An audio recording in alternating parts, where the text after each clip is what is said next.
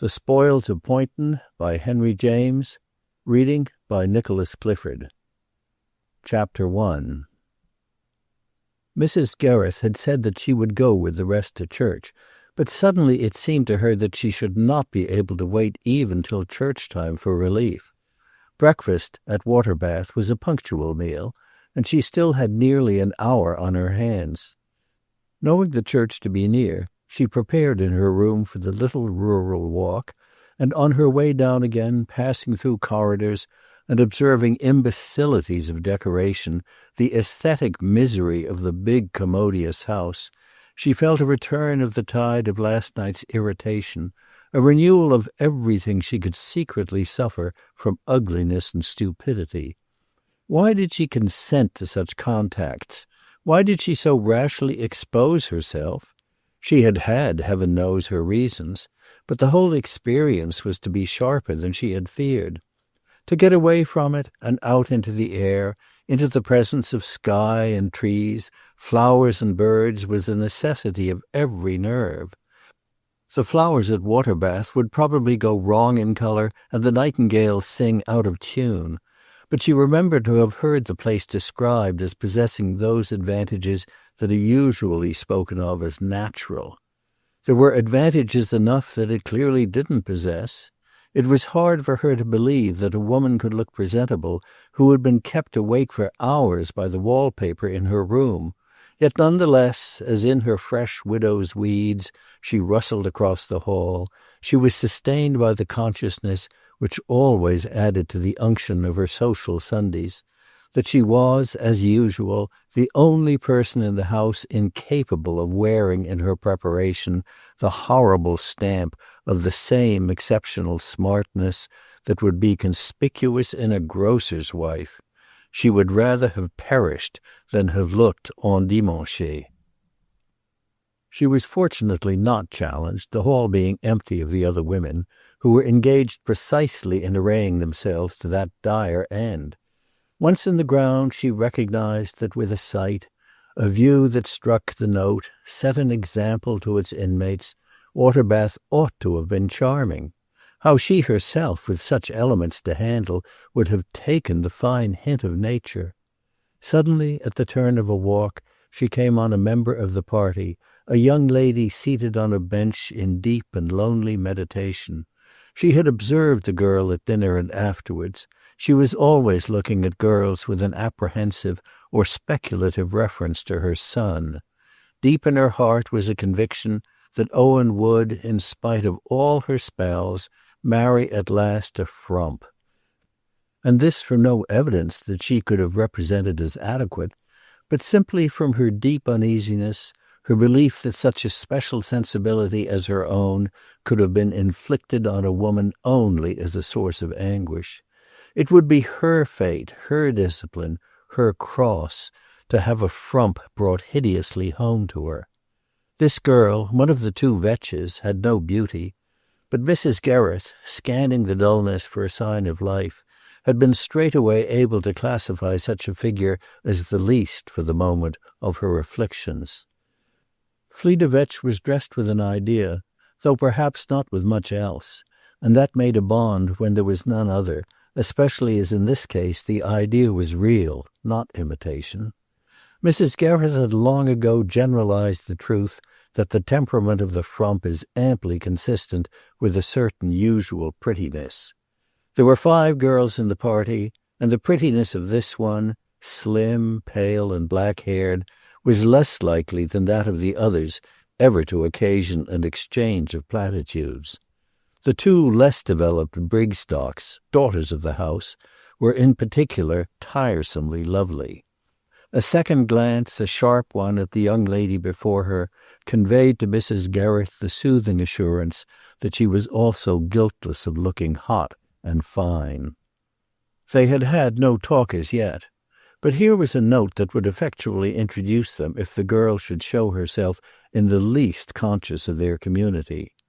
She got up from her seat with a smile that but partly dissipated the prostration Mrs. Gereth had recognized in her attitude. The elder woman drew her down again, and for a minute, as they sat together, their eyes met and sent out mutual soundings. "Are you safe? Can I utter it?" each of them said to the other, quickly recognizing, almost proclaiming, their common need to escape. The tremendous fancy, as it came to be called, that Mrs. Gereth was destined to take to Fleda Vetch virtually began with this discovery, that the poor child had been moved to flight even more promptly than herself. That the poor child no less quickly perceived how far she could now go was proved by the immense friendliness with which she instantly broke out. "Isn't it too dreadful?" "Horrible, horrible!" cried Mrs. Gereth with a laugh. "And it's really a comfort to be able to say it." She had an idea, for it was her ambition, that she successfully made a secret of that awkward oddity, her proneness to be rendered unhappy by the presence of the dreadful. Her passion for the exquisite was the cause of this, but it was a passion she considered that she never advertised nor gloried in, contenting herself with letting it regulate her steps and show quietly in her life, remembering at all times that there are few things more soundless than a deep devotion. She was therefore struck with the acuteness of the little girl, who had already put a finger on her hidden spring. What was dreadful now, what was horrible, was the intimate ugliness of water-bath, and it was of that phenomenon these ladies talked while they sat in the shade and drew refreshment from the great tranquil sky from which no blue saucers were suspended. It was an ugliness fundamental and systematic, the result of the abnormal nature of the Brigstocks, from whose composition the principle of taste had been extravagantly omitted.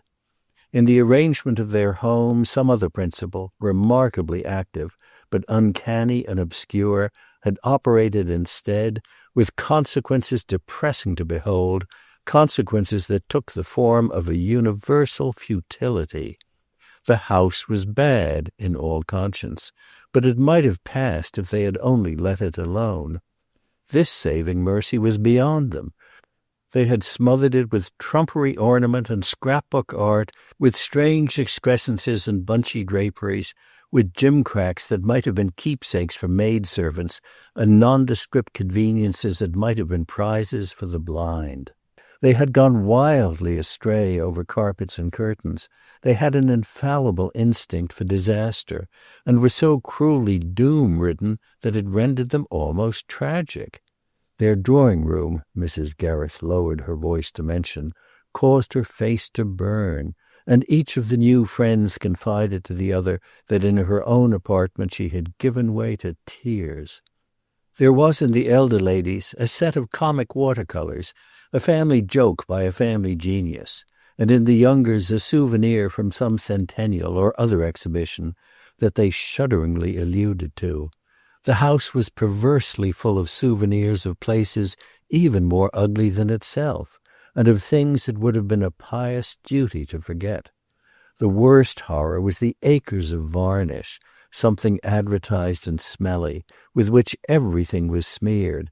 It was Fleda Vetch's conviction that the application of it, by their own hands and hilariously shoving each other, was the amusement of the Brigstocks on rainy days. When, as criticism deepened, Fleda dropped the suggestion that some people would perhaps see something in Mona, Mrs. Gereth caught her up with a groan of protest, a smothered familiar cry of, "Oh, my dear!" Mona was the eldest of the three, the one Mrs. Gereth most suspected. She confided to her young friend that it was her suspicion that had brought her to Waterbath, and this was going very far, for on the spot, as a refuge, a remedy, she had clutched at the idea that something might be done with the girl before her. It was her fancied exposure, at any rate, that had sharpened the shock, made her ask herself with a terrible chill if fate could really be plotting to saddle her with a daughter-in-law brought up in such a place. She had seen Mona in her appropriate setting, and she had seen Owen, handsome and heavy, dangle beside her. But the effect of these first hours had happily not been to darken the prospect. It was clearer to her that she could never accept Mona, but it was after all by no means certain that Owen would ask her to. He had sat by somebody else at dinner, and afterwards had talked to Mrs. Furman, who was as dreadful as all the rest, but redeemingly married. His heaviness, which in her need of expansion she freely named, had two aspects, one of them his monstrous lack of taste, the other his exaggerated prudence. If it should come to a question of carrying Mona with a high hand, there would be no need to worry, for that was rarely his manner of proceeding. Invited by her companion, who had asked if it weren't wonderful, Mrs. Gereth had begun to say a word about Poynton, but she heard a sound of voices that made her stop short. The next moment she rose to her feet, and Fleda could see that her alarm was by no means quenched. Behind the place where they had been sitting, the ground dropped with a certain steepness, forming a long grassy bank, up which Owen, Gereth, and Mona Brigstock, dressed for church, but making a familiar joke of it, were in the act of scrambling and helping each other. When they had reached the even ground, Fleda was able to read the meaning of the exclamation, in which Mrs. Gereth had expressed her reserves on the subject of Miss Brigstock's personality. Miss Brigstock had been laughing and even romping, but the circumstance hadn't contributed the ghost of an expression to her countenance. Tall, straight and fair, long-limbed and strangely festooned, she stood there without a look in her eye or any perceptible intention of any sort in any other feature. She belonged to the type in which speech is an unaided emission of sound, and the secret of being is impenetrably and incorruptibly kept. Her expression would probably have been beautiful if she had had one, but whatever she communicated in a manner best known to herself without signs. This was not the case with Owen Gereth, who had plenty of them, and all very simple and immediate. Robust and artless, eminently natural yet perfectly correct, he looked pointlessly active and pleasantly dull. Like his mother and like Fleda Vetch, but not for the same reason, this young pair had come out to take a turn before church. The meeting of the two couples was sensibly awkward, and Fleda, who was sagacious, took the measure of the shock inflicted on Mrs. Gereth. There had been intimacy, oh yes, intimacy as well as puerility, in the horseplay of which they had just had a glimpse. The party began to stroll together to the house, and Fleda had again a sense of Mrs. Gereth's quick management in the way the lovers, or whatever they were, found themselves separated. She strolled behind with Mona, the mother possessing herself of her son, her exchange of remarks with whom, however, remained, as they went, suggestively inaudible. That member of the party in whose intenser consciousness we shall most profitably seek a reflection of the little drama with which we are concerned, received an even livelier impression of Mrs. Gereth's intervention from the fact that 10 minutes later, on the way to church, still another pairing had been effected. Owen walked with Fleda, and it was an amusement to the girl to feel sure that this was by his mother's direction. Fleda had other amusements as well, such as noting that Mrs. Gereth was now with Mona Brigstock, such as observing that she was all affability to that young woman, such as reflecting that, masterful and clever, with a great bright spirit, she was one of those who imposed themselves as an influence, such as feeling finally that Owen Gereth was absolutely beautiful and delightfully dense. This young person had even from herself wonderful secrets of delicacy and pride, but she came as near distinctness as in the consideration of such matters she had ever come at all, in now surrendering herself to the idea that it was of a pleasant effect and rather remarkable to be stupid without offence, of a pleasanter effect and more remarkable indeed than to be clever and horrid. Owen Gereth, at any rate, with his inches, his features, and his lapses, was neither of these latter things. She herself was prepared, if she should ever marry, to contribute all the cleverness, and she liked to think that her husband would be a force grateful for direction. She was, in her small way, a spirit of the same family as Mrs. Gereth. On that flushed and huddled Sunday a great matter occurred. Her little life became aware of a singular quickening. Her meagre past fell away from her like a garment of the wrong fashion, and as she came up to town on the Monday, What she stared at from the train in the suburban fields was a future full of the things she particularly loved. Chapter 2. These were neither more nor less than the things, with which she had had time to learn from Mrs. Gereth, that Poynton overflowed. Poynton, in the south of England, was this lady's established, or rather her disestablished, home. It had recently passed into the possession of her son. The father of the boy, an only child, had died 2 years before, and in London with his mother Owen was occupying for May and June a house good-naturedly lent them by Colonel Gereth, their uncle and brother-in-law.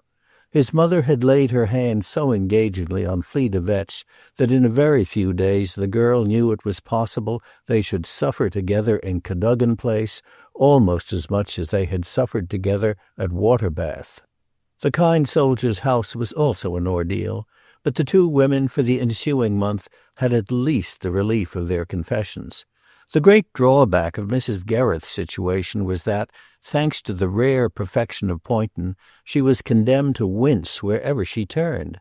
She had lived for a quarter of a century in such warm closeness with the beautiful that, as she frankly admitted, life had become for her a kind of fool's paradise. She couldn't leave her own house without peril of exposure. She didn't say it in so many words, but Fleda could see that she held there was nothing in England really to compare to Poynton. There were places much grander and richer, but there was no such complete work of art, nothing that would appeal so to those who were really informed. In putting such elements into her hand, destiny had given her an inestimable chance. She knew how rarely well things had gone with her, and that she had enjoyed an extraordinary fortune. There had been in the first place the exquisite old house itself, early Jacobean, supreme in every part. It was a provocation, an inspiration, a matchless canvas for the picture. Then there had been her husband's sympathy and generosity, his knowledge and love, their perfect accord and beautiful life together, 26 years of planning and seeking, a long sunny harvest of taste and curiosity. Lastly, she never denied, there had been her personal gift, the genius, the passion, the patience of the collector, a patience and almost infernal cunning that had enabled her to do it all with a limited command of money. There wouldn't have been money enough for anyone else, she said with pride, but there had been money enough for her. They had saved on lots of things in life, and there were lots of things they hadn't had, but they had had in every corner of Europe their swing among the Jews. It was fascinating to poor Fleda, who hadn't a penny in the world, nor anything nice at home, and whose only treasure was her subtle mind, to hear this genuine English lady, fresh and fair, young in the 50s, declare with gaiety and conviction that she was herself the greatest Jew who had ever tracked a victim. Fleda, with her mother dead, hadn't even so much as a home, and her nearest chance of one was that there was some appearance her sister would become engaged to a curate, whose eldest brother was supposed to have property, and would perhaps allow him something. Her father paid some of her bills, but he didn't like her to live with him, and she had lately, in Paris, with several hundred other young women, spent a year in a studio, arming herself for the battle of life by a course with an impressionist painter. She was determined to work, but her impressions, or somebody else's, were as yet her only material. Mrs. Gereth had told her she liked her because she had an extraordinary flair, but under the circumstances a flair was a questionable boon. In the dry spaces in which she had mainly moved, she could have borne a chronic catarrh. She was constantly summoned to Cadogan Place, and before the end of the month was out, was kept to stay, to pay a visit, of which the end, it was agreed, should have nothing to do with the beginning. She had a sense, partly exultant and partly alarmed, of having quickly become necessary to her imperious friend, who indeed gave a reason quite sufficient for it in telling her there was nobody else who understood. For Mrs. Gereth there was in these days an immense deal to understand, though it might be freely summed up in the circumstance that she was wretched. She told Fleda that she couldn't completely know why till she should have seen the things at Poynton. Fleda could perfectly grasp this connection, which was exactly one of the matters that, in their inner mystery, were a blank to everybody else. The girl had a promise that the wonderful house would be shown her early in July, when Mrs. Gereth would return to it as to her home, but even before this initiation she put her finger on the spot that in the poor lady's troubled soul ached hardest. This was the misery that haunted her, the dread of the inevitable surrender. What Fleda had to sit up to was the confirmed appearance that Owen Gereth would marry Mona Brigstock, marry her in his mother's teeth, and that such an act would have incalculable bearings. They were present to Mrs. Gereth, her companion could see, with a vividness that at moments almost ceased to be that of sanity. She would have to give up Poynton, and give it up to a product of Waterbath. That was the wrong that rankled, the humiliation at which Fleda would be able adequately to shudder only when she should know the place. She did know Waterbath, and she despised it. She had that qualification for sympathy. Her sympathy was intelligent, for she read deep into the matter. She stared aghast as it came home to her for the first time at the cruel English custom of the expropriation of the lonely mother. Mr. Gereth had apparently been a very amiable man, but Mr. Gereth had left things in a way that made the girl marvel. The house and its contents had been treated as a single splendid object. Everything was to go straight to his son, and his widow was to have a maintenance and a cottage in another county. No account whatever had been taken of her relation to her treasures, of the passion with which she had waited for them, worked for them, picked them over, made them worthy of each other and the house, watched them, loved them, lived with them. He appeared to have assumed that she would settle questions with her son, that he could depend on Owen's affection.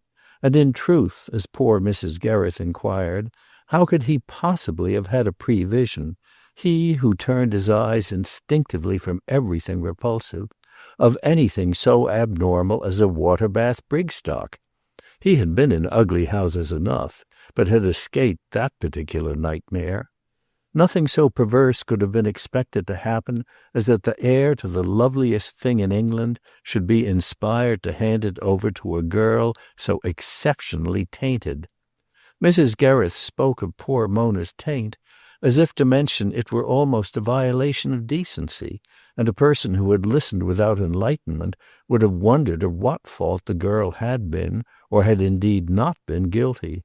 But Owen had from a boy never cared, had never had the least pride or pleasure in his home.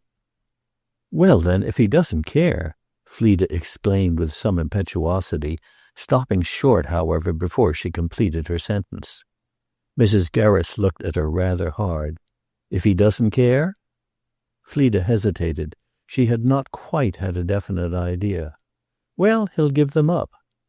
"Give what up?" "Why, those beautiful things." "Give them up to whom?" Mrs. Gereth more boldly stared. "To you, of course, to enjoy, to keep for yourself." "And leave his house as bare as your hand? There's nothing in it that isn't precious." Fleda considered. Her friend had taken her up with a smothered ferocity, by which she was slightly disconcerted. "I don't mean, of course, that he should surrender everything, but he might let you pick out the things to which you're most attached." "I think he would if he were free," said Mrs. Gereth. "And do you mean as it is that she'll prevent him?" Mona Brigstock between these ladies was now nothing but she. "By every means in her power." "But surely not because she understands and appreciates them." "No," Mrs. Gereth replied, "but because they belong to the house, and the house belongs to Owen. If I should wish to take anything, she would simply say, with that motionless mask, 'It goes with the house.' And day after day, in the face of every argument, of every consideration of generosity, she would repeat without winking, in that voice like the squeeze of a doll's stomach, 'It goes with the house, it goes with the house.' In that attitude they'll shut themselves up."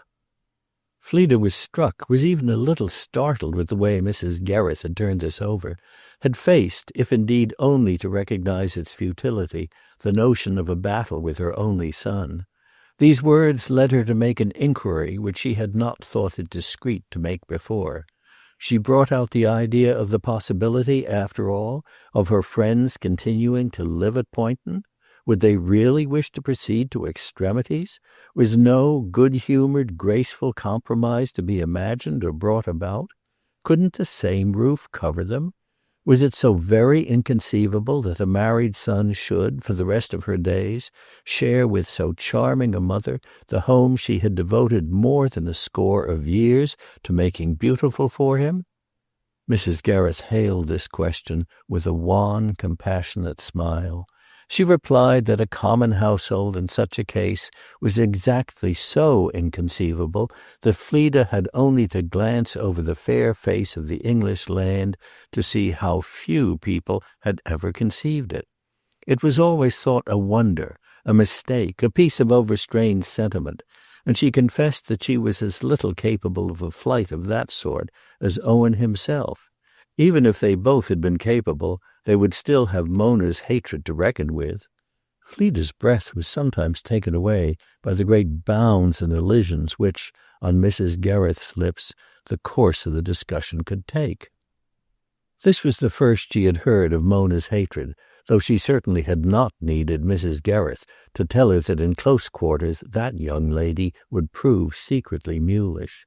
Later, Fleda perceived, indeed, that perhaps almost any girl would hate a person who should be so markedly averse to having anything to do with her. Before this, however, in conversation with her young friend, Mrs. Gereth furnished a more vivid motive for her despair by asking how she could possibly be expected to sit there with the new proprietors and accept, or call it for a day, endure, the horrors they would perpetrate in the house. Fleda reasoned that they wouldn't after all smash things or burn them up, and Mrs. Gereth admitted when pushed that she didn't quite suppose they would. What she meant was that they would neglect them, ignore them, leave them to clumsy servants. There wasn't an object of them all but should be handled with perfect love, and in many cases probably wish to replace them by pieces answerable to some vulgar modern notion of the convenient. Above all, she saw in advance, with dilated eyes, the abominations they would inevitably mix up with them, the maddening relics of water-bath, the little brackets and pink vases, the sweepings of bazaars, the family photographs and illuminated texts, the household art and household piety of Mona's hideous home. Wasn't it enough simply to contend that Mona would approach Poynton in the spirit of a Brigstock, and that in the spirit of a Brigstock she would deal with her acquisition? Did Fleda really see her, Mrs. Gereth demanded, spending the rest of her days with such a creature's elbow in her eye? Fleda had to declare that she certainly didn't, and that Waterbath had been a warning it would be frivolous to overlook. At the same time she privately reflected that they were taking a great deal for granted, and that, inasmuch as to her knowledge Owen Gereth had positively denied his betrothal, the ground of their speculations was by no means firm. It seemed to our young lady that in a difficult position Owen conducted himself with some natural art, treating this domesticated confidant of his mother's wrongs with a simple civility that almost troubled her conscience, so deeply she felt that she might have had for him the air of siding with that lady against him. She wondered if he would ever know how little really she did this, and that she was there, since Mrs. Gereth had insisted, not to betray, but essentially to confirm and protect. The fact that his mother disliked Mona Brigstock might have made him dislike the object of her preference, and it was detestable to Fleda to remember that she might have appeared to him to offer herself as an exemplary contrast. It was clear enough, however, that the happy youth had no more sense for a motive than a deaf man for a tune, a limitation by which, after all, she could gain as well as lose. He came and went very freely on the business with which London abundantly furnished him, but he found time more than once to say to her, "It's awfully nice of you to look after poor Mummy." As well as his quick speech, which shyness made obscure, it was usually as desperate as a rush at some violent game. his child's eyes in his man's face, put it to her that, this really meant a good deal for him and that he hoped she would stay on. With a person in the house who, like herself, was clever, poor Mummy was conveniently occupied. And Fleda found a beauty in the candour and even in the modesty which apparently kept him from suspecting that two such wise heads could possibly be occupied with Owen Gereth. Chapter 3. They went at last, the wise heads, down to Poynton, where the palpitating girl had the full revelation. "Now do you know how I feel?" Mrs. Gereth asked, when in the wonderful hall, 3 minutes after their arrival, her pretty associate dropped on a seat with a soft gasp and a roll of dilated eyes. The answer came clearly enough, and in the rapture of that first walk through the house, Fleda took a prodigious span. She perfectly understood how Mrs. Gereth felt. She had understood but meagerly before, and the two women embraced with tears over the tightening of their bond, tears which on the younger one's part were the natural and usual sign of her submission to perfect beauty. It was not the first time she had cried for the joy of admiration, but it was the first time the mistress of Poynton, often as she had shown her house, had been present at such an exhibition. She exulted in it. It quickened her own tears. She assured her companion that such an occasion made the poor old place fresh to her again and more precious than ever. Yes, nobody had ever, that way, felt what she had achieved. People were so grossly ignorant, and everybody, even the knowing ones, as they thought themselves, more or less dense. What Mrs. Gereth had achieved was indeed an exquisite work, and in such an art of the treasure hunter, in selection and comparison refined to that point, there was an element of creation, of personality. She had commended Fleda's flair, and Fleda now gave herself up to satiety. Preoccupations and scruples fell away from her. She had never known a greater happiness than the week she passed in this initiation. Wandering through clear chambers where the general effect made preferences almost as impossible as if they had been shocks, pausing at open doors where vistas were long and bland, she would, even if she had not already known, have discovered for herself that Poynton was the record of a life. It was written in great syllables of colour and form, the tongues of other countries in the hands of rare artists. It was all France and Italy, with their ages composed to rest. For England you looked out of old windows. It was England that was the wide embrace. While outside on the low terraces she contradicted gardeners and refined on nature, Mrs. Gereth left her guest to finger fondly the brasses that Louis XV might have thumbed, to sit with Venetian velvets just held in a loving palm, to hang over cases of enamels and pass and repass before cabinets. There were not many pictures. The panels and the stuffs were themselves the picture, and in all the great wainscoted house there was not an inch of pasted paper. What struck Fleda most in it was the high pride of her friend's taste, a fine arrogance, a sense of style which, however amused and amusing, never compromised or stooped. She felt indeed, as this lady had intimated to her that she would, both a respect and a compassion that she had not known before. The vision of the coming surrender filled her with an equal pain. To give it all up, to die to it, the thought ached in her breast. She herself could imagine clinging there with a closeness separate from dignity. To have created such a place was to have had dignity enough. When there was a question of defending it, the fiercest attitude was the right one. After so intense a taking of possession, she too was to give it up. For she reflected that if Mrs. Gereth's remaining there would have offered her a sort of future, stretching away in safe years on the other side of a gulf, the advent of the others could only be, by the same law, a great vague menace, the ruffling of a still water. Such were the emotions of a hungry girl whose sensibility was almost as great as her opportunities for comparison had been small. The museums had done something for her, but nature had done more. If Owen had not come down with them, nor joined them later, it was because he still found London jolly. Yet the question remained of whether the jollity of London were not merely the only name his small vocabulary yielded for the jollity of Mona Brigstock. There was indeed in his conduct another ambiguity, something that required explaining so long as his motive didn't come to the surface. If he was in love, what was the matter? And what was the matter still more if he wasn't? The mystery was at last cleared up. This Fleda gathered from the tone in which, one morning at breakfast, a letter just opened made Mrs. Gereth cry out. Her dismay was almost a shriek. "Why, he's bringing her down. He wants her to see the house." They flew, the two women, into each other's arms, and with their heads together soon made out that the reason, the baffling reason why nothing had yet happened, was that Mona didn't know, or Owen didn't, whether Poynton would really please her.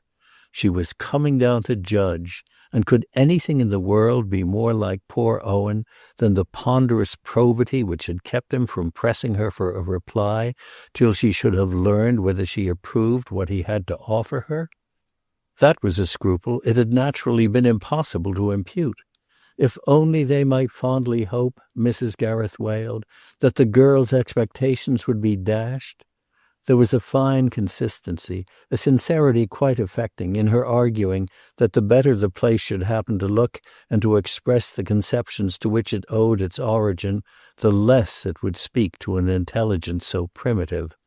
How could a Brigstock possibly understand what it was all about? How, really, could a Brigstock logically do anything but hate it? Mrs. Gereth, even as she whisked away linen shrouds, persuaded herself of the possibility on Mona's part of some bewildered blankness, some collapse of admiration that would prove disconcerting to her swain, a hope of which Fleda at least could see the absurdity, and which gave the measure of the poor lady's strange, almost maniacal disposition to thrust in everywhere the question of things, to read all behavior in the light of some fancied relation to them. Things were of course the sum of the world, only for Mrs. Gereth the sum of the world was rare French furniture and Oriental china. She could at a stretch imagine people's not having, but she couldn't imagine their not wanting and not missing. The young couple were to be accompanied by Mrs. Brigstock, and with a prevision of how fiercely they would be watched, Fleda became conscious, before the party arrived, of an amused, diplomatic pity for them. Almost as much as Mrs. Gereth's, her taste was her life, though her life was somehow the larger for it. Besides, she had another care now. There was someone she wouldn't have liked to see humiliated, even in the form of a young lady who would contribute to his never suspecting so much delicacy. When this young lady appeared, Fleda tried, so far as the wish to efface herself allowed, to be mainly the person to take her about, show her the house, and cover up her ignorance. Owen's announcement had been that, as trains made it convenient, they would present themselves for luncheon and depart before dinner. But Mrs. Gereth, true to her system of glaring civility, proposed and obtained an extension, a dining and spending of the night. She made her young friend wonder against what rebellion of fact she was sacrificing in advance so profusely to form. Fleda was appalled after the first hour by the rash innocence with which Mona had accepted the responsibility of observation, and indeed by the large levity with which, sitting there like a bored tourist in fine scenery, she exercised it. She felt in her nerves the effect of such a manner on her companions, and it was this that made her want to entice the girl away, give her some merciful warning or some jocular cue. Mona met intense looks, however, with eyes that might have been blue beads, the only ones she had, eyes into which Fleda thought it strange Owen Gereth should have to plunge for his fate, and his mother for a confession of whether Poynton was a success. She made no remark that helped supply this light. Her impression at any rate had nothing in common with the feeling that, as the beauty of the place throbbed out like music, had caused Fleda Vetch to burst into tears. She was as content to say nothing as if, Mrs. Gereth afterwards exclaimed, she had been keeping her mouth shut in a railway tunnel. Mrs. Gereth contrived at the end of an hour to convey to Fleda that it was plain she was brutally ignorant. But Fleda more finely discovered that her ignorance was obscurely active. She was not so stupid as not to see that something, though she scarcely knew what, was expected of her that she couldn't give, and the only mode her intelligence suggested of meeting the expectation was to plant her big feet and pull another way. Mrs. Gereth wanted her to rise somehow or somewhere, and was prepared to hate her if she didn't. Very well, she couldn't, she wouldn't rise. She already moved at the altitude that suited her, and was able to see that since she was exposed to the hatred, she might at least enjoy the calm. The smallest trouble, for a girl with no nonsense about her, was to earn what she incurred, so that, a dim instinct teaching her she would earn it best by not being effusive, and combining with the conviction that she now held Owen, and therefore the place, she had the pleasure of her honesty as well as of her security. Didn't her very honesty lead her to be belligerently blank about Poynton, inasmuch as it was just Poynton that was forced upon her as a subject for effusiveness? Such subjects, to Mona Brigstock, had an air almost of indecency, and the house became uncanny to her through such an appeal that somewhere in the twilight of her being, as Fleda was sure, she thanked heaven she was the girl stiffly to draw back from. She was a person whom pressure at a given point infallibly caused to expand in the wrong place instead of, as it is usually administered in the hope of doing, the right one. Her mother, to make up for this, broke out universally, pronounced everything most striking, and was visibly happy that Owen's captor should be so far on the way to strike. But she jarred upon Mrs. Gereth by her formula of admiration, which was that anything she looked at was in the style of something else. This was to show how much she had seen, but it only showed she had seen nothing. Everything at Poynton was in the style of Poynton, and poor Mrs. Brigstock, who at least was determined to rise, and had brought with her a trophy of her journey, a ladies' magazine purchased at the station, a horrible thing with patterns for antimacassars, which, as it was quite new, the first number, and seemed so clever, she kindly offered to leave for the house, was in the style of a vulgar old woman who wore silver jewelry and tried to pass off a gross avidity as a sense of the beautiful. By day's end it was clear to Fleda Vetch that, however Mona judged, the day had been determinant. Whether or no she felt the charm, she felt the challenge. At an early moment Owen Gereth would be able to tell his mother the worst. Nevertheless, when the elder lady at bedtime, coming in a dressing-gown and a high fever to the younger one's room, cried out, "She hates it, but what will she do?" Fleda pretended vagueness, playing at obscurity, and assented disingenuously to the proposition that they at least had a respite. The future was dark to her, but there was a silken thread she could clutch in the gloom. She would never give Owen away. He might give himself, he even certainly would, but that was his own affair, and his blunders, his innocence, only added to the appeal he made to her. She would cover him, she would protect him, and beyond thinking her a cheerful inmate, he would never guess her intention, any more than, beyond thinking her clever enough for anything, his acute mother would discover it. From this hour, with Mrs. Gereth, there was a flaw in her frankness. Her admirable friend continued to know everything she did. What was to remain unknown was the general motive. From the window of her room, the next morning before breakfast, the girl saw Owen in the garden with Mona, who strolled beside him with a listening parasol, but without a visible look for the great florid picture that had been hung there by Mrs. Gereth's hand. Mona kept dropping her eyes as she walked to catch the sheen of her patent leather shoes, which resembled a man's and which she kicked forward a little. It gave her an odd movement, to help her see what she thought of them. When Fleda came down, Mrs. Gereth was in the breakfast-room, and at that moment Owen, through a long window, passed in alone from the terrace and very endearingly kissed his mother. It immediately struck the girl that she was in their way, for hadn't he been born on a wave of joy exactly to announce, before the Brigstocks departed, that Mona had at last faltered out the sweet word he had been waiting for? He shook hands with his friendly violence, but Fleda contrived not to look into his face. What she liked most to see in it was not the reflection of Mona's big boot-toes. She could bear well enough that young lady herself, but she couldn't bear Owen's opinion of her.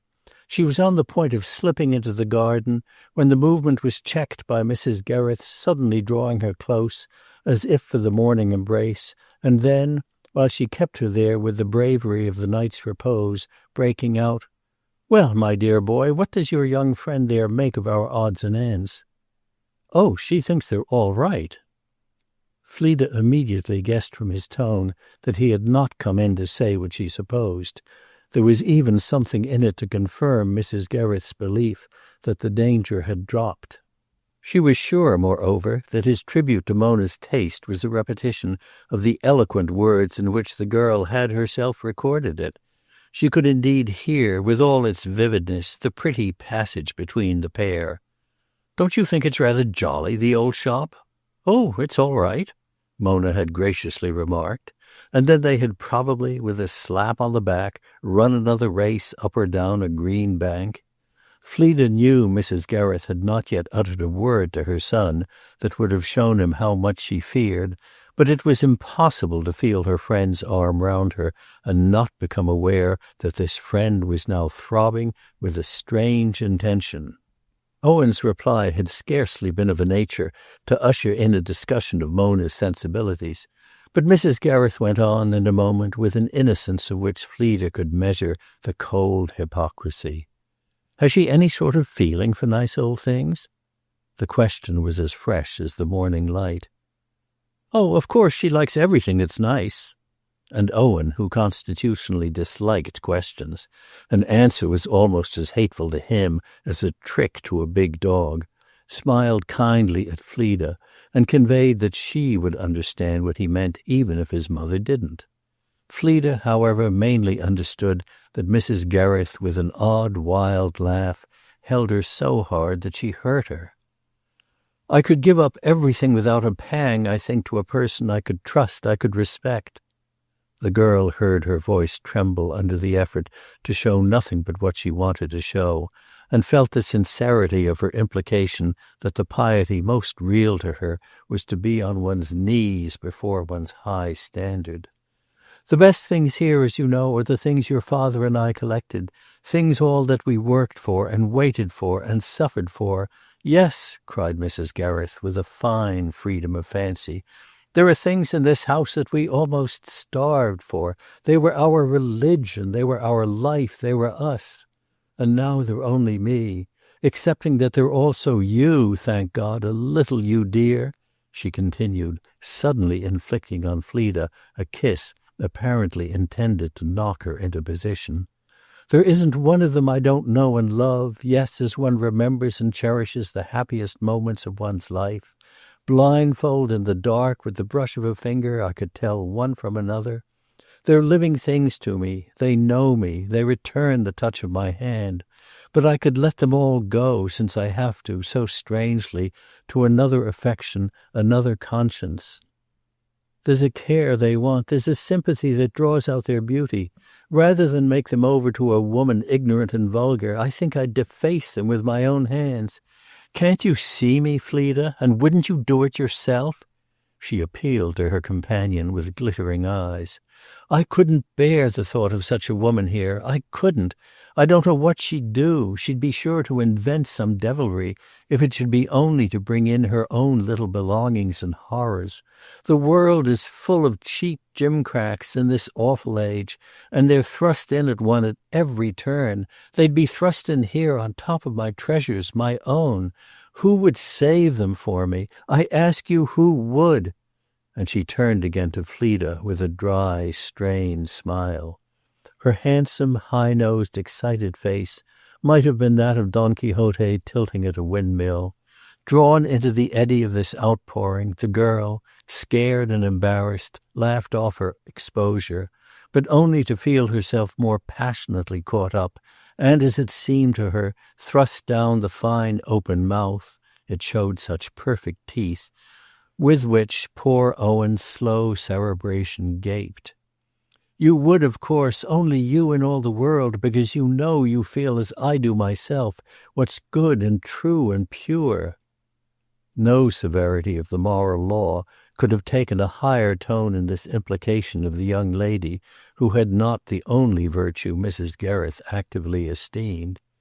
"You would replace me, you would watch over them, you would keep the place right," she austerely pursued, "and with you here, yes, with you, I believe I might rest at last in my grave." She threw herself on Fleda's neck, and before Fleda, horribly shamed, could shake her off, had burst into tears which couldn't have been explained, but which might perhaps have been understood. Chapter 4.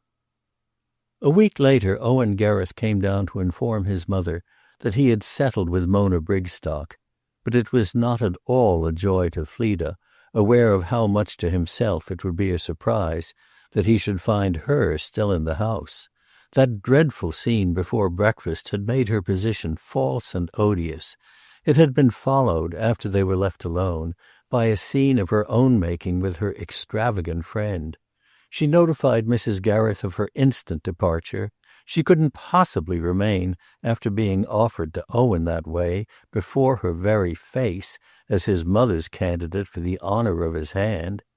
That was all he could have seen in such an outbreak, and in the indecency of her standing there to enjoy it. Fleda had on the prior occasion dashed out of the room by the shortest course, and in her confusion had fallen upon Mona in the garden. She had taken an aimless turn with her, and they had had some talk, rendered at first difficult and almost disagreeable by Mona's apparent suspicion that she had been sent out to spy, as Mrs. Gereth had tried to spy, into her opinions. Fleda was sagacious enough to treat these opinions as a mystery almost awful, which had an effect so much more than reassuring that at the end of 5 minutes the young lady from Waterbath suddenly and perversely said, "Why has she never had a winter garden thrown out? If I ever have a place of my own, I mean to have one." Fleda, dismayed, could see the thing, something glazed and piped on iron pillars, with untidy plants and cane sofas, a shiny excrescence on the noble face of Poynton. She remembered at Waterbath a conservatory where she had caught a bad cold in the company of a stuffed cockatoo fastened to a tropical bough, and a waterless fountain composed of shells stuck into some hardened paste. She asked Mona if her idea would be to make something like this conservatory, to which Mona replied, "Oh, no, much finer. We haven't got a winter garden at Waterbath." Fleda wondered if she meant to convey that it was the only grandeur they lacked, and in a moment Mona went on, "But we have got a billiard-room, that I will say for us." There was no billiard-room at Poynton, but there evidently would be one, and it would have, hung on its walls, framed at the stores, caricature portraits of celebrities taken from a society paper. When the two girls had gone into breakfast, it was for Fleda to see at a glance that there had been a further passage, of some high colour, between Owen and his mother, and she had turned pale in guessing to what extremity, at her expense, Mrs. Gereth had found occasion to proceed. Hadn't she, after her clumsy flight, been pressed upon Owen in still clearer terms? Mrs. Gereth would practically have said to him, "If you'll take her, I'll move away without a sound. But if you take anyone else, anyone I'm not sure of, as I am of her, heaven help me, I'll fight to the death."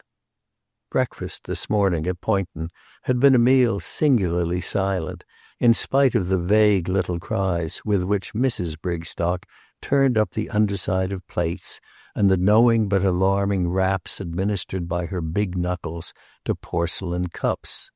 Someone had to respond to her, and the duty assigned itself to Fleda, who, while pretending to meet her on the ground of explanation, wondered what Owen thought of a girl still indelicately anxious, after she had been grossly hurled at him, to prove by exhibitions of her fine taste that she was really what his mother pretended.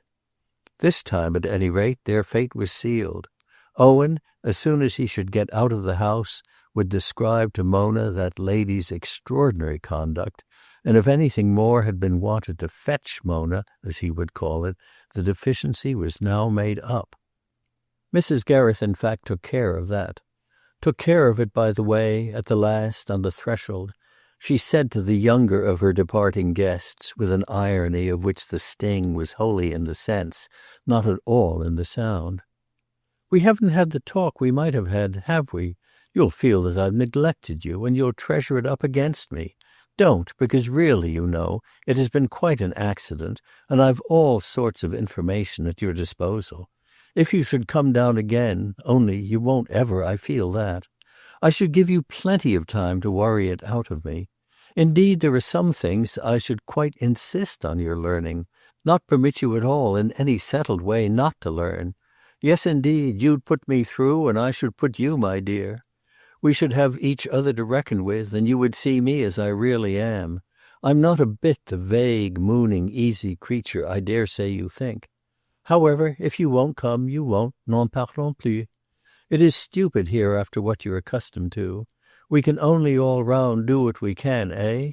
For heaven's sakes, don't let your mother forget her precious publication, the female magazine with the, what do you call them, the grease-catchers. There." Mrs. Gereth, delivering herself from the doorstep, had tossed the periodical higher in air than was absolutely needful, tossed it toward the carriage the retreating party was about to enter. Mona, from the force of habit, the reflex action of the custom of sport, had popped out with a little spring, a long arm, and intercepted the missile as easily as she would have caused a tennis ball to rebound from a racket. "Good catch!" Owen had cried, so genuinely pleased that practically no notice was taken of his mother's impressive remarks.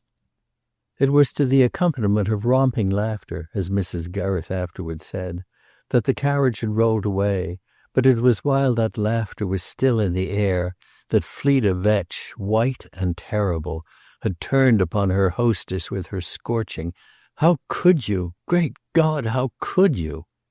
This lady's perfect blankness was from the first a sign of her serene conscience, and the fact that till indoctrinated she didn't even know what Fleda meant by resenting her late offence to every susceptibility, gave our young woman a sore, scared perception that her own value in the house was the mere value, as one might say, of a good agent.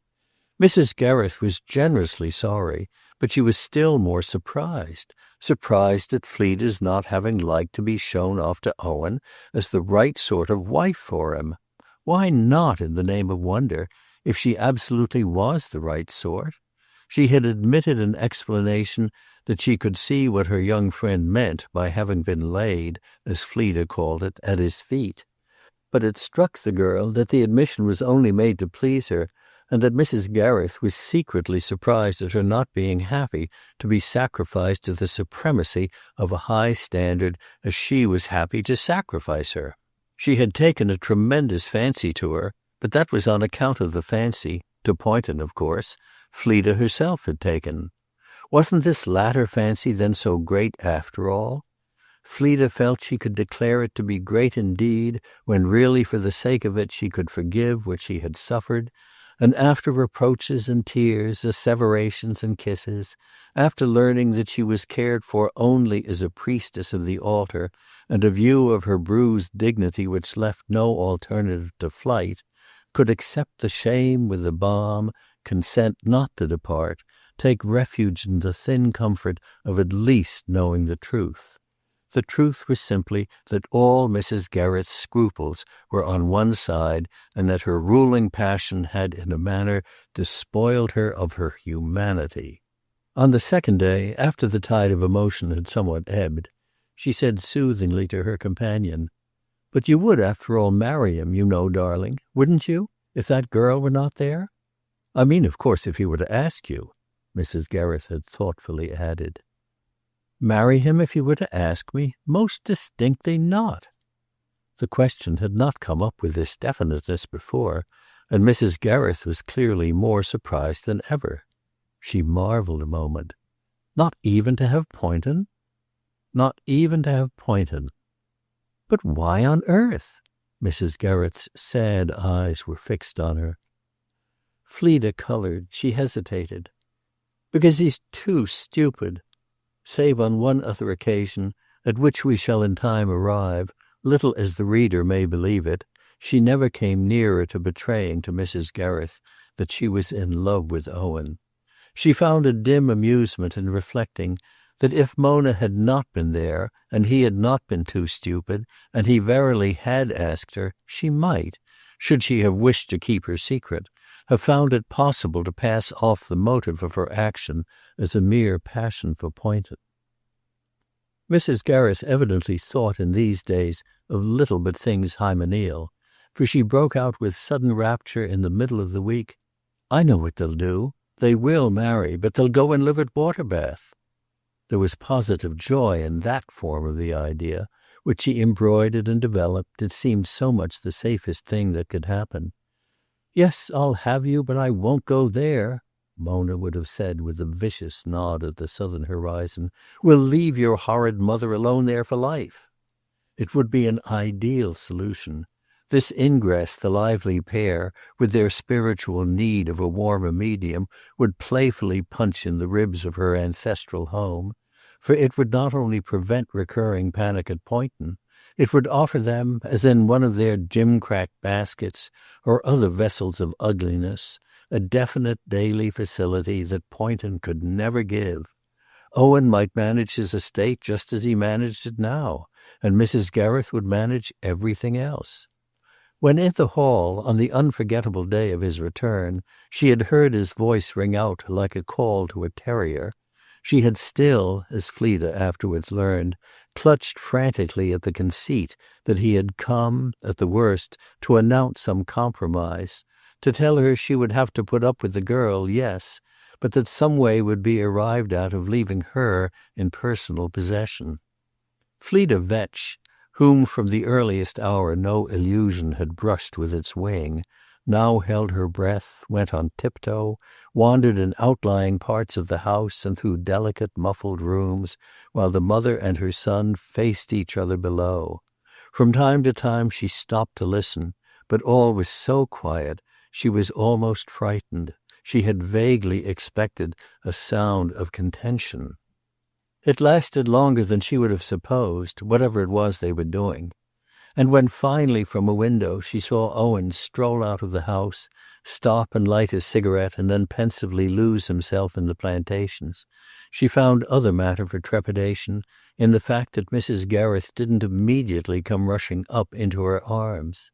She wondered whether she oughtn't to go down to her, and measured the gravity of what had occurred by the circumstance, which she presently ascertained, that the poor lady had retired to her room and wished not to be disturbed. This admonition had been for her maid, with whom Fleda conferred as at the door of a death-chamber, but the girl, without either fatuity or resentment, judged that, since it could render Mrs. Gereth indifferent even to the ministrations of disinterested attachment, the scene had been tremendous. She was absent from luncheon, where indeed Fleda had enough to do to look Owen in the face. There would be so much to make that hateful in their common memory of the passage in which his last visit had terminated.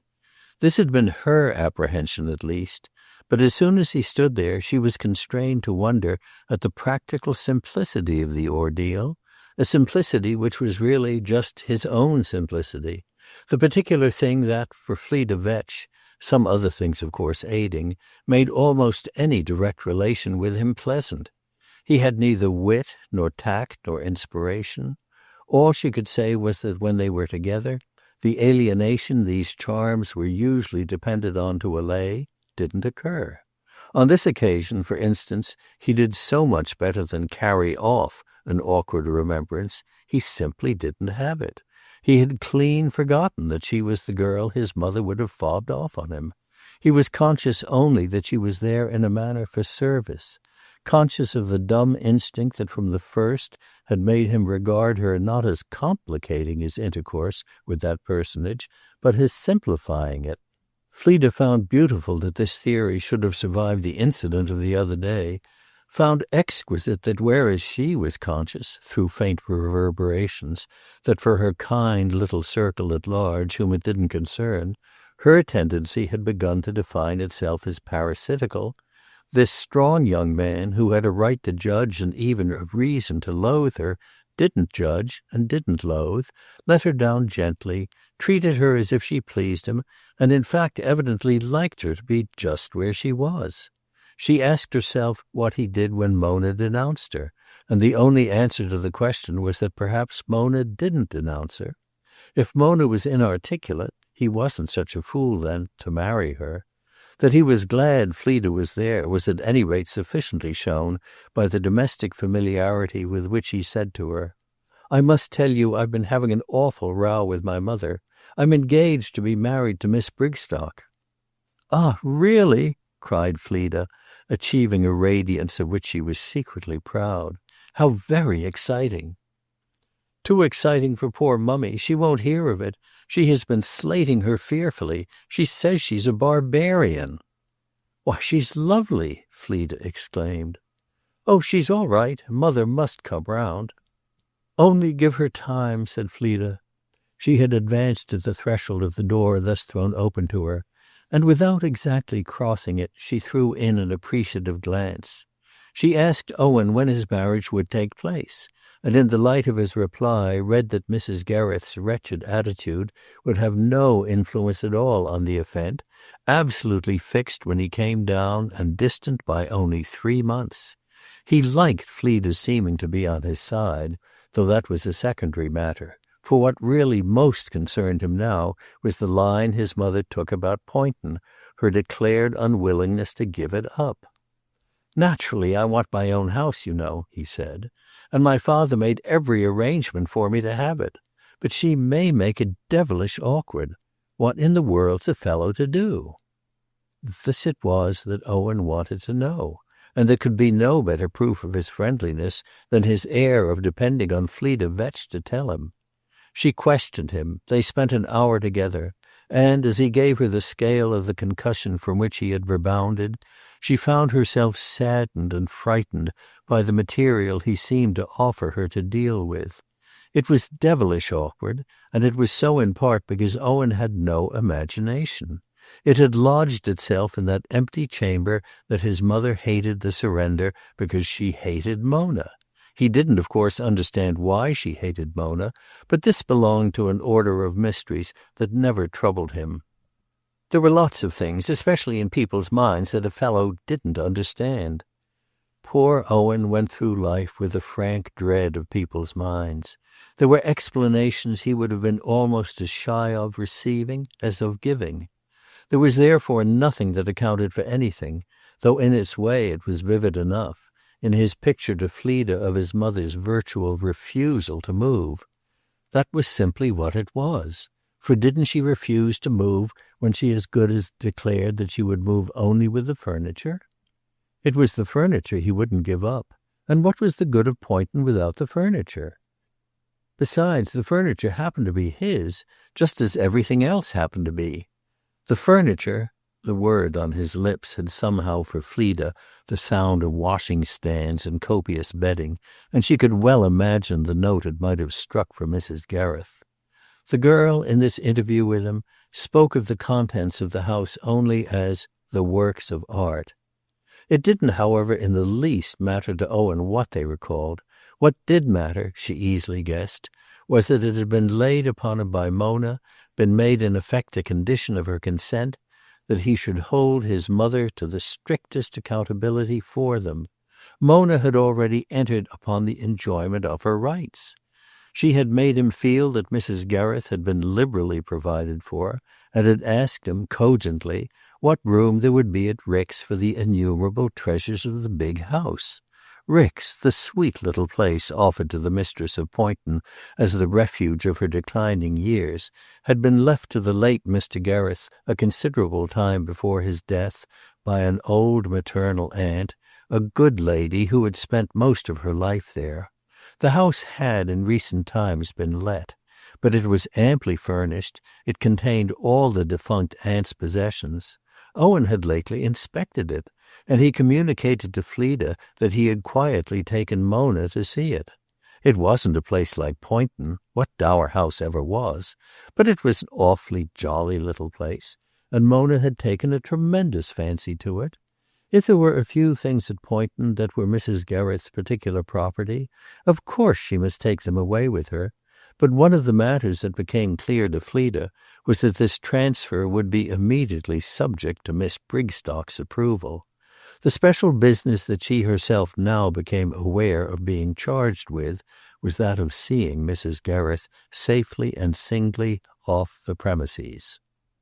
Her heart failed her after Owen had returned to London, with the ugliness of this duty, with the ugliness indeed of the whole close conflict.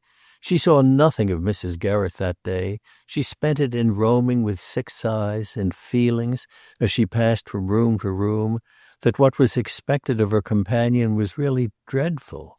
It would have been better never to have had such a place than to have had it and lose it. It was odious to her to have to look for solutions. What a strange relation between mother and son, when there was no fundamental tenderness out of which a solution would irrepressibly spring. Was it Owen who was mainly responsible for that poverty? Fleda couldn't think so when she remembered that, so far as he was concerned, Mrs. Gereth would still have been welcome to keep her seat by the Poynton fire. The fact that from the moment one accepted his marrying, one saw no very different course for Owen to take, this fact made her all the rest of that aching day find her best relief in the mercy of not having yet to face her hostess. She dodged and dreamed and romanced away the time. Instead of inventing a remedy or a compromise, instead of preparing a plan by which a scandal might be averted, she gave herself, in her sentient solitude, up to a mere fairy tale, up to the very taste of the beautiful peace with which she would have filled the air, if only something might have been that could never have been. Chapter 5. I'll give up the house if they'll let me take what I require.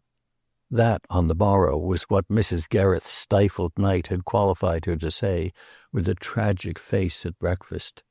Fleda reflected that what she required was simply every object that surrounded them. The poor woman would have admitted this truth and accepted the conclusion to be drawn from it. The reduction to the absurd of her attitude, the exaltation of her revolt. The girl's dread of a scandal, of spectators and critics, diminished the more she saw how little vulgar avidity had to do with this rigor. It was not the crude love of possession. It was the need to be faithful to a trust and loyal to an idea.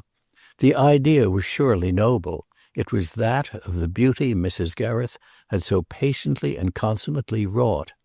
Pale but radiant, her back to the wall, she rose there like a heroine guarding a treasure.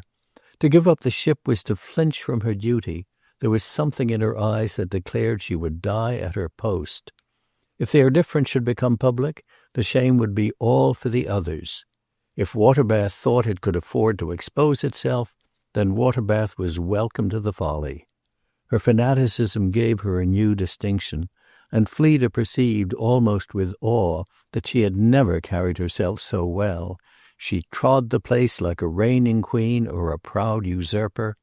Full as it was of splendid pieces, it could show in those days no ornament so effective as its menaced mistress. Our young lady's spirit was strangely divided. She had a tenderness for Owen which she deeply concealed, yet it left her occasion to marvel at the way a man was made who could care in any relation for a creature like Mona Brigstock when he had known in any relation a creature like Adela Gereth. With such a mother to give him the pitch, how could he take it so low? She wondered that she didn't despise him for this, but there was something that kept her from it. If there had been nothing else, it would have sufficed that she really found herself from this moment the medium of communication with him. "He'll come back to assert himself," Mrs. Gereth had said, and the following week Owen in fact reappeared. He might merely have written, Fleda could see, but he had come in person because it was at once nicer for his mother and stronger for his cause. He didn't like the row, though Mona probably did. If he hadn't a sense of beauty, he had, after all, a sense of justice. But it was inevitable he should clearly announce at Poynton the date at which he must look to find the house vacant. "You don't think I'm rough or hard, do you?" he asked of Fleda, his impatience shining in his idle eyes as the dining hour shines in club windows. "The place at Rick's stands there with open arms, and then I give her lots of time. Tell her she can remove everything that belongs to her." Fleda recognized the elements of what the newspapers call a deadlock, in the circumstance that nothing at Poynton belonged to Mrs. Gereth, either more or less than anything else. She must either take everything or nothing, and the girl's suggestion was that it might perhaps be an inspiration to do the latter and begin again with a clean page. What, however, was the poor woman in that case to begin with? What was she to do at all on her meagre income but make the best of the objets d'art of Rick's, the treasures collected by Mr. Gereth's maiden aunt? She had never been near the place. For long years it had been let to strangers, and after that the foreboding that it would be her doom had kept her from the abasement of it. She had felt that she should see it soon enough. But Fleda, who was careful not to betray to her that Mona had seen it and had been gratified, knew her reasons for believing that the maiden's aunt's principles had had much in common with the principles of Waterbath. The only thing, in short, that she would ever have to do with the objets d'art of Rick's would be to turn them out into the road. What belonged to her at Poynton, as Owen said, would conveniently mitigate the void resulting from that demonstration. The exchange of observations between the friends had grown very direct by the time Fleda asked Mrs. Gereth whether she literally meant to shut herself up and stand a siege, or whether it was her idea to expose herself more informally, to be dragged out of the house by constables. "Oh, I prefer the constables and the dragging," the heroine of Poynton had answered. "I want to make Owen and Mona do everything that will be most publicly odious." She gave it out that it was her one thought now to force them to a line that would dishonor them and dishonor the tradition they embodied, though Fleda was privately sure that she had visions of an alternative policy. The strange thing was that, proud and fastidious all her life, she now showed so little distaste for the world's hearing of the squabble. What had taken place in her, above all, was that a long resentment had ripened. She hated the effacement to which English usage reduced the widowed mother. She had discoursed of it passionately to Fleda, contrasted it with the beautiful homage paid in other countries to women in that position, women no better than herself, whom she had seen acclaimed and enthroned, whom she had known and envied, made in short as little as possible a secret of the injury, the bitterness she found in it. The great wrong Owen had done her was not his taking up with Mona. That was disgusting, but it was a detail, an accidental form. It was his failure from the first to understand what it was to have a mother at all, to appreciate the beauty and sanctity of the character.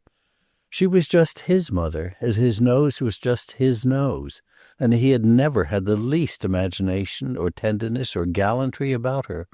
One's mother, gracious heaven, if one were the kind of fine young man one ought to be, the only kind Mrs. Gereth cared for, was a subject for poetry, for idolatry. Hadn't she often told Fleda of her friend Madame de Jaume, the wittiest of women, but a small, black, crooked person, each of whose 3 boys, when absent, wrote to her every day of their lives? She had the house in Paris. She had the house in Poitou.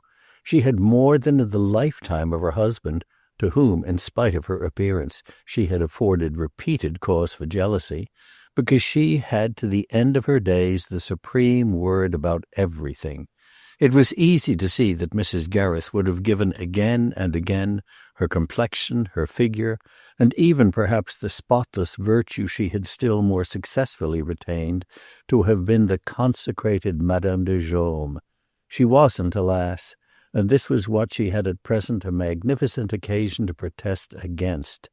She was, of course, fully aware of Owen's concession, his willingness to let her take away with her the few things she liked best, but as yet she only declared that to meet him on this ground would be to give him a triumph, to put him impossibly in the right. Liked best? There wasn't a thing in the house she didn't like best, and what she liked better still was to be left where she was. How could Owen use such an expression without being conscious of his hypocrisy? Mrs. Gereth, whose criticism was often gay, dilated with sardonic humour on the happy look a dozen objects from Poynton would wear, and the charming effect they were reduced to when interspersed with the peculiar features of Rix. What had her whole life been but an effort toward completeness and perfection? Better water-bath at once in its cynical unity than the ignominy of such a mixture. All this was no great help to Fleda, insofar as Fleda tried to rise to her mission of finding a way out. When, at the end of a fortnight, Owen came down once more, it was ostensibly to tackle a farmer whose proceedings had been irregular. The girl was sure, however, that he had really come, on the instance of Mona, to see what his mother was doing. He wished to satisfy himself that she was preparing her departure, and he desired to perform a duty, distinct but not less imperative, in regard to the question of the perquisites with which she would retreat. The tension between them was now such that he had to perpetuate these offences without meeting his adversary. Mrs. Gereth was as willing as himself that he should address to Fleda Vetch whatever cruel remarks he might have to make. She only pitied her poor young friend for repeated encounters with a person as to whom she perfectly understood the girl's repulsion. Fleda thought it nice of Owen not to have expected her to write to him. He wouldn't have wished any more than herself that she should have the air of spying on his mother in his interest. What made it comfortable to deal with him in this more familiar way was the sense that she understood so perfectly how poor Mrs. Gereth suffered, and that she measured so adequately the sacrifice the other side did take rather monstrously for granted. She understood equally how Owen himself suffered, now that Mona had already begun to make him do things he didn't like. Vividly Fleda apprehended how she would have first made him like anything she would have made him do, anything even as disagreeable as this appearing there to state, virtually on Mona's behalf, that of course there must be a definite limit to the number of articles appropriated. She took a longish stroll with him in order to talk the matter over, to say if she didn't think a dozen pieces, chosen absolutely at will, would be a handsome allowance, and above all to consider the very delicate question of whether the advantage enjoyed by Mrs. Gereth mightn't be left to her honour. To leave it so was what Owen wished, but there was plainly a young lady at Waterbath to whom, on his side, he already had to render an account. He was as touching in his offhand annoyance as his mother was tragic in her intensity, for if he couldn't help having a sense of propriety about the whole matter, so he could as little help hating it. It was for his hating it, Fleda reasoned, that she liked him so, and her insistence to his mother on the hatred perilously resembled, on one or two occasions, a revelation of the liking. There were moments when, in conscience, that revelation pressed her, inasmuch as it was just on the ground of her not liking him that Mrs. Gereth trusted her so much. Mrs. Gereth herself didn't in these days like him at all, and she was of course always on Mrs. Gereth's side. He ended really, while the preparations for his marriage went on, by quite a little custom of coming and going, but at no one of these junctures would his mother receive him. He talked only with Fleda and strolled with Fleda, and when he asked her, in regard to the great matter, if Mrs. Gereth were really doing nothing, the girl usually replied, "She pretends not to be, if I may say so, but I think she's really thinking over what she'll take." When her friend asked her what Owen was doing, she could have but one answer: "He's waiting, dear lady, to see what you do." Mrs. Gereth, a month after she had received her great shock, did something abrupt and extraordinary. She caught up her companion and went to have a look at Rick's. They had come to London first and taken a train from Liverpool Street, and the least of the sufferings they were armed against was that of passing the night. Fleda's admirable dressing bag had been given her by her friend. "Why, it's charming!" she exclaimed a few hours later, turning back again into the small, prim parlour from a friendly advance to the single plate of the window. Mrs. Gereth hated such windows, the one flat glass sliding up and down, especially when they enjoyed a view of 4 iron pots on pedestals, painted white and containing ugly geraniums, ranged on the edge of a gravel path, and doing their best to give it the air of a terrace. Fleda had instantly averted her eyes from these ornaments, but Mrs. Gereth grimly gazed, wondering, of course, how a place in the deepest depths of Essex and 3 miles from a small station could contrive to look so suburban. The room was practically a shallow box, with the junction of the walls and ceiling guiltless of curve or cornice, and marked merely by the little band of crimson paper glued round the top of the other paper, a turbid grey sprigged with silver flowers. This decoration was rather new and quite fresh, and there was in the centre of the ceiling a big square beam papered over in white, as to which Fleda hesitated about venturing to remark that it was rather picturesque. She recognized in time that this venture would be weak, and that throughout she should be able to say nothing either for the mantelpieces or for the doors, of which she saw her companion become sensible with a soundless moan. On the subject of doors especially, Mrs. Gereth had the finest views. The thing in the world she most despised was the meanness of the single flap. From end to end at Poynton there were high double leaves. At Rick's the entrances to the rooms were like the holes of rabbit hutches. It was all, none the less, not so bad as Fleda had feared. It was faded and melancholy, whereas there had been a danger that it would be contradictious and positive, cheerful and loud. The house was crowded with objects of which the aggregation somehow made a thinness and the futility a grace, things that told her they had been gathered as slowly and as lovingly as the golden flowers of Poynton. She, too, for a home, could have lived with them. They made her fond of the old maiden aunt. They made her even wonder if it didn't work more for happiness not to have tasted, as she herself had done, of knowledge. Without resources, without a stick, as she said, of her own, Fleda was moved, after all, to some secret surprise at the pretensions of a shipwrecked woman who could hold such an asylum cheap. The more she looked about, the surer she felt of the character of the maiden aunt, the sense of whose dim presence urged her to pacification. The maiden aunt had been a dear. She would have adored the maiden aunt. The poor lady had had some tender little story. She had been sensitive and ignorant and exquisite. That, too, was a sort of origin, a sort of atmosphere for relics and rarities, though different from the sorts most prized at Poynton. Mrs. Gereth had, of course, more than once said that one of the deepest mysteries of life was the way that, by certain natures, hideous objects could be loved. But it wasn't a question of love now for these. It was only a question of a certain practical patience. Perhaps some thought of that kind had stolen over Mrs. Gereth, when at the end of a brooding hour she exclaimed, taking in the house with a strenuous sigh, "Well, something can be done with it." Fleda had repeated to her more than once the indulgent fancy about the maiden aunt. She was so sure she had deeply suffered. "I'm sure I hope she did," was, however, all that Mrs. Gereth had replied. Chapter 6. It was a great relief to the girl at last to perceive that the dreadful move would really be made. What might happen if it shouldn't had been from the first indefinite. It was absurd to pretend that any violence was probable, a tussle, dishevelment, shrieks. Yet Fleda had an imagination of a drama, a great scene, a thing somehow of indignity and misery, of wounds inflicted and received, in which indeed, though Mrs. Gereth's presence, with movements and sounds, loomed large to her, Owen remained indistinct and on the whole unaggressive. He wouldn't be there with a cigarette in his teeth, very handsome and insolently quiet. That was only the way he would be in a novel, across whose interesting page some such figure, as she half closed her eyes, seemed to her to walk.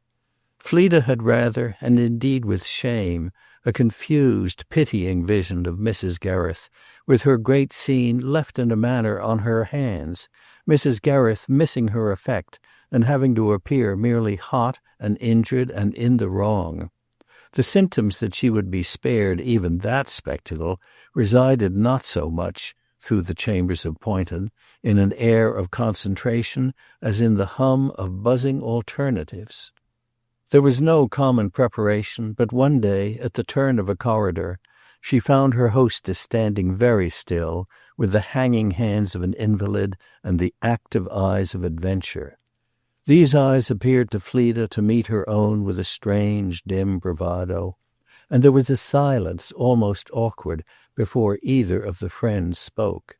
The girl afterwards thought of the moment as one in which her hostess mutely accused her of an accusation, meeting it, however, at the same time by a kind of defiant acceptance. Yet it was with mere melancholy candour that Mrs. Gereth at last sighingly exclaimed, "I'm thinking over what I had better take." Fleda could have embraced her for this virtual promise of a concession, the announcement that she had finally accepted the problem of knocking together a shelter with the small salvage of the wreck. It was true that when after their return from Rick's they tried to lighten the ship, the great embarrassment was still immutably there. The odiousness of sacrificing the exquisite things one wouldn't take to the exquisite things one would. This immediately made the things one wouldn't take the very things one ought to, and, as Mrs. Gereth said, condemned one, in the whole business, to an eternal vicious circle. In such a circle for days she had been tormentedly moving, prowling up and down, comparing incomparables. It was for that one had to cling to them and their faces of supplication. Fleda herself could judge of these faces, so conscious of their race and their danger, and she had little enough to say when her companion asked her if the whole place, perversely fair on October afternoons, looked like a place to give up. It looked, to begin with, through some effect of season and light, larger than ever, immense, and it was filled with the hush of sorrow, which in turn was all charged with memories. Everything was in the air, every history of every find, every circumstance of every struggle. Mrs. Gereth had drawn back every curtain and removed every cover. She prolonged the vistas, opened wide the whole house, gave it an appearance of awaiting a royal visit. The shimmer of wrought substances spent itself in the brightness. The old golds and brasses, old ivories and bronzes, the fresh old tapestries and deep old damasks, threw out a radiance in which the poor woman saw in solution all her old loves and patiences, all her old tricks and triumphs. Fleda had a depressed sense of not, after all, helping her much. This was lightened indeed by the fact that Mrs. Gereth, letting her off easily, didn't now seem to expect it. Her sympathy, her interest, her feeling for everything for which Mrs. Gereth felt, were a force that really worked to prolong the deadlock. "I only wish I bored you and my possessions bored you," that lady with some humour declared. "Then you'd make short work with me, bundle me off, tell me just to pile certain things into a cart and have done." Fleda's sharpest difficulty was in having to act up to the character of thinking Owen a brute, or at least to carry off the inconsistency of seeing him when he came down. By good fortune it was her duty, her function, as well as a protection to Mrs. Gereth. She thought of him perpetually, and her eyes had come to rejoice in his manly magnificence more even than they rejoiced in the royal cabinets of the Red Saloon. She wondered, very faintly at first, why he came so often. But of course she knew nothing about the business he had in hand, over which, with men red-faced and leather-legged, he was sometimes closeted for an hour in a room of his own that was the one monstrosity of Poynton, all tobacco pots and boot-jacks, his mother had said, such an array of arms of aggression and castigation that he himself had confessed to 18 rifles and 40 whips. He was arranging for settlements on his wife. He was doing things that would meet the views of the Brigstocks. Considering the house was his own, Fleda thought it nice of him to keep himself in the background while his mother remained, making his visits, at some cost of ingenuity about trains from town, only between meals, doing everything to let it press lightly upon her that he was there. This was rather a stoppage to her meeting Mrs. Gereth on the ground of his being a brute. The most she really at last could do was not to contradict her when she repeated that he was watching, just insultingly watching. He was watching, no doubt, but he watched somehow with his head turned away. He knew that Fleda knew at present what he wanted of her, so that it would be gross of him to say it over and over. It existed as a confidence between them, and made him sometimes, with his wandering stare, meet her eyes as if a silence so pleasant could only unite them the more. He had no great flow of speech, certainly, and at first the girl took for granted that this was all there was to be said about the matter. Little by little she speculated as to whether, with a person who, like herself, could put him, after all, at a sort of domestic ease, it was not supposable that he would have more conversation if he were not keeping some of it back for Mona. From the moment she suspected he might be thinking what Mona would say to his chattering so to an underhand companion, an inmate all but paid, this young lady's repressed emotion began to require still more repression. She grew impatient of her situation at Poynton. She privately pronounced it false and horrid. She said to herself that she had let Owen know that she had, to the best of her power, directed his mother in the general sense he desired, that he quite understood it, and that he also understood how unworthy it was of either of them to stand over the good lady with a notebook and a lash. Wasn't this practical unanimity just practical success? Fleda became aware of a sudden desire, as well as of pressing reasons, to bring her stay to Poynton to a close. She had not, on the one hand, like a minion of the law, undertaken to see Mrs. Gereth down to the train and locked, in sign of her abdication, into a compartment. Neither had she, on the other, committed herself to hold Owen indefinitely in dalliance while his mother gained time or dug a countermine. Besides, people were saying that she fastened like a leech on other people who had houses where something was to be picked up. This revelation was frankly made her by her sister, now distinctly doomed to the curate, and in view of whose nuptials she had almost finished, as a present, a wonderful piece of embroidery, suggested at Poynton by an old Spanish altar-cloth.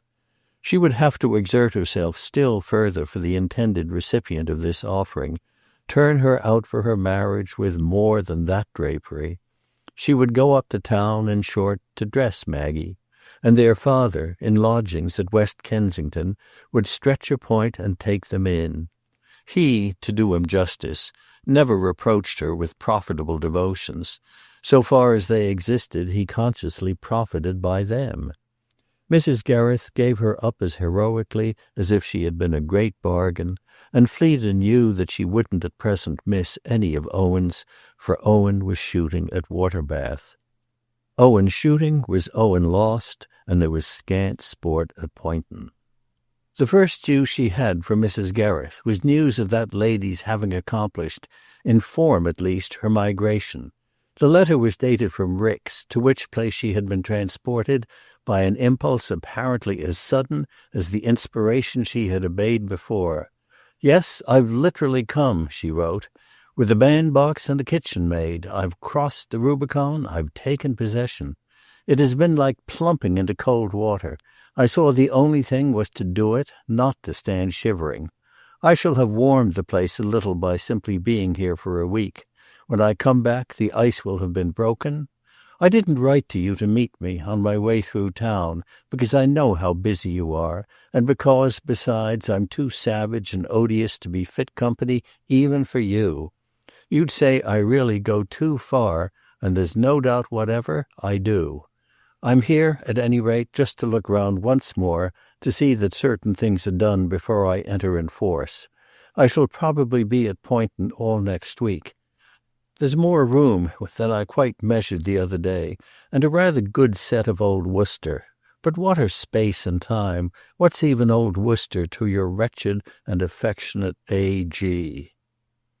The day after Fleda received this letter, she had occasion to go into a big shop in Oxford Street, a journey that she achieved circuitously, first on foot and then by the aid of 2 omnibuses.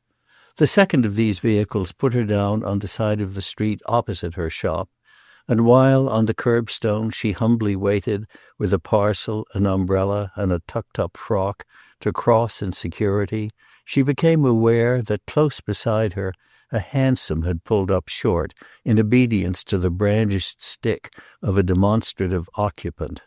This occupant was Owen Gereth, who had caught sight of her as he rattled along, and who, with an exhibition of white teeth that, from under the hood of the cab, had almost flashed through the fog, now alighted to ask her if he couldn't give her a lift. On finding that her destination was just over the way, he dismissed his vehicle and joined her, not only piloting her to the shop, but taking her in, with the assurance that his errands didn't matter, and that it amused him to be concerned with hers. She told him she had come to buy a trimming for her sister's frock, and he expressed a hilarious interest in the purchase. His hilarity was almost always out of proportion to the case, but it struck her at present as more so than ever, especially when she had suggested that he might find it a good time to buy a garnishment of some sort for Mona. After wondering an instant whether he gave the full satiric meaning, such as it was, to this remark, Fleda dismissed the possibility as inconceivable. He stammered out that it was for her he would like to buy something ripping, and that she must give him the pleasure of telling him what would best please her. He couldn't have a better opportunity for making her a present, the present in recognition of all she had done for Mummy, that he had had in his head for weeks. Fleda had more than one small errand in the big bazaar, and he went up and down with her, pointedly patient, pretending to be interested in questions of tape and of change. She had now not the least hesitation in wondering what Mona would think of such proceedings. But they were not her doing, they were Owen's, and Owen, inconsequent and even extravagant, was unlike anything she had ever seen him before. He broke off, he came back, he repeated questions without heeding answers. He made vague, abrupt remarks about the resemblances of shop-girls and the uses of chiffon. He unduly prolonged their business together, giving Fleda a sense that he was putting off something particular that he had to face. If she had ever dreamed of Owen Gereth as nervous, she would have seen him with some such manner as this. But why should he be nervous? Even at the height of the crisis, his mother hadn't made him so, and at present he was satisfied about his mother. The one idea he stuck to was that Fleda should mention something she would let him give her. There was everything in the world in the wonderful place, and he made her incongruous offers: a travelling rug, a massive clock, a table for breakfast and bed, and above all, in a resplendent binding, a set of somebody's works. His notion was a testimonial, a tribute, and the works would be a graceful intimation that it was her cleverness he wished above all to commemorate. He was immensely in earnest, but the articles he pressed upon her betrayed a delicacy that went to her heart.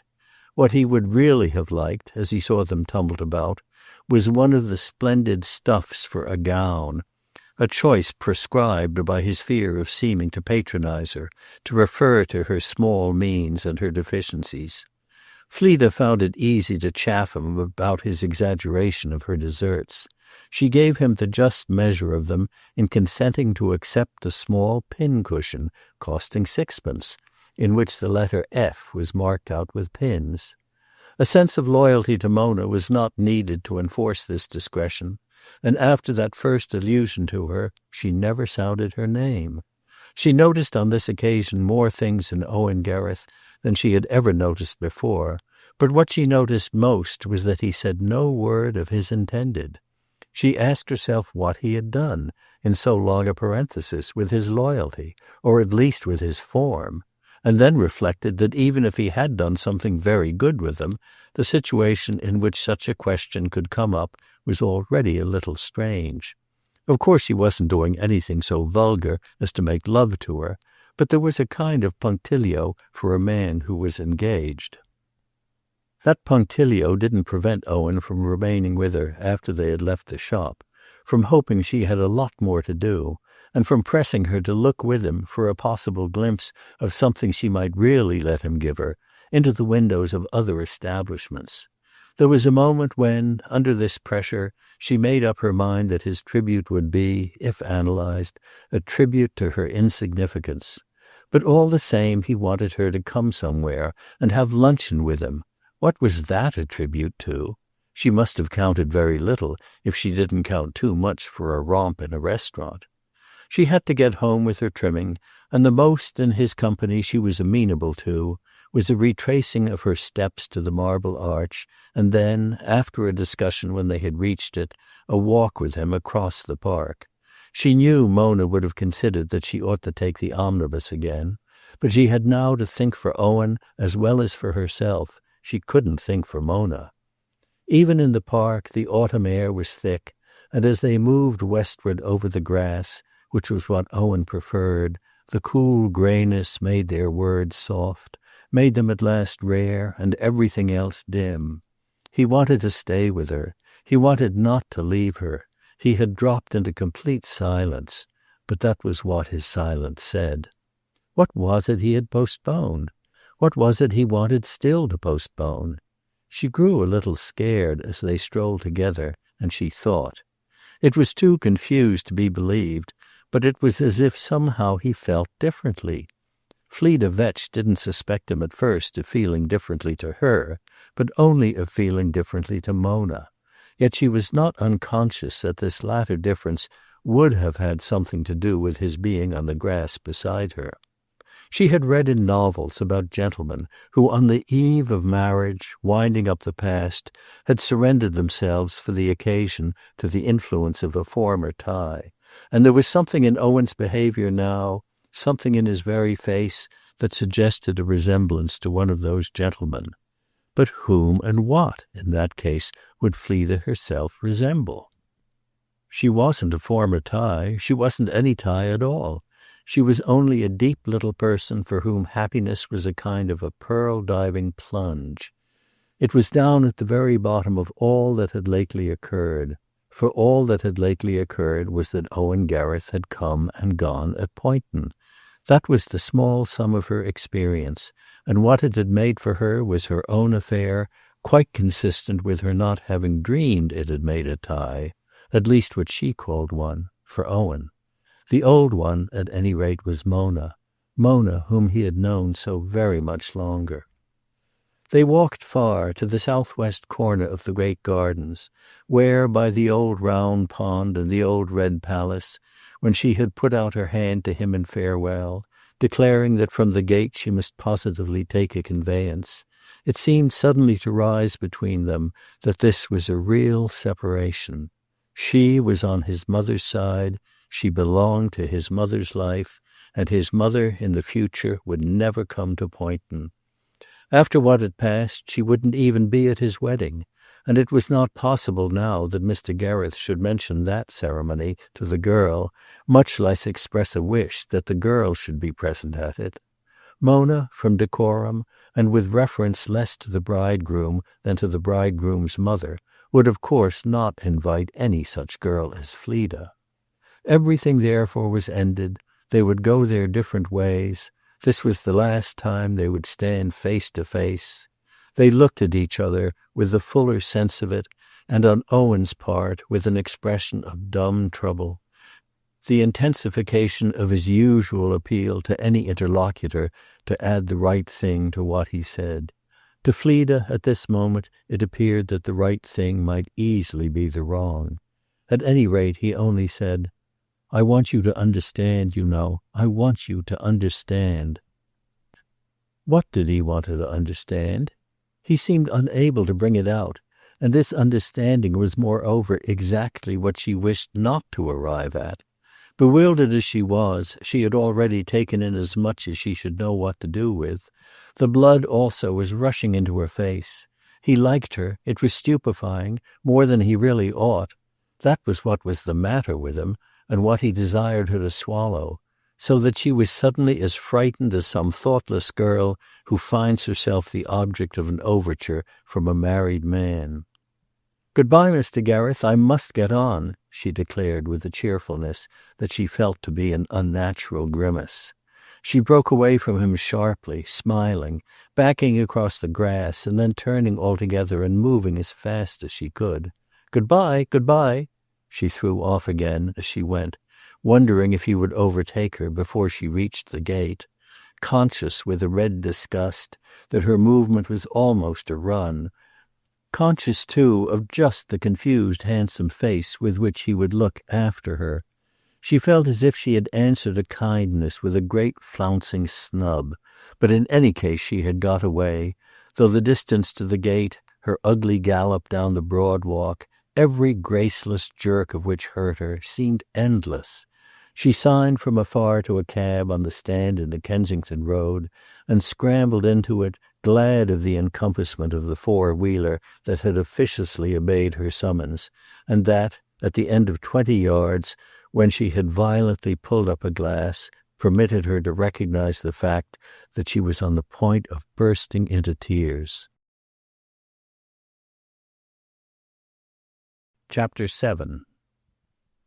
As soon as her sister was married, she went down to Mrs. Gereth at Rix, a promise to this effect having been promptly exacted and given, and her inner vision was much more fixed on the alterations there, complete now as she understood, than on the success of her plotting and pinching for Maggie's happiness. Her imagination in the interval had indeed had plenty to do and numerous scenes to visit. For when, on the summons just mentioned, it had taken a flight from West Kensington to Rix, it had hung but an hour over the terrace of painted pots, and then yielded to a current of the upper air that swept it straight off to Poynton and to Waterbath. Not a sound had reached her of any supreme clash, and Mrs. Gereth had communicated next to nothing, giving out that, as was easily conceivable, she was too busy, too bitter, and too tired for vain civilities. All she had written was that she had got the new place well in hand, and that Fleda would be surprised at the way it was turning out. Everything was even yet upside down. Nevertheless, in the sense of having passed the threshold of Poynton for the last time, the amputation, as she called it, had been performed. Her leg had come off. She had now begun to stump along with the lovely wooden substitute. She would stump for life, and what her young friend was to come and admire was the beauty of her movement and the noise she made about the house. The reserve of Poynton and Waterbath had been matched by the austerity of Fleda's own secret, under the discipline of which she had repeated to herself 100 times a day that she rejoiced at having cares that excluded all thought of it. She had lavished herself, in act, on Maggie and the curate, and had opposed to her father's selfishness a sweetness quite ecstatic. The young couple wondered why they had waited so long, since everything was, after all, so easy. She had thought of everything, even to how the quietness of the wedding should be relieved by champagne, and her father kept brilliant on a single bottle. Fleda knew, in short, and liked the knowledge, that for several weeks she had appeared exemplary in every relation of life. She had been perfectly prepared to be surprised at Rix, for Mrs. Gereth was a wonder-working wizard, with a command, when all was said, of good material. But the impression in wait for her on the threshold made her catch her breath and falter. Dusk had fallen when she arrived, and in the plain square hall, one of the few good features, the glow of a Venetian lamp just showed on either wall the richness of an admirable tapestry. This instant perception that the place had been dressed at the expense of Poynton was a shock. It was as if she had abruptly seen herself in the light of an accomplice. The next moment, folded in Mrs. Gereth's arms, her eyes were diverted, but she had already had, in a flash, the vision of the great gaps in the other house. The two tapestries, not the largest, but those most splendidly toned by time, had been on the whole its most uplifted pride. When she could really see again, she was on a sofa in the drawing-room, staring with intensity at an object soon distinct as the great Italian cabinet that at Poynton had been in the Red Saloon. Without looking, she was sure the room was occupied with other objects like it, stuffed with as many as it could hold of the trophies of her friend's struggle. By this time the very fingers of her glove, resting on the seat of the sofa, had thrilled at the touch of an old velvet brocade, a wondrous texture that she could recognize, would have recognized among 1,000, without dropping her eyes on it. They stuck to the cabinet with a kind of dissimulated dread, while she painfully asked herself if she should notice it, notice everything, or just pretend not to be affected. How could she pretend not to be affected, with the very pendants of the lustres tinkling at her, and with Mrs. Gereth beside her and staring at her even as she herself stared at the cabinet, hunching up a back like Atlas under his globe? She was appalled at this image of what Mrs. Gereth had on her shoulders. That lady was waiting and watching her, bracing herself and preparing the same face of confession and defiance she had shown the day at Poynton she had been surprised in the corridor. It was farcical not to speak, and yet to exclaim, to participate, would give one a bad sense of being mixed up with the theft. This ugly word sounded for herself in Fleda's silence, and the very violence of it jarred her into a scared glance, as of a creature detected, to right and left. But what again the full picture most showed her was the far-away empty sockets, a scandal of nakedness in high, bare walls. She at last uttered something formal and incoherent, she didn't know what. It had no relation to either house. Then she felt Mrs. Gereth's hand once more on her arm. "I've arranged a charming room for you. It's really lovely. You'll be very happy there." This was spoken with extraordinary sweetness, and with a smile that meant, "Oh, I know what you're thinking, but what does it matter when you're so loyally on my side?" It had come, indeed, to a question of sides, Fleda thought, for the whole place was in battle array. In the soft lamplight, with one fine feature after another looming up into sombre richness, it defied her not to pronounce it a triumph of taste. Her passion for beauty leaped back into life, and was not what now most appealed to it a certain gorgeous audacity? Mrs. Gereth's high hand was, as mere great effect, the climax of the impression. "It's too wonderful what you've done with the house." The visitor met her friend's eyes. They lighted up with joy. That friend herself was so pleased with what she had done. This was not at all, in its accidental air of enthusiasm, what Fleda wanted to have said. It offered her as stupidly announcing from the first minute on whose side she was. Such was clearly the way Mrs. Gereth took it. She threw herself upon the delightful girl and tenderly embraced her again, so that Fleda soon went on with a studied difference and a cooler inspection. "Why, you brought away absolutely everything." "Oh, no, not everything. I saw how little I could get into this scrap of a house. I only brought away what I required." Fleda had got up. She took a turn around the room. "You required the very best pieces, the morceaux de musée, the individual gems." "I certainly didn't want the rubbish, if that's what you mean." Mrs. Gereth on the sofa followed the direction of her companion's eyes. With the light of her satisfaction still in her face, she slowly rubbed her large, handsome hands. Wherever she was herself the great piece in the gallery. It was the first Fleda had heard of there being rubbish at Poynton, but she didn't for the moment take up this insincerity. She only, from where she stood in the room, called out, one after the other, as if she had had a list before her, the items that in the great house had been scattered, and that now, if they had a fault, were too much like a minuet danced on a hearthrug. She knew them each and every chink and charm, knew them by the personal name their distinctive sign or story had given them, and a second time she felt how, against her intention, this uttered knowledge struck her hostess as so much free approval. Mrs. Gereth was never indifferent to approval, and there was nothing she could so love you for as for doing justice to her deep morality. There was a particular gleam in her eyes when Fleda exclaimed at last, dazzled by the display, "And even the Maltese cross!"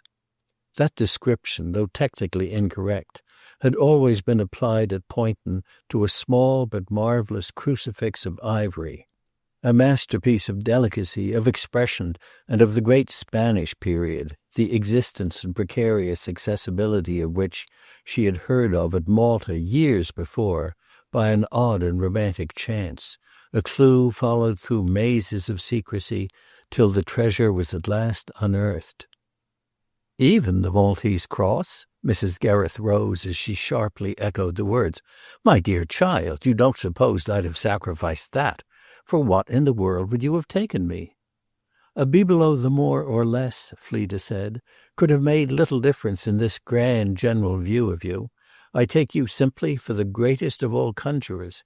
You've operated with a quickness and with a quietness." Her voice trembled a little as she spoke, for the plain meaning of her words was that what her friend had achieved belonged to the class of operation essentially involving the protection of darkness. Fleda felt she really could say nothing at all if she couldn't say that she knew what the danger had been. She completed her thought by a resolute and perfectly candid question. "How in the world did you get off with them?" Mrs. Gereth confessed to the fact of danger with a cynicism that surprised the girl. "By calculating, by choosing my time. I was quiet and I was quick. I maneuvered. Then at the last I rushed." Fleda drew a long breath. She saw in the poor woman something much better than sophistical ease, a crude elation that was a comparatively simple state to deal with. Her elation, it was true, was not so much from what she had done as from the way she had done it, by as brilliant a stroke as any commemorated in the annals of crime. "I succeeded because I had thought it all out and left nothing to chance. The whole process was organized in advance, so that the mere carrying it into effect took but a few hours. It was largely a matter of money. Oh, I was horribly extravagant. I had to turn on so many people, but they were all to be had. A little army of workers, the packers, the porters, the helpers of every sort, the men with the mighty vans. It was a question of arranging in Tottenham Court Road, and of paying the price. I haven't paid it yet. There'll be a horrid bill. But at least the thing's done. Expedition pure and simple was the essence of the bargain. I can give you 2 days, I said. I can't give you another second. They undertook the job, and the 2 days saw them through. The people came down on a Tuesday morning. They were off on the Thursday. I admit that some of them worked all Wednesday night. I had thought it all out. I stood over them. I showed them how. Yes, I coaxed them. I made love to them. Oh, I was inspired. They found me wonderful. I neither ate nor slept, but I was as calm as I am now. I didn't know what was in me. It was worth finding out. I'm very remarkable, my dear. I lifted tons with my own arms. I'm tired, very, very tired, but there's neither a scratch nor a nick. There isn't a teacup missing." Magnificent both in her exhaustion and in her triumph, Mrs. Gereth sank on the sofa again, the sweep of her eyes a rich synthesis, and the restless friction of her hands a clear betrayal. "Upon my word," she laughed, "they really look better here." Fleda had listened in awe. And no one at Poynton said anything? There was no alarm? What alarm should there have been? Owen left me almost defiantly alone. I had taken a time that I had reason to believe was safe from a descent. Fleda had another wonder, which she hesitated to express. It would scarcely do to ask Mrs. Gereth if she hadn't stood in fear of her servants. She knew, moreover, some of the secrets of her humorous household rule, all made up of shocks to shyness and provocations to curiosity, a diplomacy so artful that several of the maids quite yearned to accompany her to Rick's. Mrs. Gereth, reading sharply the whole of her visitor's thought, caught it up with fine frankness. "You mean that I was watched, that he had his myrmidons, pledged to wire him if they should see what I was up to? Precisely. I know the 3 persons you have in mind. I had them in mind myself. Well, I took a line with them. I settled them." Fleda had had no one particular in mind. She had never believed in the myrmidons, but the tone in which Mrs. Gereth spoke added to her suspense. "What did you do to them?" "I took hold of them hard. I put them in the forefront. I made them work." "To move the furniture?" "To help, and to help so as to please me. That was the way to take them. It was what they had least expected. I marched up to them and looked each straight in the eye, giving him the chance to choose if he'd gratify me or gratify my son. He gratified me. They were too stupid." Mrs. Gereth masked herself more and more as an immoral woman, but Fleda had to recognize that she too would have been stupid, and she too would have gratified her. "And when did all this take place?" "Only last week. It seems 100 years. We've worked here as fast as we worked there, but I'm not settled yet. You'll see in the rest of the house. However, the worst is over."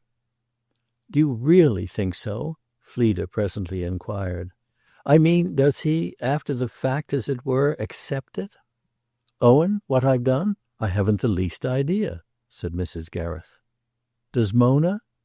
"You mean that she'll be the soul of the row?" "I hardly see Mona as the soul of anything," the girl replied. "But have they made no sound? Have you heard nothing at all?" "Not a whisper, not a step, in all the 8 days. Perhaps they don't know. Perhaps they're crouching for a leap." "But wouldn't they have gone down as soon as you left?" "They may not have known of my leaving." Fleda wondered afresh. It struck her as scarcely supposable that some sign shouldn't have flashed from Poynton to London. If the storm was taking this term of silence to gather, even in Mona's breast, it would probably discharge itself in some startling form. The great hush of every one concerned was strange, but when she pressed Mrs. Gereth for some explanation of it, that lady only replied with her brave irony, "Oh, I took their breath away." She had no illusions, however. She was still prepared to fight. What indeed was her spoliation of Poynton but the first engagement of a campaign?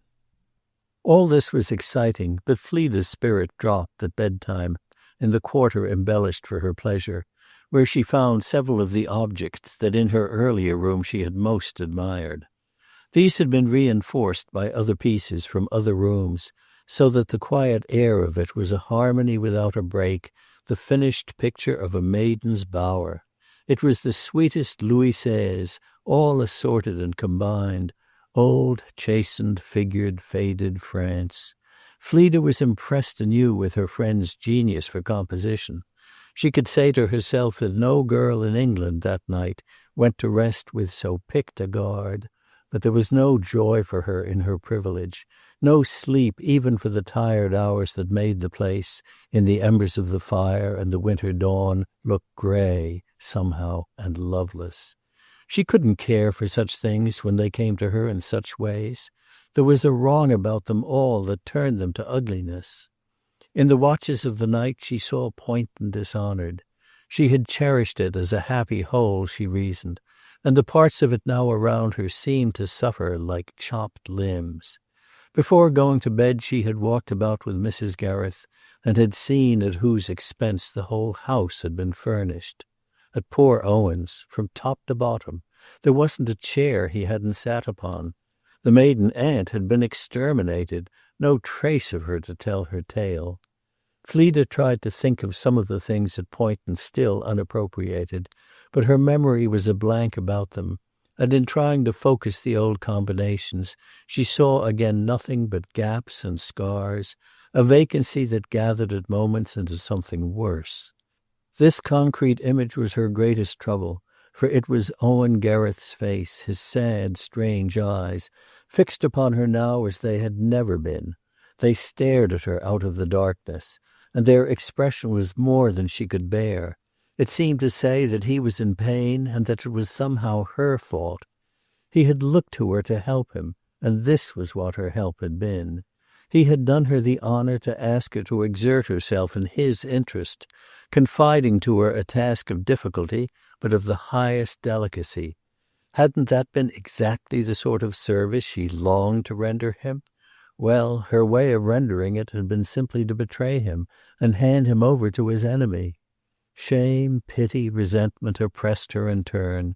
In the last of these feelings the others were quickly submerged. Mrs. Gereth had imprisoned her in that torment of taste, but it was clear to her, for an hour at least, that she might hate Mrs. Gereth. Something else, however, when morning came, was even more intensely definite. The most odious thing in the world for her would be ever again to meet Owen. She took on the spot a resolve to neglect no precaution that could lead to her going through life without that calamity. After this, while she dressed, she took still another. Her position had become in a few hours intolerably false. In as few more hours as possible she would therefore put an end to it. The way to put an end to it would be to inform Mrs. Gereth that, to her great regret, she couldn't be with her now, couldn't cleave to her, to the point that everything about her so plainly urged. She dressed with a sort of violence, a symbol of the manner in which this purpose was precipitated. The more they parted company, the less likely she was to come across Owen, for Owen would be drawn closer to his mother now by the very necessity of bringing her down. Fleda, in the inconsequence of distress, wished to have nothing to do with her fall. She had had too much to do with everything.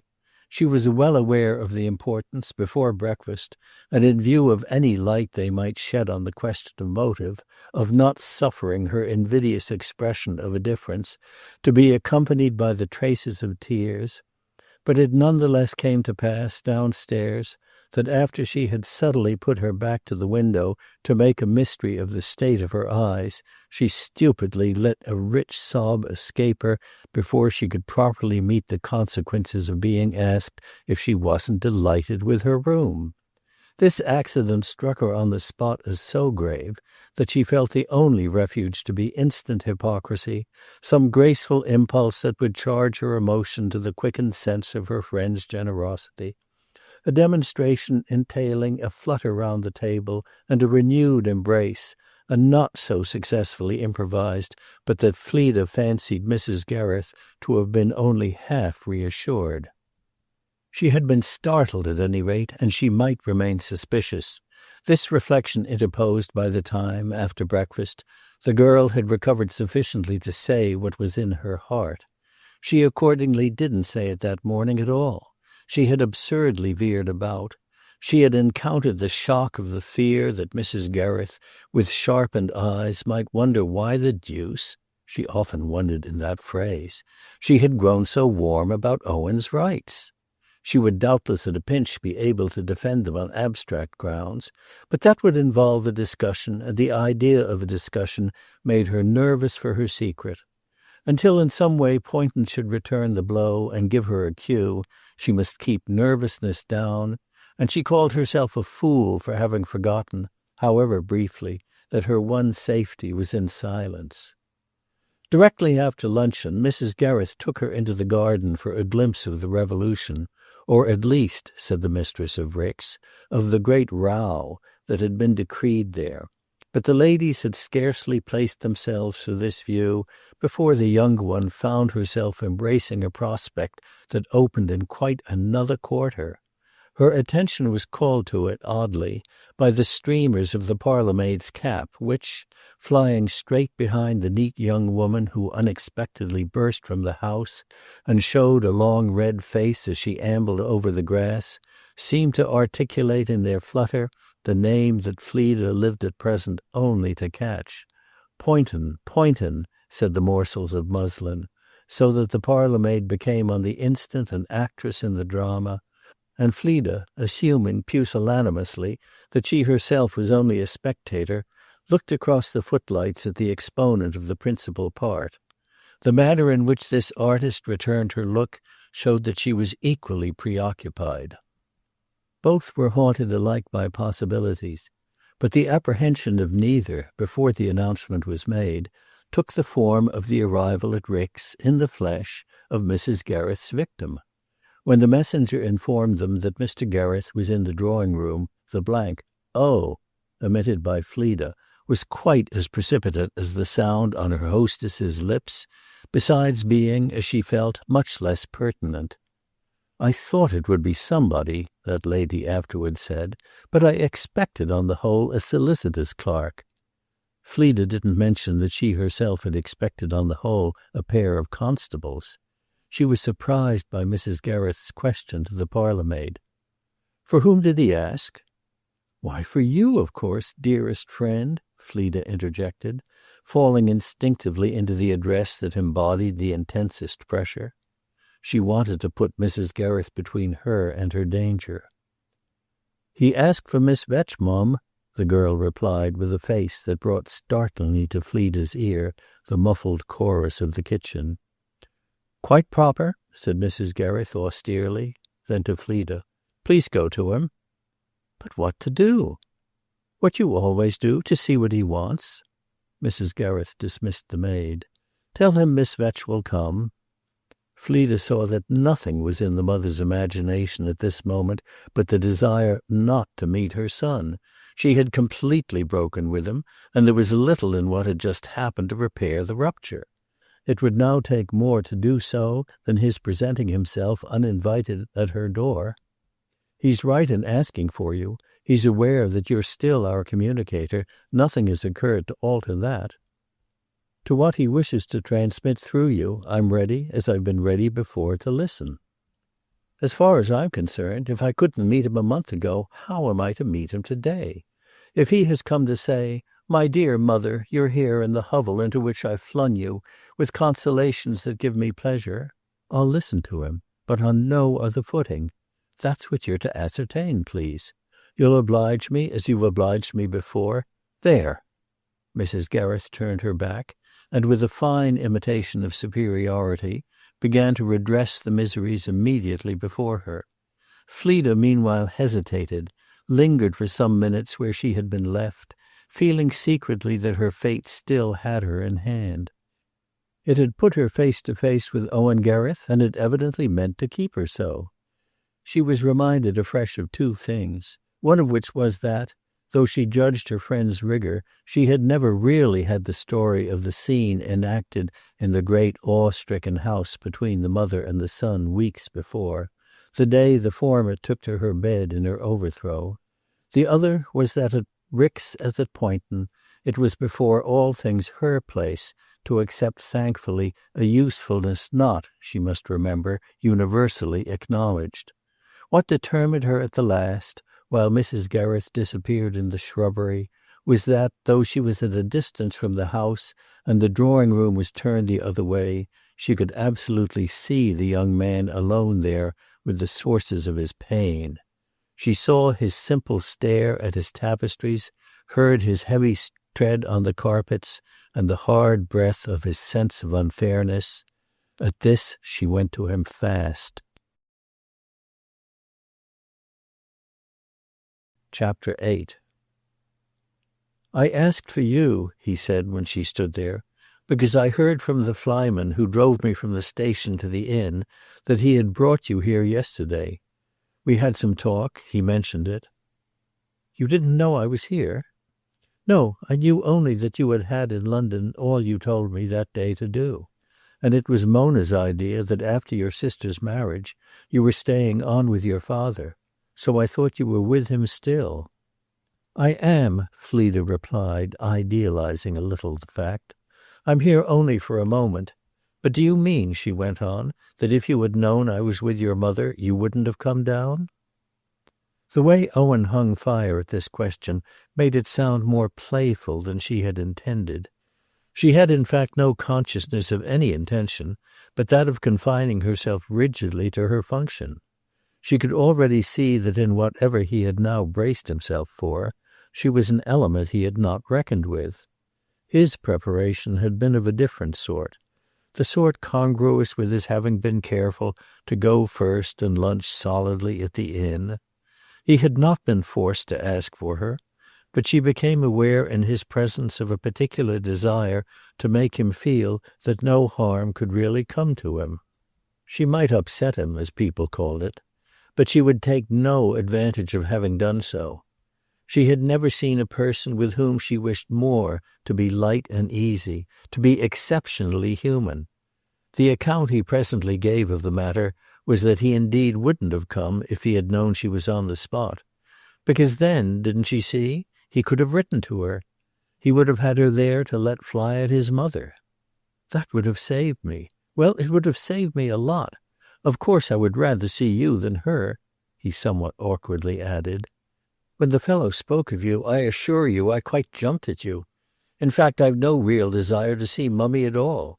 If she thinks I like it—" He sighed disgustedly. "I only came down because it seemed better than any other way. I didn't want her to be able to say I hadn't been all right. I dare say you know she's taken everything, or if not quite everything, why, a lot more than one ever dreamed. You can see for yourself. She has got half the place down. She has got them crammed. You can see for yourself." He had his old trick of artless repetition, his helpless iteration of the obvious, but he was sensibly different, for Fleda, if only by the difference of his clear face, mottled over and almost disfigured by little points of pain. He might have been a fine young man with a bad toothache, with the first even of his life. What ailed him above all, she felt, was that trouble was new to him. He had never known a difficulty. He had taken all his fences, his world wholly the world of the personally possible, rounded indeed by a grey suburb into which he had never had occasion to stray. In this vulgar and ill-lighted region he had evidently now lost himself. "We left it quite to her honour, you know," he said ruefully. "Perhaps you were right to say that you left it a little to mine." Mixed up with the spoils there, rising before him as if she were in a manner their keeper, she felt that she must absolutely dissociate herself. Mrs. Gereth had made it impossible to do anything but give her away. I can only tell you that on my side I left it to her. I never dreamed either that she would pick out so many things. "And you don't really think it's fair, do you? You don't." He spoke very quickly. He really seemed to plead. Fleda faltered a moment. "I think she has gone too far." Then she added, "I shall immediately tell her that I've said that to you." He appeared puzzled by this statement, but he presently rejoined, "You haven't then said to mamma what you think?" "Not yet. Remember that I only got here last night." She appeared to herself as ignobly weak. "I had had no idea what she was doing. I was completely taken by surprise. She managed it wonderfully. It's the sharpest thing I ever saw in my life." They looked at each other with intelligence and appreciation of the sharpness, and Owen quickly broke into a loud laugh. The laugh was in itself natural, but the occasion of it strange, and stranger still to Fleda, so that she too almost laughed, the inconsequent charity with which he added, "Poor dear old Mummy, that's one of the reasons I asked for you," he went on, "to see if you'd back her up." Whatever he said or did, she somehow liked him the better for it. "How can I back her up, Mr. Gereth, when I think, as I tell you, that she has made a great mistake?" "A great mistake? That's all right." He spoke, it wasn't clear to her why, as if this declaration were a great point gained. "Of course there are many things she hasn't taken," Fleda continued. "Oh yes, a lot of things, but you wouldn't know the place all the same." He looked about the room with his discoloured, swindled face, which deepened Fleda's compassion for him, conjuring away any smile at so candid an image of the dupe. "You'd know this one soon enough, wouldn't you? These are just the things she ought to have left. Is the whole house full of them?" "The whole house," said Fleda uncompromisingly. She thought of her lovely room. "I never knew how much I cared for them. They're awfully valuable, aren't they?" Owen's manner mystified her. She was conscious of a return of the agitation he had produced in her on that last bewildering day, and she reminded herself that, now she was warned, it would be inexcusable of her to allow him to justify the fear that had dropped on her. Mother thinks I never took any notice, but I assure you I was awfully proud of everything. Upon my honor, I was proud, Miss Vetch." There was an oddity in his helplessness. He appeared to wish to persuade her and to satisfy himself that she sincerely felt how worthy he really was to treat what has happened as an injury. She could only exclaim, almost as helplessly as himself, "Of course you did justice. It's all most painful. I shall instantly let your mother know," she again declared, "the way I've spoken of her to you." She clung to that idea as to the sign of her straightness. "You'll tell her what you think she ought to do?" he asked with some eagerness. "What she ought to do?" "Don't you think she ought to give them up?" "To give them up?" Fleda hesitated again. "To send them back, to keep it quiet." The girl had not felt the impulse to ask him to sit down among the monuments of his wrong, so that nervously, awkwardly, he fidgeted about the room with his hands in his pockets, and an effect of returning a little into possession through the formulation of his view. To have them packed and dispatched again, since she knows so well how. She does it beautifully. He looked close at 2 or 3 precious pieces. "What's sauce for the goose is sauce for the gander." He had laughed at his way of putting it, but Fleda remained grave. "Is that what you came to say to her?" "Not exactly those words, but I did come to say," he stammered, then brought it out, "I did come to say we must have them right back." "And did you think your mother would see you?" "I wasn't sure, but I thought it right to try, to put it to her kindly, don't you see? If she won't see me, then she has herself to thank. The only other way would have been to set the lawyers at her." "I'm glad you didn't do that." "I'm dashed if I want to," Owen honestly responded. "But what's a fellow to do if she won't meet a fellow?" "What do you call meeting a fellow?" Fleda asked with a smile. "Why, letting me tell her a dozen things she can have." This was a transaction that Fleda, after a moment, had to give up trying to represent to herself. "If she won't do that," she went on, "I'll leave it all to my solicitor. He won't let her off, by Jove. I know the fellow." "That's horrible," said Fleda, looking at him in woe. "It's utterly beastly." His want of logic, as well as his vehemence, startled her, and with her eyes still on his, she considered before asking him the question these things suggested. At the last she asked it. "Is Mona very angry?" "Oh dear, yes," said Owen. She had perceived that he wouldn't speak of Mona without her beginning. After waiting fruitlessly now for him to say more, she continued. "She has been there again? She has seen the state of the house?" "Oh dear, yes," Owen repeated. Fleda disliked to appear not to take account of his brevity, but it was just because she was struck by it that she felt the pressure of the desire to know more. What it suggested was simply what her intelligence supplied, for he was incapable of any art of insinuation. Wasn't it at all events the rule of communication with him to say for him what he couldn't say? This truth was present to the girl as she inquired if Mona greatly resented what Mrs. Gereth had done. He satisfied her promptly. He was standing before the fire, his back to it, his long legs apart, his hands behind him, rather violently jiggling his gloves. "She hates it awfully. In fact, she refuses to put up with it at all. Don't you see? She saw the place with all the things." "So that of course she misses them." "Misses them? Rather! She was awfully sweet on them." Fleda remembered how sweet Mona had been, and reflected that if that was the sort of plea he had prepared, it was indeed as well he shouldn't see his mother.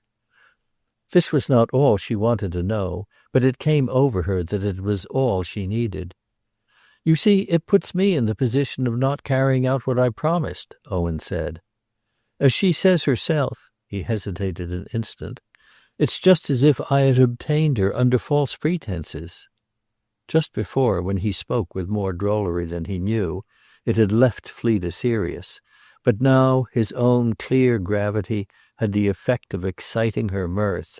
She laughed out, and he looked surprised, but went on, "She regards it as a regular sell." Fleda was silent, but finally, as he added nothing, she exclaimed, "Of course it makes a great difference." She knew all she needed, but nonetheless she risked, after another pause, an interrogative remark. "I forget when it is your marriage takes place?" Owen came away from the fire, and apparently at a loss where to turn, ended by directing himself to one of the windows.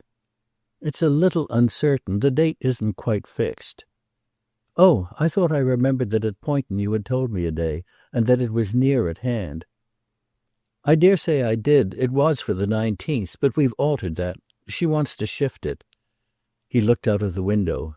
Then he said, "In fact, it won't come off till Mummy has come round." "Come round?"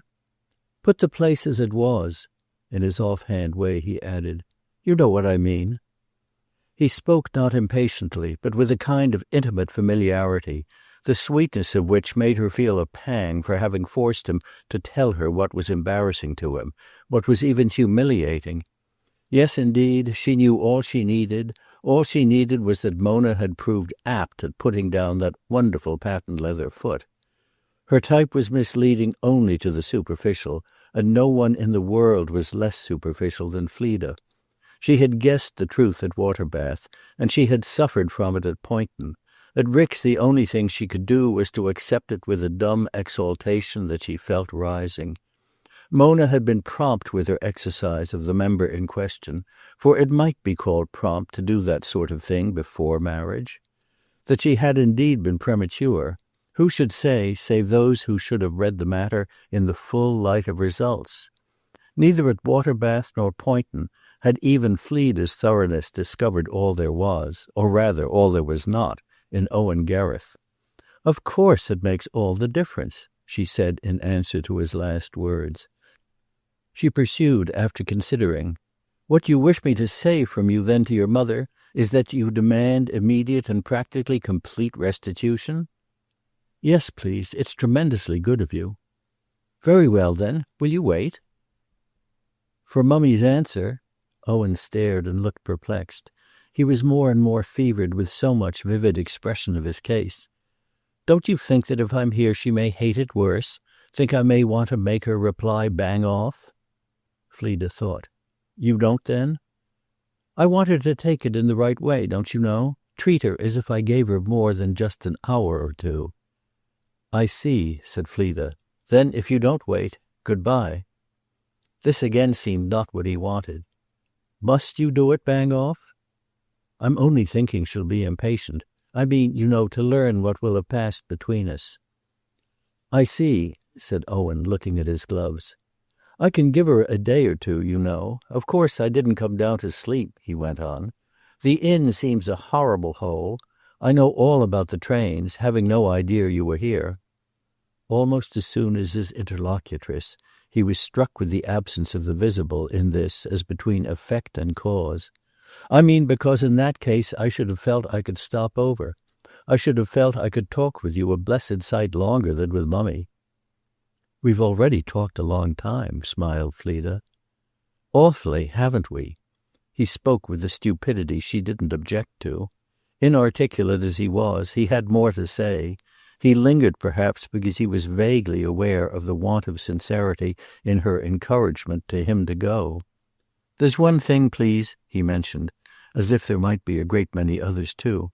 "Please don't say anything about Mona." She didn't understand. "About Mona?" "About it being her that thinks she has gone too far." This was still slightly obscure, but now Fleda understood. "It mustn't seem to come from her at all, don't you know? That would only make Mummy worse." Fleda knew exactly how much worse, but felt a delicacy about explicitly assenting. She was already immersed, moreover, in the deep consideration of what might make Mummy better. She couldn't see, as yet, at all. She could only clutch at the hope of some inspiration after he should go. Oh, there was a remedy, to be sure, but it was out of the question. In spite of which, in the strong light of Owen's troubled presence, of his anxious face and restless step, it hung there before her for a few minutes. She felt that, remarkably, beneath the decent rigor of his errand, The poor young man, for reasons, for weariness, for disgust, would have been ready not to insist. His fitness to fight his mother had left him. He wasn't in fighting trim. He had no natural avidity, and even no special wrath. He had none that had not been taught him, and it was doing his best to learn the lesson that had made him so sick. He had his delicacies, but he hid them away like presents before Christmas. He was hollow, perfunctory, pathetic.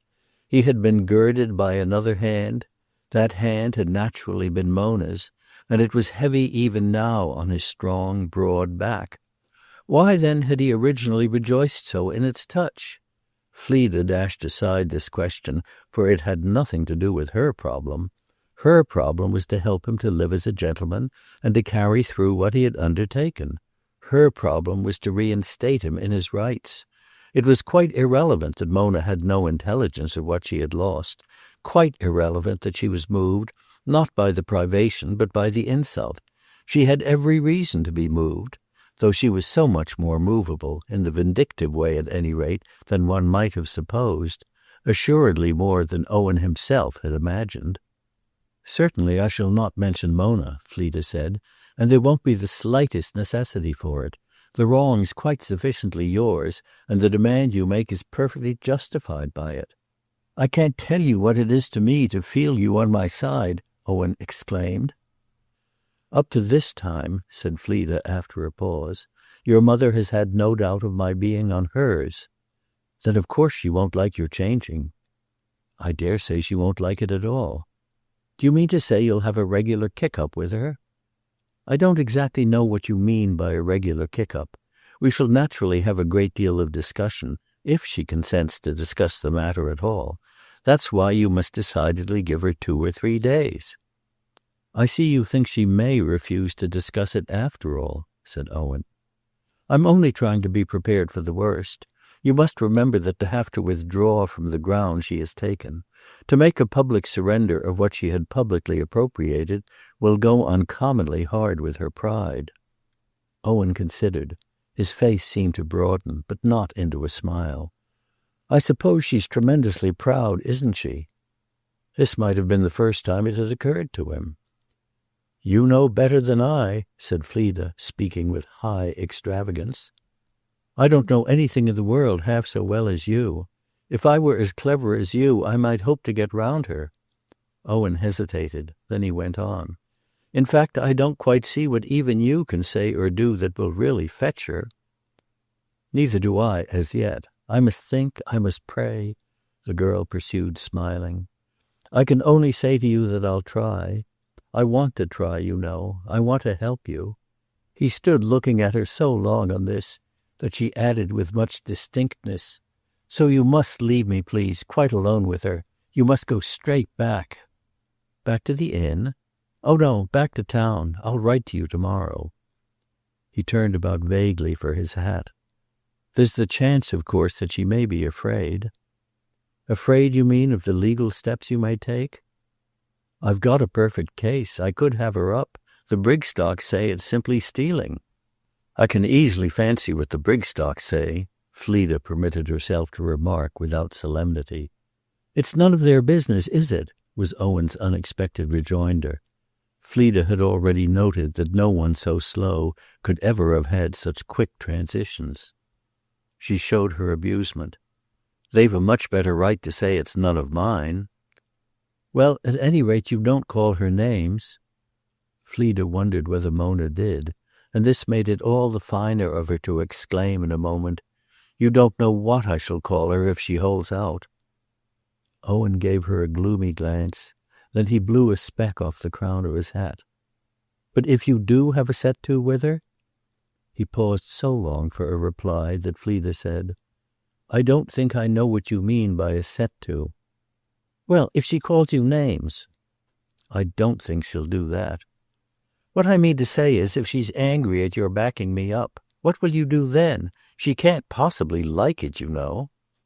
"She may very well not like it, but everything depends. I must see what I shall do. You mustn't worry about me." She spoke with decision, but Owen seemed still unsatisfied. "You won't go away, I hope?" "Go away?" If she does take it ill of you?" Fleda moved to the door and opened it. "I'm not prepared to say. You must have patience and see." "Of course I must," said Owen. "Of course, of course." But he took no more advantage of the open door than to say, "You want me to be off, and I'm off in a minute. Only, before I go, please answer me a question. If you should leave my mother, where would you go?" Fleda smiled again. "I haven't the least idea." "I suppose you'd go back to London." "I haven't the least idea," Fleda repeated. "You don't live anywhere in particular, do you?" the young man went on. He looked conscious as soon as he had spoken. She could see that he felt himself to have alluded more grossly than he meant to the circumstance of her having, if one were plain about it, no home of her own. He had meant it as an allusion of a tender sort to all she would sacrifice in the case of a quarrel with his mother, but there was indeed no graceful way of touching on that. One just couldn't be plain about it. Fleda, wound up as she was, shrank from any treatment at all of the matter, and she made no answer to his question. "I won't leave your mother," she said. "I'll produce an effect on her. I'll convince her absolutely." "I believe you will, if you look at her like that." She was wound up to such a height that there might well be a light in her pale, fine little face, a light that, while for all return at first she simply shone back at him, was intensely reflected in his own. "I'll make her see it, I'll make her see it," she rang out like a silver bell. She had at that moment a perfect faith that she should succeed, but it passed into something else when the next instant she became aware that Owen, quickly getting between her and the door she had opened, was sharply closing it, as might be said, in her face. He had done this before she could stop him, and he stood there with his hand on the knob and smiled at her strangely. Clearer than he could have spoken it was the sense of those seconds of silence. "When I got into this I didn't know you, and now that I know you, how can I tell you the difference? And she's so different, so ugly and vulgar in the light of this squabble. No, like you, I've never known one. It's another thing, it's a new thing altogether. Listen to me a little. Can't something be done?" It was what had been in the air in those moments at Kensington, and it only wanted words to be a committed act. The more reason, to the girl's excited mind, why it shouldn't have words. Her one thought was not to hear, to keep the act uncommitted. She would do this if she had to be horrid. "Please let me out, Mr. Gereth," she said, on which he opened the door with a hesitation so very brief that in thinking of these things afterwards, for she was to think of them forever, she wondered in what tone she could have spoken. They went into the hall where she encountered the parlour-maid, of whom she inquired whether Mrs. Gereth had come in. "No, miss, and I think she has left the garden. She has gone up the back road." In other words, they had the whole place to themselves. It would have been a pleasure, in a different mood, to converse with that parlour-maid. "Please open the house door," said Fleda. Owen, as if in quest of his umbrella, looked vaguely about the hall, looked even wistfully up the staircase, while the neat young woman complied with Fleda's request. Owen's eyes then wandered out of the open door. "I think it's awfully nice here," he observed. "I assure you I could do with it myself." "I should think you might, with half your things here. It's Poynton itself, almost. Good-bye, Mr. Gereth," Fleda added. Her intention had naturally been that the neat young woman, opening the front door, should remain to close it on the departing guest. That functionary, however, had acutely vanished behind a stiff flap of green baize which Mrs. Gereth had not yet had time to abolish. Fleda put out her hand, but Owen turned away. He couldn't find his umbrella. She passed into the open air. She was determined to get him out. And in a moment he joined her in the little plastered portico which had small resemblance to any feature of Poynton. It was, as Mrs. Gereth had said, like the portico of a house in Brompton. "Oh, I don't mean with all the things here," he explained in regard to the opinion he had just expressed. "I mean I could put up with it just as it was. It had a lot of good things, don't you think? I mean if everything was back at Poynton, if everything was all right." He brought out these last words with a sort of smothered sigh. Fleda didn't understand his explanation unless it had reference to another and more wonderful exchange, the restoration to the great house not only of its tables and chairs, but of its alienated mistress. This would imply the installation of his own life at Rick's, and obviously that of another person. Such another person could scarcely be Mona Brigstock. He put out his hand now, and once more she heard his unsounded words. "With everything patched up at the other place, I could live here with you. Don't you see what I mean?" Fleda saw perfectly, and with a face in which she flattered herself that nothing of this vision appeared, gave him her hand and said, "Goodbye, goodbye." Owen held her hand very firmly, and kept it even after an effort made by her to recover it, an effort not repeated, as she felt it best not to show she was flurried. That solution, of her living with him at Rick's, disposed of him beautifully, and disposed not less so of herself. It disposed admirably, too, of Mrs. Gereth. Fleda could only vainly wonder how it provided for poor Mona. While he looked at her, grasping her hand, she felt that now indeed she was paying for his mother's extravagance at Poynton. The vividness of that lady's public plea that little Fleda Vetch was the person to ensure the general peace. It was to that vividness poor Owen had come back, and if Mrs. Gereth had had more discretion, little Fleda Vetch wouldn't have been in a predicament. She saw that Owen had at this moment his sharpest necessity of speech, and so long as he didn't release her hand, she could only submit to him. Her defense would be perhaps to look blank and hard.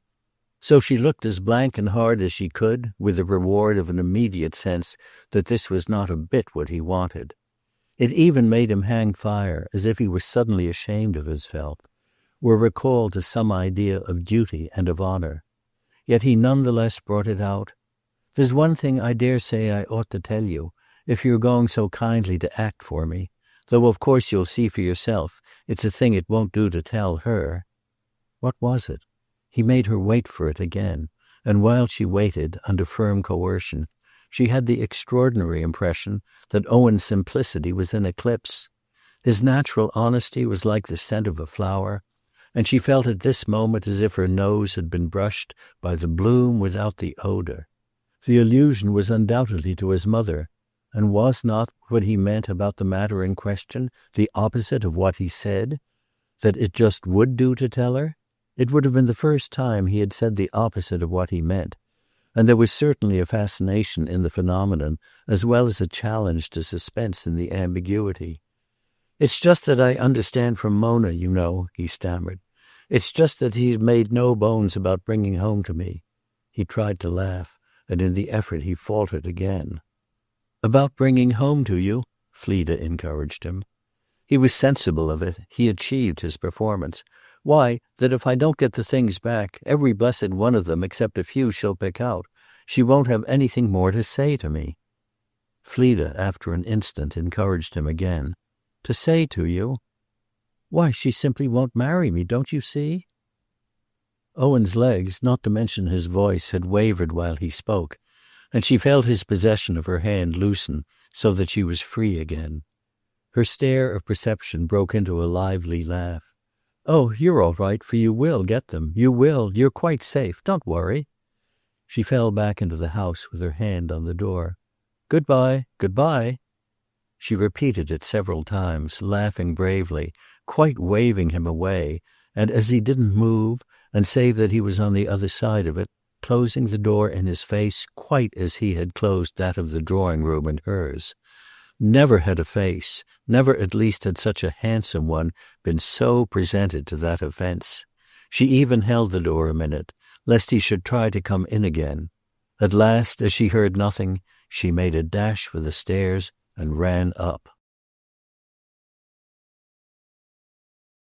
Chapter 9. In knowing a while before all she needed, she had been far from knowing as much as that. So that once upstairs, where, in her room, with her sense of danger and trouble, the age of Louis XVI suddenly struck her as wanting in taste and point, she felt she now for the first time knew her temptation. Owen had put it before her with an art beyond his own dream. Mona would cast him off if he didn't proceed to extremities. If his negotiation with his mother should fail, he would be completely free. That negotiation depended on a young lady to whom he had pressingly suggested the condition of his freedom, and as if to aggravate the young lady's predicament, designing fate had sent Mrs. Gereth, as the parlour-maid said, up the back road. This would give the young lady the more time to make up her mind that nothing should come of the negotiation. There would be different ways of putting the question to Mrs. Gereth, and Fleda might profitably devote the moments before her return to a selection of the way that would be most surely tantamount to failure. This selection indeed required no great adroitness. It was so conspicuous that failure would be the reward of an effective introduction of Mona. If that abhorred name should be properly invoked, Mrs. Gereth would resist to the death, and before envenomed resistance, Owen would certainly retire. His retirement would be into single life, and Fleda reflected that he had now gone away conscious of having practically told her so. She could only say, as she waited for the back road to disgorge, that she hoped it was a consciousness he enjoyed. There was something she enjoyed, but that was a very different matter. To know that she had become to him an object of desire gave her wings that she felt herself flutter in the air. It was like the rush of a flood into her own accumulations. These stored depths had been fathomless and still, but now, for half an hour in the empty house, they spread till they overflowed. He seemed to have made it right for her to confess to herself her secret. Strange, then, that there should be for him in return nothing that such a confession could make right. How could it make right that he should give up Mona for another woman? His attitude was a sorry appeal to Fleda to legitimate that. But he didn't believe it himself, and he had none of the courage of his perversity. She could easily see how wrong everything must be when a man so made to be manly was wanting in courage. She had upset him, as people called it, and he had spoken out from the force of the jar of finding her there. He had upset her too, heaven knew, but she was one of those who could pick themselves up. She had the real advantage, she considered, of having kept him from seeing she had been overthrown. She had, moreover, at present completely recovered her feet, though there was in the intensity of the effort required to do so a vibration which throbbed away into an immense allowance for the young man. How could she after all know what, in the disturbance wrought by his mother, Mona's relations with him might have become?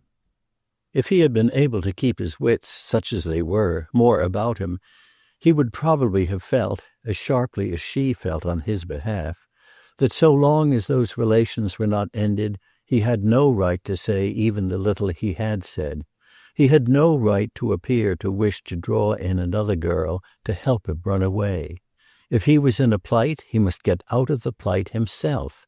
He must get out of it first, and anything he should have to say to anyone else must be deferred and detached. She herself, at any rate, it was her own case that was in question, couldn't dream of assisting him, save in the sense of their common honor. She could never be the girl to be drawn in. She could never lift her finger against Mona. There was something in her that would make it a shame to her forever to avoid her happiness to an interference. It would seem intolerably vulgar to her to have ousted the daughter of the Brigstocks, and merely to have abstained even wouldn't assure her she had been straight. Nothing was really straight, but to justify her little pensioned presence by her use, and now, won over as she was to heroism, she could see her use only as some high and delicate deed. She couldn't, in short, do anything at all unless she could do it with a kind of pride, and there would be nothing to be proud of in having arranged for poor Owen to get off easily. Nobody had a right to get off easily from pledges so deep and so sacred. How could Fleda doubt that they had been tremendous when she knew so well what any pledge of her own would be? If Mona was so formed that she could hold such vows light, that was Mona's peculiar business. To have loved Owen, apparently, and yet to have loved him only so much, only to the extent of a few tables and chairs, was not a thing she could so much as try to grasp. Of a different manner of loving, she was herself ready to give an instance of which the beauty indeed would not be generally known. It would not, perhaps, if revealed, be generally understood, inasmuch as the effect of the particular pressure she proposed to exercise would be, should success attend it, to keep him tied to an affection that had died a sudden and violent death. Even in the ardour of her meditation, Fleda remained in sight of the truth that it would be an odd result of her magnanimity to prevent her friend's shaking off a woman he disliked. If he didn't dislike Mona, what was the matter with him? And if he did, Fleda asked, what was the matter with her own silly self? Our young lady met this branch of the temptation, it pleased her frankly to recognize, by declaring that to encourage any such cruelty would be tortuous and base. She had nothing to do with his dislikes. She had only to do with his good nature and his good name. She had joy of him just as he was, but it was of these things that she had the greatest. The worst aversion and the liveliest reaction wouldn't alter the fact, since one was facing facts, that but the other day his strong arms must have clasped a remarkably handsome girl as close as she had permitted. Fleda's emotion at this time was a wondrous mixture, in which Mona's permissions and Mona's beauty figured powerfully as aids to reflection. She herself had no beauty, and her permissions were the stony stare she had just practised in the drawing-room, a consciousness of a kind appreciably to add to the particular sense of triumph that made her generous. I may not perhaps too much diminish the merit of that generosity if I mention that it could take the flight we are considering just because really, with the telescope of her long thought, Fleda saw what might bring her out of the wood. Mona herself would bring her out. At least, Mona possibly might. Deep down plunged the idea that even should she achieve what she had promised Owen, there was still the contingency of Mona's independent action. She might by that time, under stress of temper or of whatever it was that was now moving her, have said or done the things there was no patching up. If the rupture should come from Waterbath, they might all be happy yet. This was the calculation that Fleda wouldn't have committed to paper, but it affected the total of her sentiments. She was meanwhile so remarkably constituted that while she refused to profit by Owen's mistake, even while she judged it and hastened to cover it up, she could drink a sweetness from it that consorted little with her wishing it mightn't have been made. There was no harm done, because he had instinctively known, poor dear, with whom to make it, and it was a compensation for seeing him worried that he hadn't made it with some horrid, mean girl who would immediately have dished him by making a still bigger one. Their protected error, for she indulged a fancy that it was hers too, was like some dangerous, lovely, living thing that she had caught and could keep vivid and helpless in the cage of her own passion and look at and talk to all day long. She had got it well locked up there by the time that from an upper window she saw Mrs. Gereth again in the garden. At this she went down to meet her. Chapter 10. Fleda's line had been taken. Her word was quite ready. On the terrace of the painted pots she broke out before her interlocutress could put a question. His errand was perfectly simple. He came to demand that you shall pack everything straight up again and send it back as fast as the railway will carry it. The back road had apparently been fatigued to Mrs. Gereth. She rose there rather white and wan with her walk. A certain sharp thinness was in her ejaculation of, "Oh," after which she glanced about her for a place to sit down.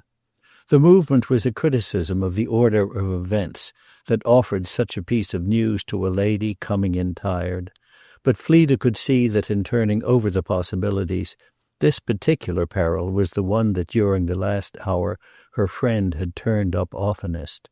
At the end of the short grey day, which had been moist and mild, the sun was out, the terrace looked to the south, and a bench, formed as to legs and arms of iron representing knotted boughs, stood against the warmest wall of the house.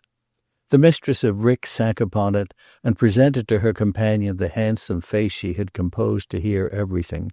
Strangely enough, it was just this fine vessel of her attention that made the girl most nervous about what she must drop in. "Quite a demand, dear, is it?" asked Mrs. Gereth, drawing in her cloak. "Oh, that's what I should call it," Fleda laughed, to her own surprise. "I mean with the threat of enforcement and that sort of thing." "Distinctly with the threat of enforcement. What would be called, I suppose, coercion." "What sort of coercion?" said Mrs. Gereth. "Why, legal, don't you know? What he calls setting the lawyers at you." "Is that what he calls it?" She seemed to speak with disinterested curiosity. "That's what he calls it," said Fleda. Mrs. Gereth considered an instant. "Oh, the lawyers!" she exclaimed lightly. Seated there almost cosily in the reddening winter sunset, only with her shoulders raised a little and her mantle tightened as if from a slight chill, she had never yet looked to Fleda so much in possession, nor so far from meeting unsuspectedness halfway. "Is he going to send them down here?" "I dare say he thinks it may come to that." "The lawyers can scarcely do the packing," Mrs. Gereth playfully remarked. "I suppose he means them, in the first place at least, to try to talk you over." "In the first place, eh? And what does he mean in the second?" Fleda hesitated. She had not foreseen that so simple an inquiry could disconcert her. "I'm afraid I don't know." "Didn't you ask?" Mrs. Gereth spoke as if she might have said, "What then were you doing all the while?" "I didn't ask very much," said her companion. "He has been gone some time. The great thing seemed to be to understand clearly that he wouldn't be content with anything less than what he mentioned." "My just giving everything back?" "Your just giving everything back." "Well, darling, what did you tell him?" Mrs. Gereth blandly inquired. Fleda faltered again, wincing at the term of endearment, at what the words took for granted, charged with the confidence she now had committed herself to betray. "I told him I would tell you." She smiled, but she felt that her smile was rather hollow, and even that Mrs. Gereth had begun to look at her with some fixedness. "Did he seem very angry?" "He seemed very sad. He takes it very hard," Fleda added. "And how does she take it?" "Ah, that I felt a delicacy about asking." "So you didn't ask?" The words had the note of surprise.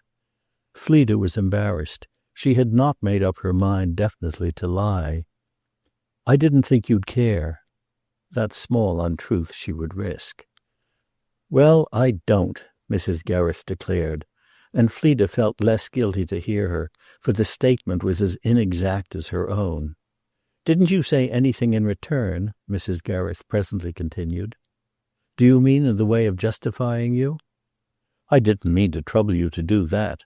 My justification," said Mrs. Gereth, sitting there warmly, and, in the lucidity of her thought, which nevertheless hung back a little, dropping her eyes on the gravel, "my justification was all the past. My justification was the cruelty." But at this, with a short, sharp gesture, she checked herself.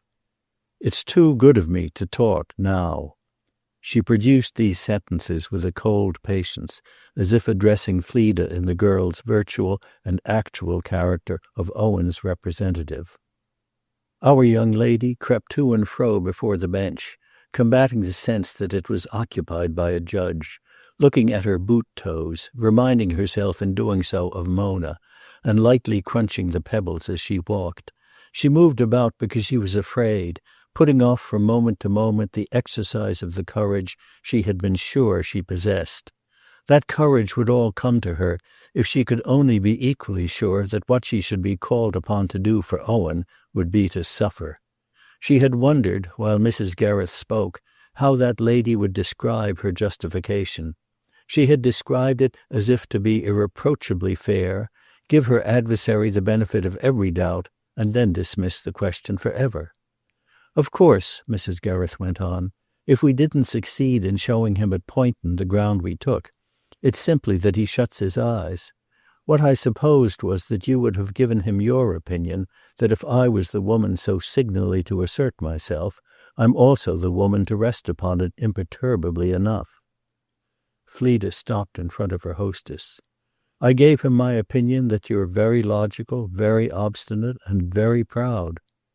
"Quite right, my dear. I'm a rank bigot about that sort of thing." And Mrs. Gereth jerked her head at the contents of the house. "I've never denied it.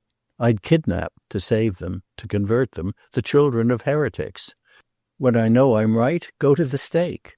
Oh, he may burn me alive," she cried with a happy face. "Did he abuse me?" she then demanded. Fleda had remained there, gathering in her purpose. "How little you know him." Mrs. Gereth stared, then broke into a laugh that her companion had not expected. "Ah, my dear, certainly not so well as you." The girl at this turned away again.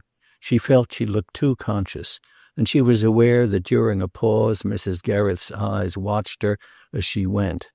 She faced about afresh to meet them, but what she met was a question that reinforced them.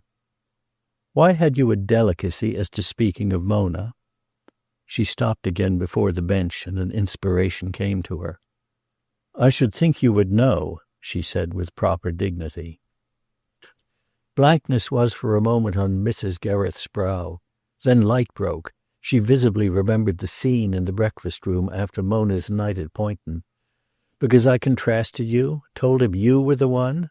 Her eyes looked deep. "You were. You are still." Fleda gave a bold, dramatic laugh. "Thank you, my love, with all the best things at Rick's."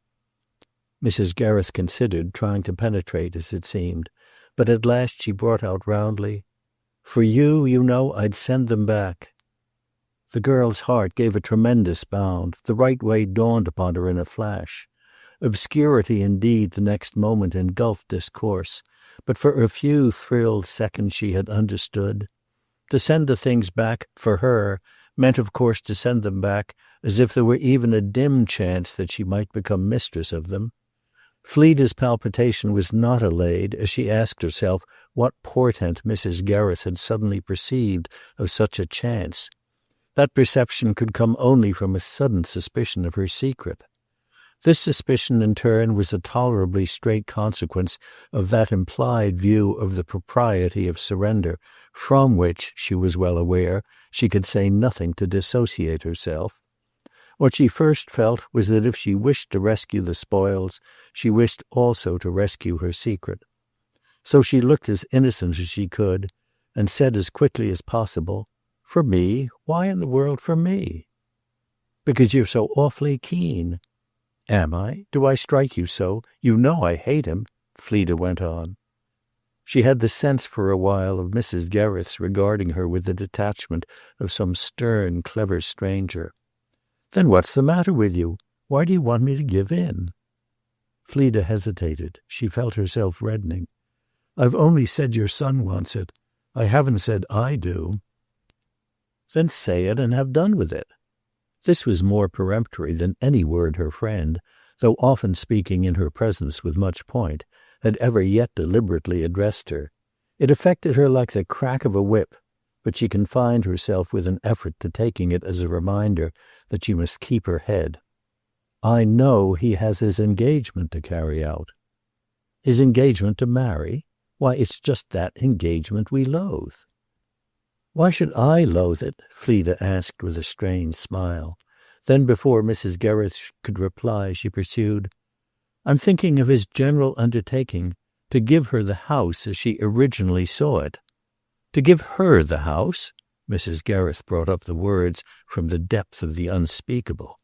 The effect was like the moan of an autumn wind. It was in the power of such an image to make her turn pale. "I'm thinking," Fleda continued, "of the simple question of his keeping faith on an important clause of his contract. It doesn't matter whether it's with a stupid person or with a monster of cleverness. I'm thinking of his honor and his good name." "The honor and good name of a man you hate?" "Certainly," the girl resolutely answered. "I don't see why you should talk as if one had a petty mind. You don't think so. It's not on that assumption you've ever dealt with me. I can do your son justice, as he put his case to me." "Ah, then he did put his case to you?" Mrs. Gereth exclaimed with an accent of triumph. "You seemed to speak just now as if really nothing of any consequence had passed between you." Something always passes when one has a little imagination, our young lady declared. I take it you don't mean that Owen has any, Mrs. Gereth cried with her large laugh. Fleda was silent for a moment. No, I don't mean that Owen has any, she returned at last. Why is it you hate him so? Her hostess abruptly put to her. Should I love him for all he has made you suffer? Mrs. Gereth slowly rose at this, and coming over the walk, took her young friend to her breast and kissed her. She then passed into one of Fleda's, an arm perversely and imperiously sociable. Let us move a little, she said, holding her close and giving a slight shiver. They strolled along the terrace, and she brought out another question. He was eloquent then, poor dear. He poured forth the story of his wrongs. Fleda smiled down at her companion, who, cloaked and perceptibly bowed, leaned on her heavily and gave her an odd, unwanted sense of age and cunning. She took refuge in an evasion. He couldn't tell me anything that I didn't know pretty well already. It's very true you know everything. No, dear, you haven't a petty mind. You've a lovely imagination, and you're the nicest creature in the world. If you were inane like most girls, like every one in fact, I would have insulted you, I would have outraged you, and then you would have fled from me in terror. No, now that I think of it, Mrs. Gereth went on, you wouldn't have fled from me. Nothing, on the contrary, would have made you budge.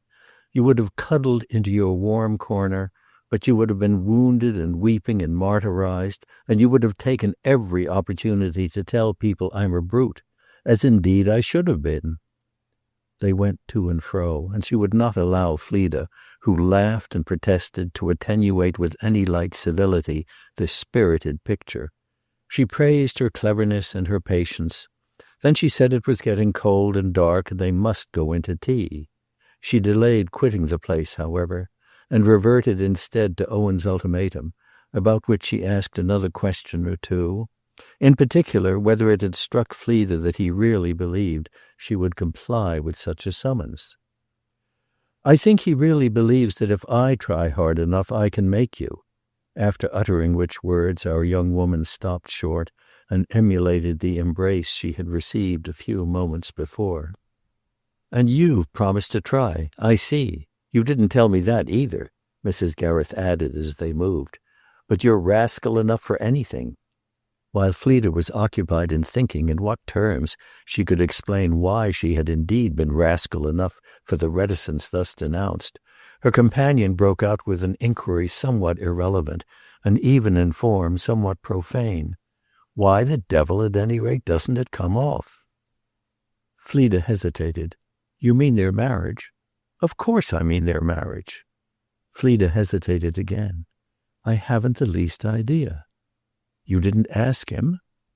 Oh, how in the world can you fancy? She spoke in a shocked tone. Fancy your putting a question so indelicate? I should have put it, I mean in your place, but I'm quite coarse, thank God.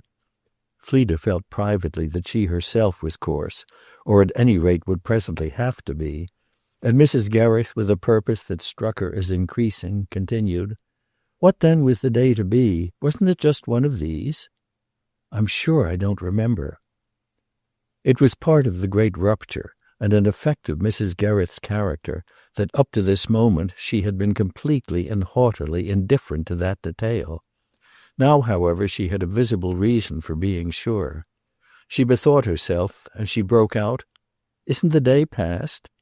Then stopping short, she added, Upon my word, they must have put it off. As Fleda made no answer to this, she sharply pursued, Have they put it off? I haven't the least idea, said the girl. Her hostess was again looking at her hard. Didn't he tell you? Didn't he say anything about it? Fleda, meanwhile, had had time to make her reflections, which were, moreover, the continued throb of those that had occupied the interval between Owen's departure and his mother's return. If she should now repeat his words, this wouldn't at all play the game of her definite vow. It would only play the game of her little gagged and blinded desire. She could calculate well enough the result of telling Mrs. Gereth how she had had it from Owen's troubled lips, that Mona was only waiting for the restitution and would do nothing without it. The thing was to obtain the restitution without imparting that knowledge. The only way also not to impart it was not to tell any truth at all about it, and the only way to meet this last condition was to reply to her companion as she presently did. "He told me nothing whatever. He didn't touch on the subject." "Not in any way?" "Not in any way." Mrs. Gereth watched Fleda and considered. "You haven't any idea if they are waiting for the things?" "How should I have? I'm not in their councils." "I dare say they are, or that Mona is." Mrs. Gereth reflected again. She had a bright idea. "If I don't give in, I'll be hanged if she'll not break it off." "She'll never, never break off," said Fleda. "Are you sure?" "I can't be sure, but it's my belief." "Derived from him?" The girl hung fire a few seconds. "Derived from him." Mrs. Gereth gave her a long last look, then turned abruptly away. "It's an awful bore you didn't really get it out of him. Well, come to tea," she added rather dryly, passing straight into the house. Chapter 11. The sense of her dryness, which was ominous of a complication, made Fleda, before complying, linger a little on the terrace. She felt the need, moreover, of taking breath after such a flight into the cold air of denial. When at last she rejoined Mrs. Gereth, she found her erect before the drawing-room fire. Their tea had been set out in the same quarter, and the mistress of the house, for whom the preparation of it was in general a high and undelegated function, was in an attitude to which the hissing urn made no appeal. This omission, for Fleda, was such a further sign of something to come, that to disguise her apprehension she immediately and without apology took the duty in hand, only, however, to be promptly reminded that she was performing it confusedly and not counting the journeys of the little silver shovel she emptied into the pot. "Not 5, my dear, the usual 3, said her hostess with the same reserve, watching her then in silence while she clumsily corrected her mistake. The tea took some minutes to draw, and Mrs. Gereth availed herself of them suddenly to exclaim, "You haven't yet told me, you know, how it is you propose to make me." "Give everything back?" Fleda looked into the pot again and uttered her question with a briskness that she felt to be a trifle overdone. "Why, by putting the question well before you, by being so eloquent that I shall persuade you, shall act upon you, by making you sorry for having gone so far," she said boldly. "By simply and earnestly asking it of you, in short, and by reminding you at the same time that it's the first thing I have ever so asked. Oh, you've done things for me, endless and beautiful things," she exclaimed, "but you've done them all from your own generous impulse. I've never so much as hinted to you to lend me a postage stamp." "Give me a cup of tea," said Mrs. Gereth. A moment later, taking the cup, she replied, "No, you've never asked me for a postage stamp." "That gives me a pull," Fleda returned with a smile. "Puts you in the situation of expecting that I shall do this thing just simply to oblige you?" The girl hesitated. "You said a while ago that for me you would do it." "For you, but not for your eloquence. Do you understand what I mean by the difference?" Mrs. Gereth asked as she stood stirring her tea. Fleda, to postpone answering, looked round, while she drank it, at the beautiful room. "I don't in the least like, you know, your having taken so much. It was a great shock to me on my arrival here to find you had done so." "Give me some more tea," said Mrs. Gereth, and there was a moment's silence as Fleda poured another cup. "If you were shocked, my dear, I'm bound to say you concealed your shock." "I know I did. I was afraid to show it." Mrs. Gereth drank off her second cup. "And you're not afraid now?" "No, I'm not afraid now." "What has made the difference?" "I pulled myself together." Fleda paused. Then she added, "And I've seen Mr. Owen." "You've seen Mr. Owen," Mrs. Gereth concurred. She put down her cup and sank into a chair, in which she leaned back, resting her head and gazing at her young friend. Yes, I did tell you a while ago that for you I'd do it, but you haven't told me yet what you'll do in return." Fleda thought an instant. "Anything in the wide world you may require." "Oh, anything is nothing at all. That's too easily said."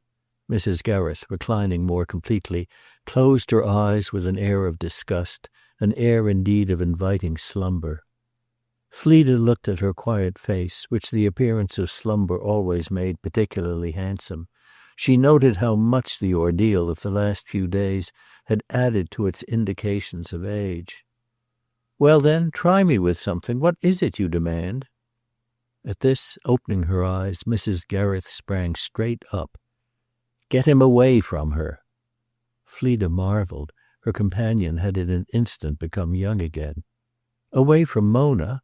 How in the world—" "By not looking like a fool," cried Mrs. Gereth very sharply. She kissed her, however, on the spot to make up for this roughness, and with an officious hand took off the hat which, on coming into the house, our young lady had not removed. She applied a friendly touch to the girl's hair and gave a businesslike pull to her jacket. "I say, don't look like an idiot because you happen not to be one, not the least bit. I'm idiotic. I've been so, I've just discovered, ever since our first days together. I've been a precious donkey, but that's another affair." Fleda, as if she humbly assented, went through no form of controverting this. She simply stood passive to her companion's sudden refreshment of the charms of her person. "How can I get him away from her?" she presently demanded. "By letting yourself go." "By letting myself go?" She spoke mechanically, still more like an idiot, and felt as if her face flamed out the insincerity of her question. It was vividly back again, the vision of the real way to act on Mrs. Gereth. This lady's movements were now rapid. She turned off from her as quickly as she had seized her, and Fleda sat down to steady herself for full responsibility. Her hostess, without taking up her ejaculation, gave a violent poke at the fire and then faced her again. "You've done two things then today, haven't you? That you've never done before. One has been asking me for the service or favor or concession, whatever you call it, that you just mentioned. The other has been telling me, certainly too for the first time, an immense little fib." "An immense little fib?" Fleda felt weak. She was glad of the support of her seat. "An immense big one, then," said Mrs. Gereth irritatedly. "You don't in the least hate Owen, my darling. You care for him very much. In fact, my own, you're in love with him. There!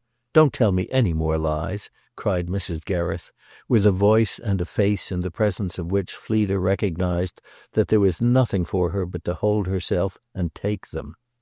When once the truth was out, it was out, and she could see more and more every instant that it would be the only way. She accepted therefore what had to come. She leaned back her head and closed her eyes, as her companion had done just before. She would have covered her face with her hands, but for the still greater shame. "Oh, you're a wonder," said Mrs. Gereth. "You're magnificent, and I was right, as soon as I saw you, to pick you out and trust you." Fleda closed her eyes tighter at this last word, but her friend kept it up. "I never dreamed of it till a while ago, when, after he had come and gone, we were face to face. Then something stuck out of you. It strongly impressed me, and I didn't know at first quite what to make of it. It was that you had just been with him, and that you were not natural to me," she added with a smile. "I pricked my ears up, and all that this might mean dawned upon me when you said you would ask nothing about Mona. It put me on the scent, but I didn't show you, did I? I felt it was in you, deep down, and that I must draw it out. Well, I have drawn it, and it's a blessing. Yesterday, when you shed tears at breakfast, I was awfully puzzled. What has been the matter with you all the while?" "Why, Fleda, it isn't a crime. Don't you know that?" cried the delighted woman. "When I was a girl I was always in love, and not always with such nice people as Owen. I didn't behave as well as you. Compared with you I think I must have been odious. But if you're proud and reserved, it's your own affair. I'm proud too, though I'm not reserved. That's what spoils it. I'm stupid, above all. That's what I am. So dense that I really blush for it. However, no one but you could have deceived me. If I trusted you, moreover, it was exactly to be cleverer than myself. You must be so now, more than ever." Suddenly Fleda felt her hands grasped. Mrs. Gereth had plumped down at her feet and was leaning on her knees. "Save him, save him! You can!" she passionately pleaded. "How could you not like him when he's such a dear? He is a dear, darling. There's no harm in my own boy. You can do what you will with him. You know you can. What else does he give us all this time for? Get him away from her. It's as if he besought you to, poor wretch. Don't abandon him to such a fate, and I'll never abandon you. Think of him with that creature, that future. If you'll take him, I'll give up everything. There, it's a solemn promise, the most sacred of my life. Get the better of her, and he shall have every stick I removed. Give me your word, and I'll accept it. I'll write for the Packers tonight." Fleda, before this, had fallen forward on her companion's neck, and the two women, clinging together, had got up, while the younger wailed on the other's bosom. "You smooth it down because you see more in it than there can ever be. But after my hideous double game, how will you be able to believe in me again?" "I see in it simply what must be, if you've a single spark of pity. Where on earth was the double game when you behaved like such a saint? You've been beautiful, you've been exquisite, and all our trouble is over." Fleda, drying her eyes, shook her head ever so sadly. "No, Mrs. Gereth, it isn't over. I can't do what you ask. I can't meet your condition." Mrs. Gereth stared. The cloud gathered in her face again. "Why in the name of goodness, when you adore him? I know what you see in him," she declared in another tone. "You're quite right." Fleda gave a faint, stubborn smile. "He cares for her too much." "Then why doesn't he marry her? He's giving you an extraordinary chance." "He doesn't dream I've ever thought of him," said Fleda. "Why should he if you didn't?" "It wasn't me you were in love with, my duck." Then Mrs. Gereth added, "I'll go and tell him." "If you do any such thing you shall never see me again, absolutely, literally never." Mrs. Gereth looked hard at her young friend, betraying that she saw she must believe her. "Then you're perverse, you're wicked. Will you swear he doesn't know?" "Of course he doesn't know," cried Fleda indignantly. Her interlocutress was silent a little. "And that he has no feeling on his side?" "For me?" Fleda stared. "Before he has even married her?" Mrs. Gereth gave a sharp laugh at this. "He ought at least to appreciate your wit. Oh, my dear, you are a treasure. Doesn't he appreciate anything? Has he given you absolutely no symptom? Not offered a look? Not breathed a sigh?" "The case," said Fleda coldly, "is as I've had the honor to state it." "Then he's as big a donkey as his mother. But you know you must account for their delay," Mrs. Gereth remarked. "Why must I?" Fleda asked after a moment. "Because you were closeted with him here so long. You can't pretend at present, you know, not to have any art." The girl hesitated an instant. She was conscious that she must choose between two risks. She had had a secret, and the secret was gone. Owen had one, which was still unbruised, and the greater risk now was that his mother should lay her formidable hand upon it. All Fleda's tenderness for him moved her to protect it. So she faced the smaller peril. "Their delay," she brought herself to reply, "may perhaps be Mona's doing. I mean because he has lost her the things." Mrs. Gereth jumped at this. "So that she'll break altogether if I keep them?" Fleda winced. "I've told you what I believe about that. She'll make scenes and conditions, she'll worry him, but she'll hold him fast, she'll never give him up." Mrs. Gereth turned it over. "Well, I'll keep them to try her," she finally pronounced, at which Fleda felt quite sick, as if to have given everything and got nothing.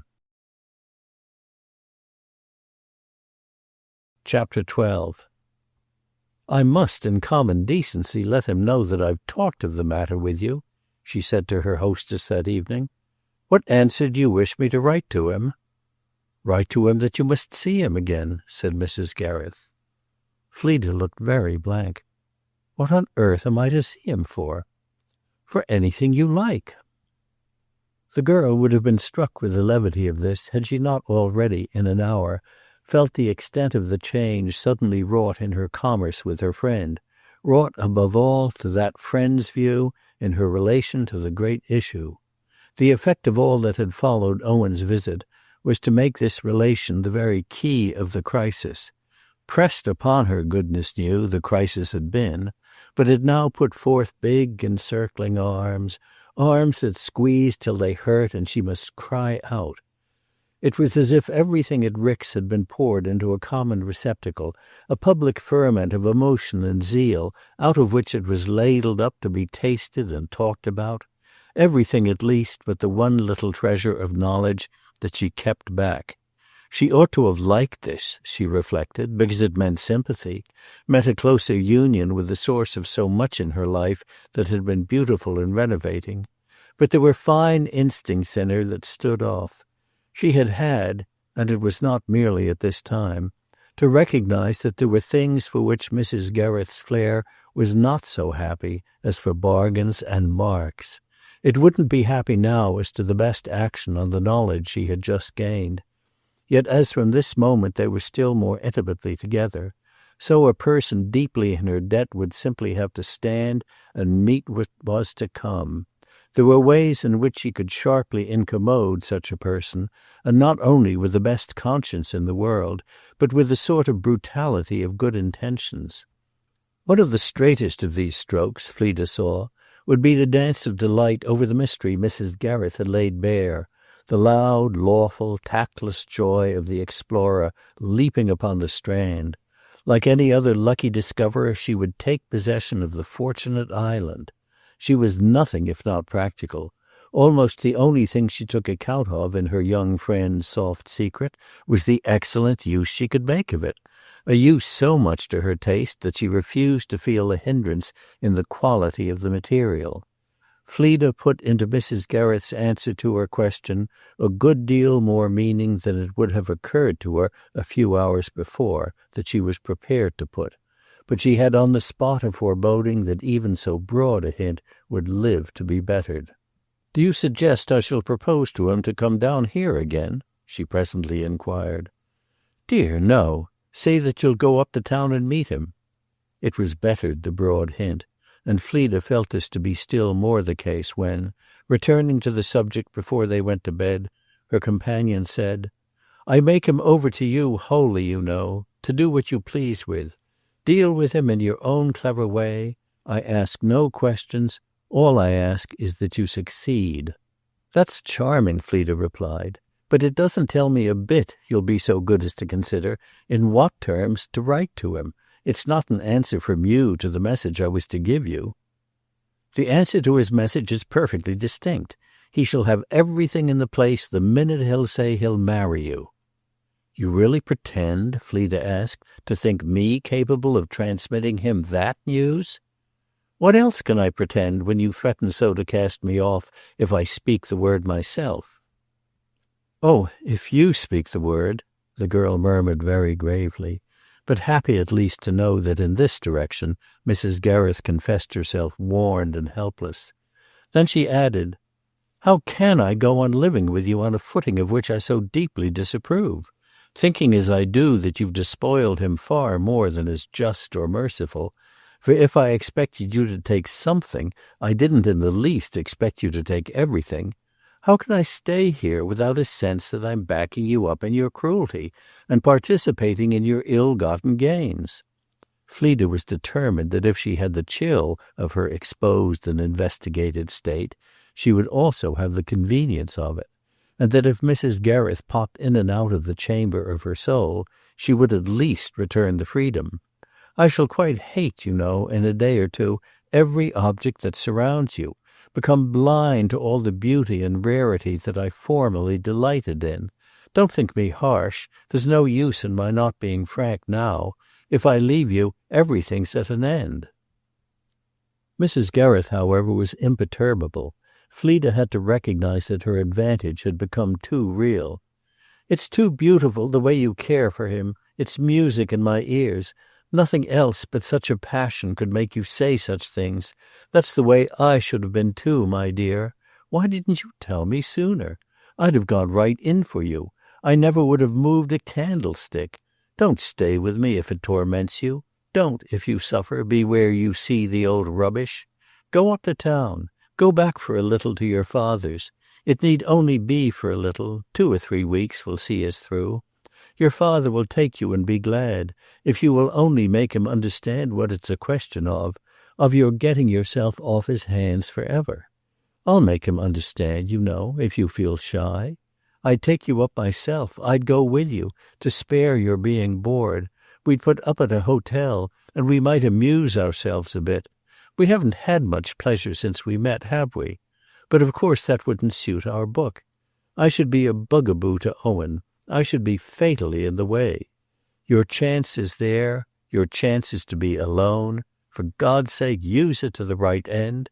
If you're in want of money, I've a little I can give you. But I ask no questions, not a question as small as your shoe." She asked no questions, but she took the most extraordinary things for granted. Fleda felt this still more at the end of a couple of days. On the second of these our young lady wrote to Owen. Her emotion had to a certain degree cleared itself.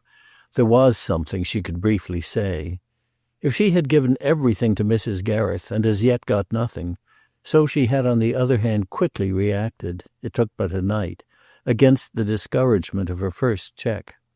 Her desire to serve him was too passionate, the sense that he counted upon her too sweet. These things caught her up again and gave her a new patience and a new subtlety. It shouldn't really be for nothing that she had given so much. Deep within her burned again the resolve to get something back. So what she wrote to Owen was simply that she had had a great scene with his mother, but that he must be patient and give her time. It was difficult, as they both had expected, but she was working her hardest for him. She had made an impression. She would do everything to follow it up. Meanwhile, he must keep intensely quiet and take no other steps.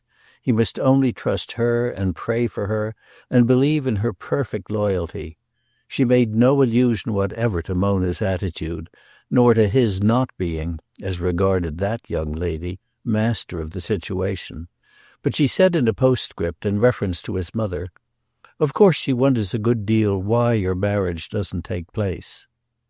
After the letter had gone, she regretted having used the word loyalty. There were 2 or 3 milder terms which she might as well have employed. The answer she immediately received from Owen was a little note of which she met all the deficiencies by describing it to herself as pathetically simple, but which, to prove that Mrs. Gereth might ask as many questions as she liked, she at once made his mother read. He had no art with his pen, he had not even a good hand, and his letter, a short profession of friendly confidence, consisted of but a few familiar and colourless words of acknowledgment and assent. The gist of it was that he would certainly, since Miss Vetch recommended it, not hurry mamma too much.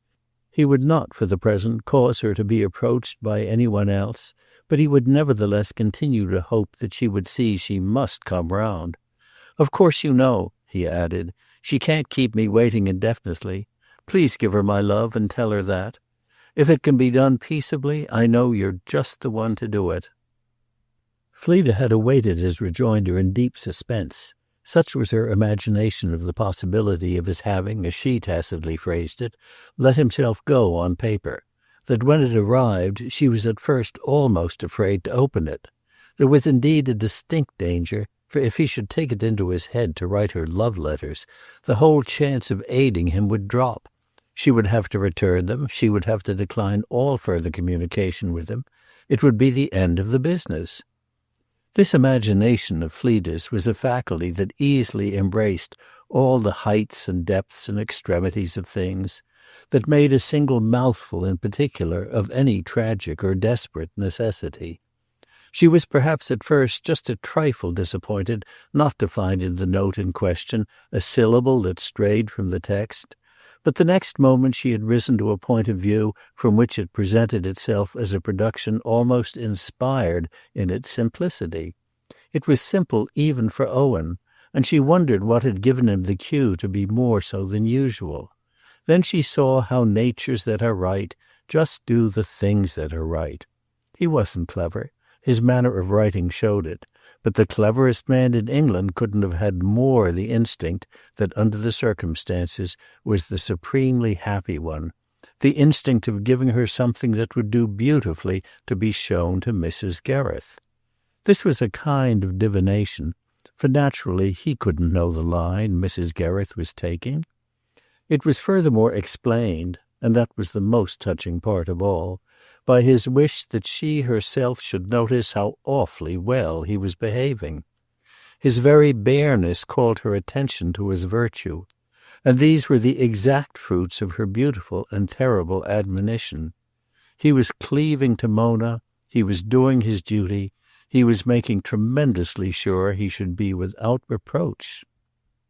If Fleda handed this communication to her friend as a triumphant gauge of the innocence of the young man's heart, her elation lived but a moment after Mrs. Gereth had pounced upon the telltale spot in it.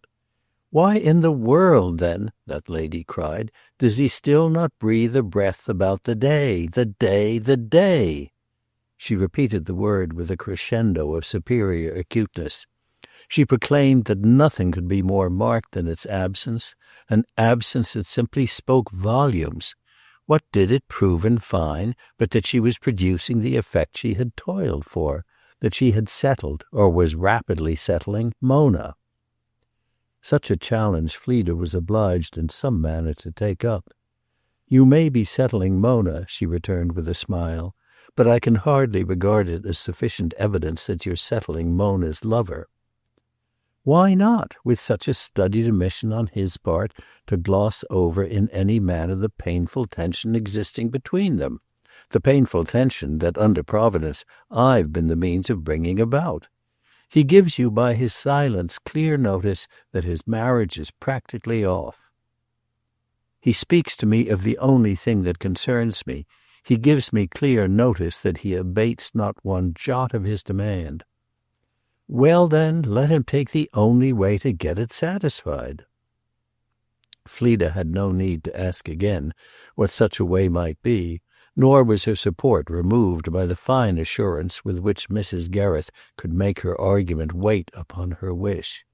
These days, which dragged their length into a strange, uncomfortable fortnight, had already borne more testimony to that element than all the other time the two women had passed together.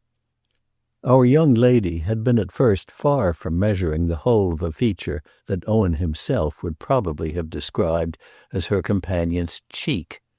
She lived now in a kind of bath of boldness, felt as if a fierce light poured in upon her from windows opened wide, and the singular part of the ordeal was that she couldn't protest against it fully without incurring even to her own mind some reproach of ingratitude, some charge of smallness. If Mrs. Gereth's apparent determination to hustle her into Owen's arms was accompanied with an air of holding her dignity rather cheap, this was after all only as a consequence of her being held in respect to some other attributes rather dear. It was a new version of the old story of being kicked upstairs. The wonderful woman was the same woman who, in the summer, at Poynton, had been so puzzled to conceive why a good-natured girl shouldn't have contributed more to the personal rout of the Brigstocks, shouldn't have been grateful even for the handsome puff of Fleda Vetch. Only her passion was keener now, and her scruple more absent. The fight made a demand upon her, and her pugnacity had become one with her constant habit of using such weapons as she could pick up. She had no imagination about anybody's life, save on the side she bumped against.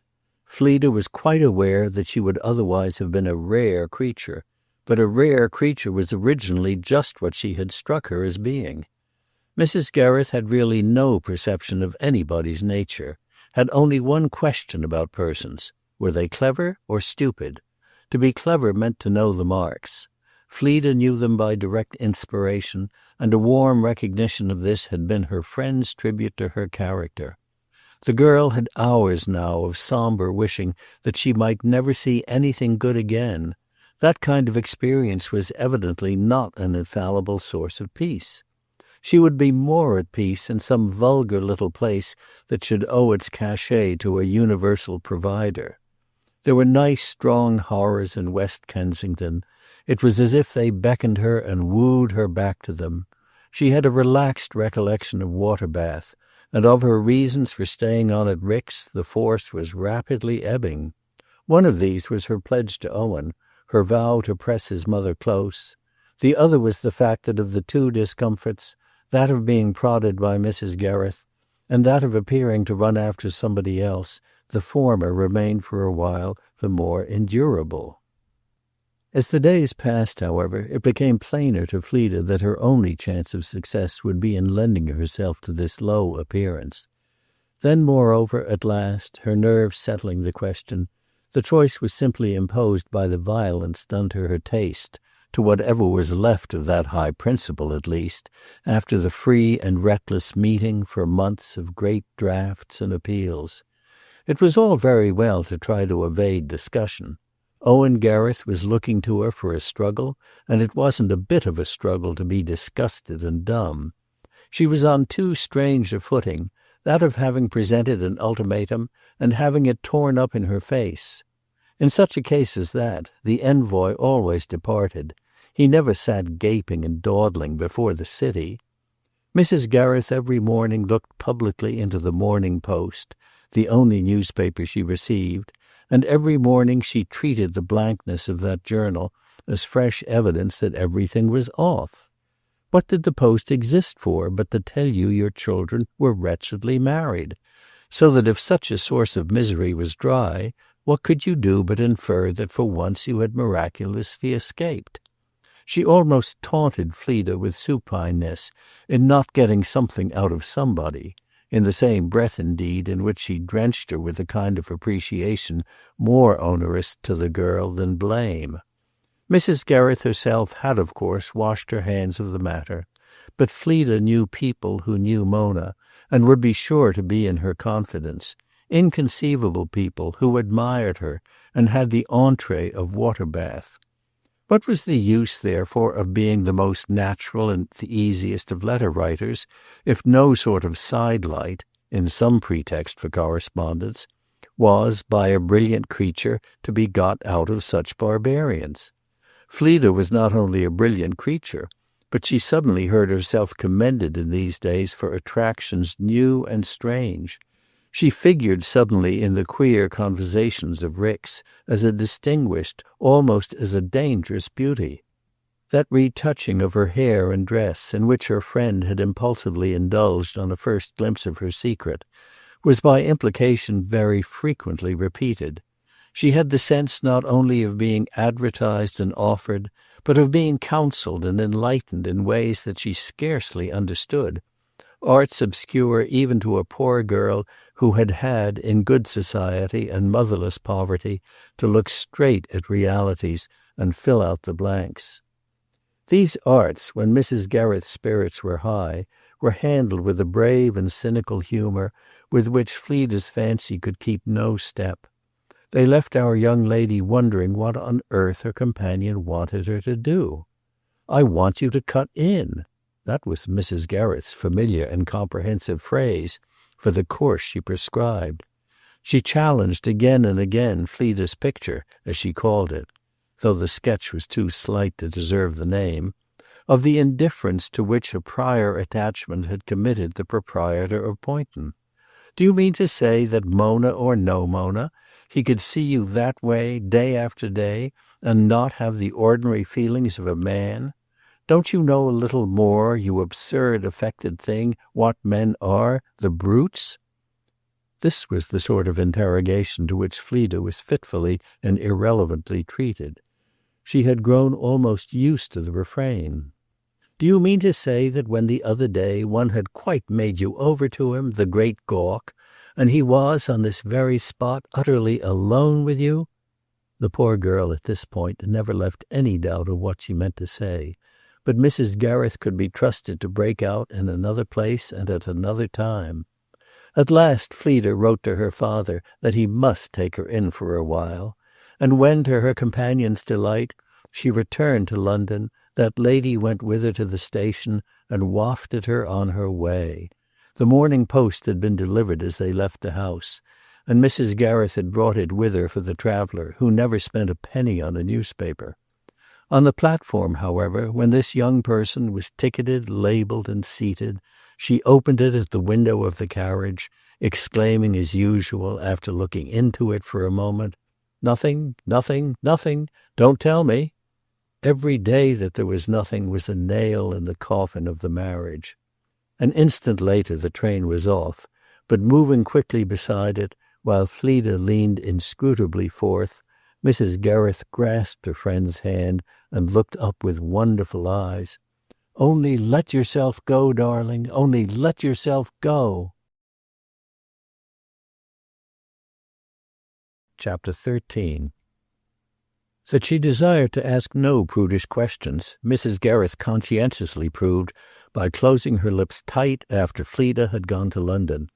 No letter from Rix arrived at West Kensington, and Fleda, with nothing to communicate that could be to the taste of either party, forbore to open a correspondence.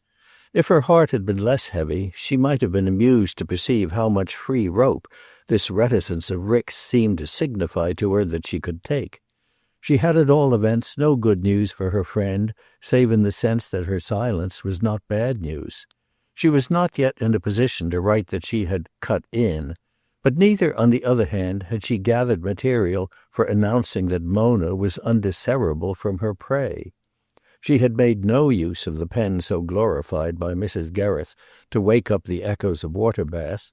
She had sedulously abstained from inquiring what, in any quarter, far or near, was said or suggested or supposed. She only spent a matutinal penny on the Morning Post. She only saw on each occasion that inspired sheet had as little to say about the imminence as about the abandonment of certain nuptials. It was at the same time obvious that Mrs. Gereth triumphed on these occasions much more than she trembled, and that with a few such triumphs repeated she would cease to tremble at all. What was most manifest, however, was that she had had a rare preconception of the circumstances that would have ministered, had Fleda been disposed, to the girl's cutting in. It was brought home to Fleda that these circumstances would have particularly favoured intervention. She was quickly forced to do them a secret justice. One of the effects of her intimacy with Mrs. Gereth was that she had quite lost all sense of intimacy with anyone else. The lady of Rix had made a desert round her, possessing and absorbing her so utterly that other partakers had fallen away. Hadn't she been admonished, months before, that people considered they had lost her and were reconciled on the whole to the privation? Her present position in the great unconscious town defined itself as obscure. She regarded it at any rate with eyes suspicious of that lesson. She neither wrote notes nor received them. She indulged in no reminders nor knocked at any doors. She wandered vaguely in the western wilderness, or cultivated shy forms of that household art for which she had had a respect before tasting the bitter tree of knowledge. Her only plan was to be as quiet as a mouse, and when she failed in the attempt to lose herself in the flat suburb, she felt like a lonely fly crawling over a dusty chart. How had Mrs. Gereth known in advance that if she had chosen to be vile, that was what Fleda called it, everything would happen to help her? Especially the way her poor father, after breakfast, doddered off to his club, showing 70 when he was really 57, and leaving her richly alone for the day. He came back about midnight, looking at her very hard, and not risking long words, only making her feel by inimitable touches that the presence of his family compelled him to alter all his hours. She had in their common sitting-room the company of the objects he was fond of saying he had collected.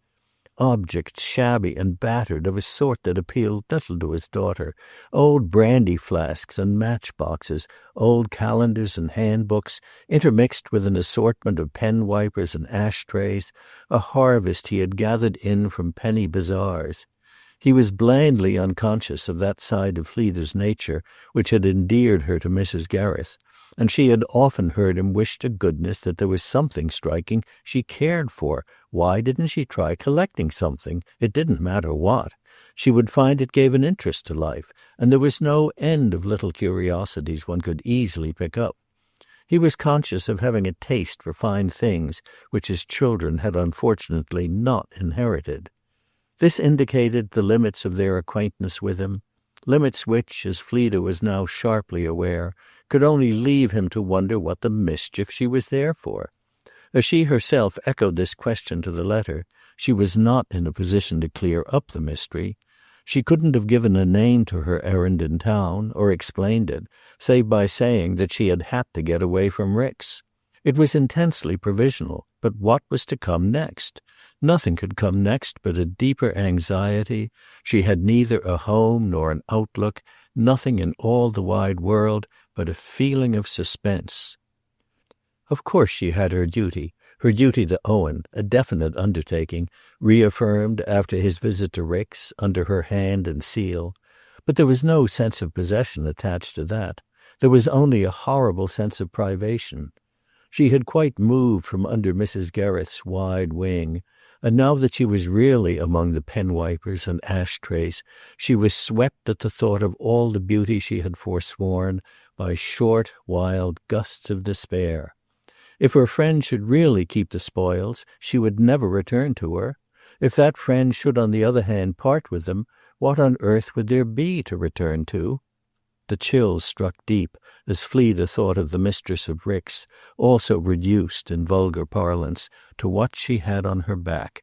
There was nothing to which she could compare such an image but her idea of Marie Antoinette in the conciergerie, or perhaps the vision of some tropical bird, the creature of hot, dense forests, dropped on a frozen moor to pick up a living.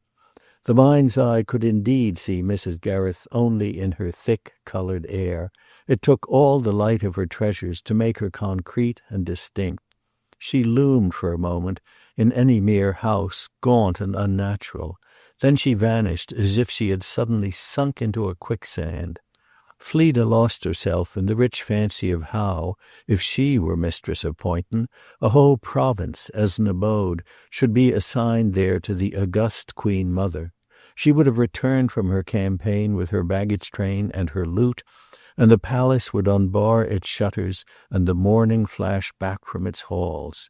In the event of a surrender, the poor woman would never be able again to begin to collect.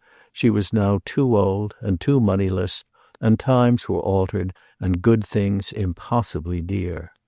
A surrender, furthermore, to any daughter-in-law save an oddity like Mona, needn't at all be an abdication, in fact.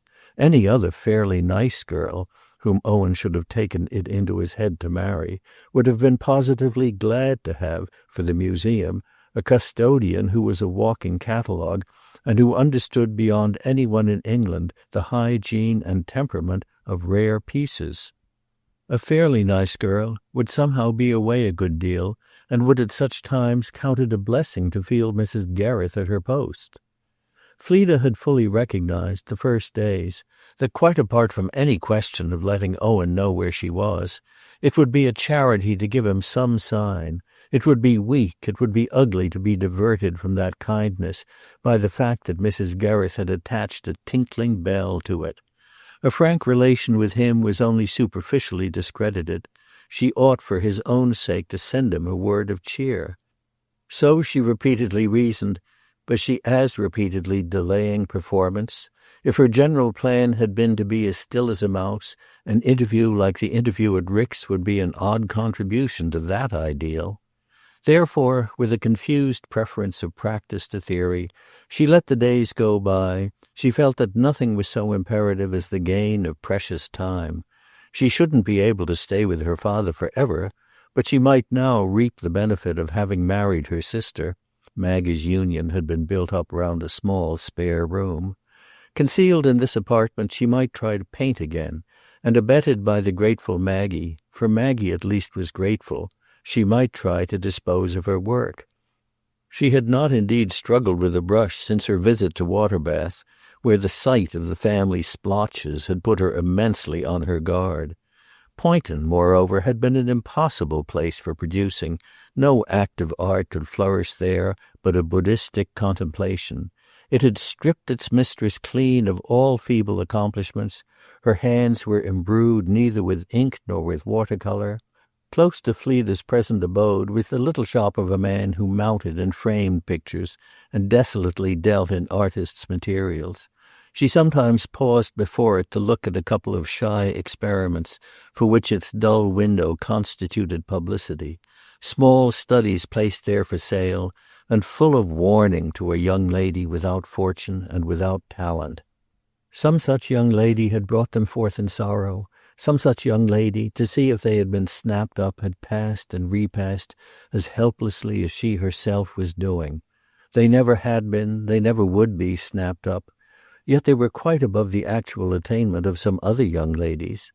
It was a matter of discipline with Fleda to take an occasional lesson from them. Besides which, when she had now quitted the house, she had to look for reasons after she was out. The only place to find them was in the shop windows. They made her feel like a servant girl taking her afternoon, but that didn't signify. Perhaps some day she would resemble such a person still more closely. This continued a fortnight, at the end of which the feeling was suddenly dissipated. She had stopped as usual in the presence of the little pictures. Then, as she turned away, she had found herself face to face with Owen Gereth. At the sight of him, two fresh waves passed quickly across her heart, one at the heels of the other. The first was an instant perception that this encounter was not an accident. The second a consciousness as prompt that the best place for it was the street. She knew before he told her that he had been to see her, and the next thing she knew was that he had had information from his mother. Her mind grasped these things while he said with a smile, "I saw only your back, but I was sure. I was over the way. I've been at your house." "How came you to know my house?" Fleda asked.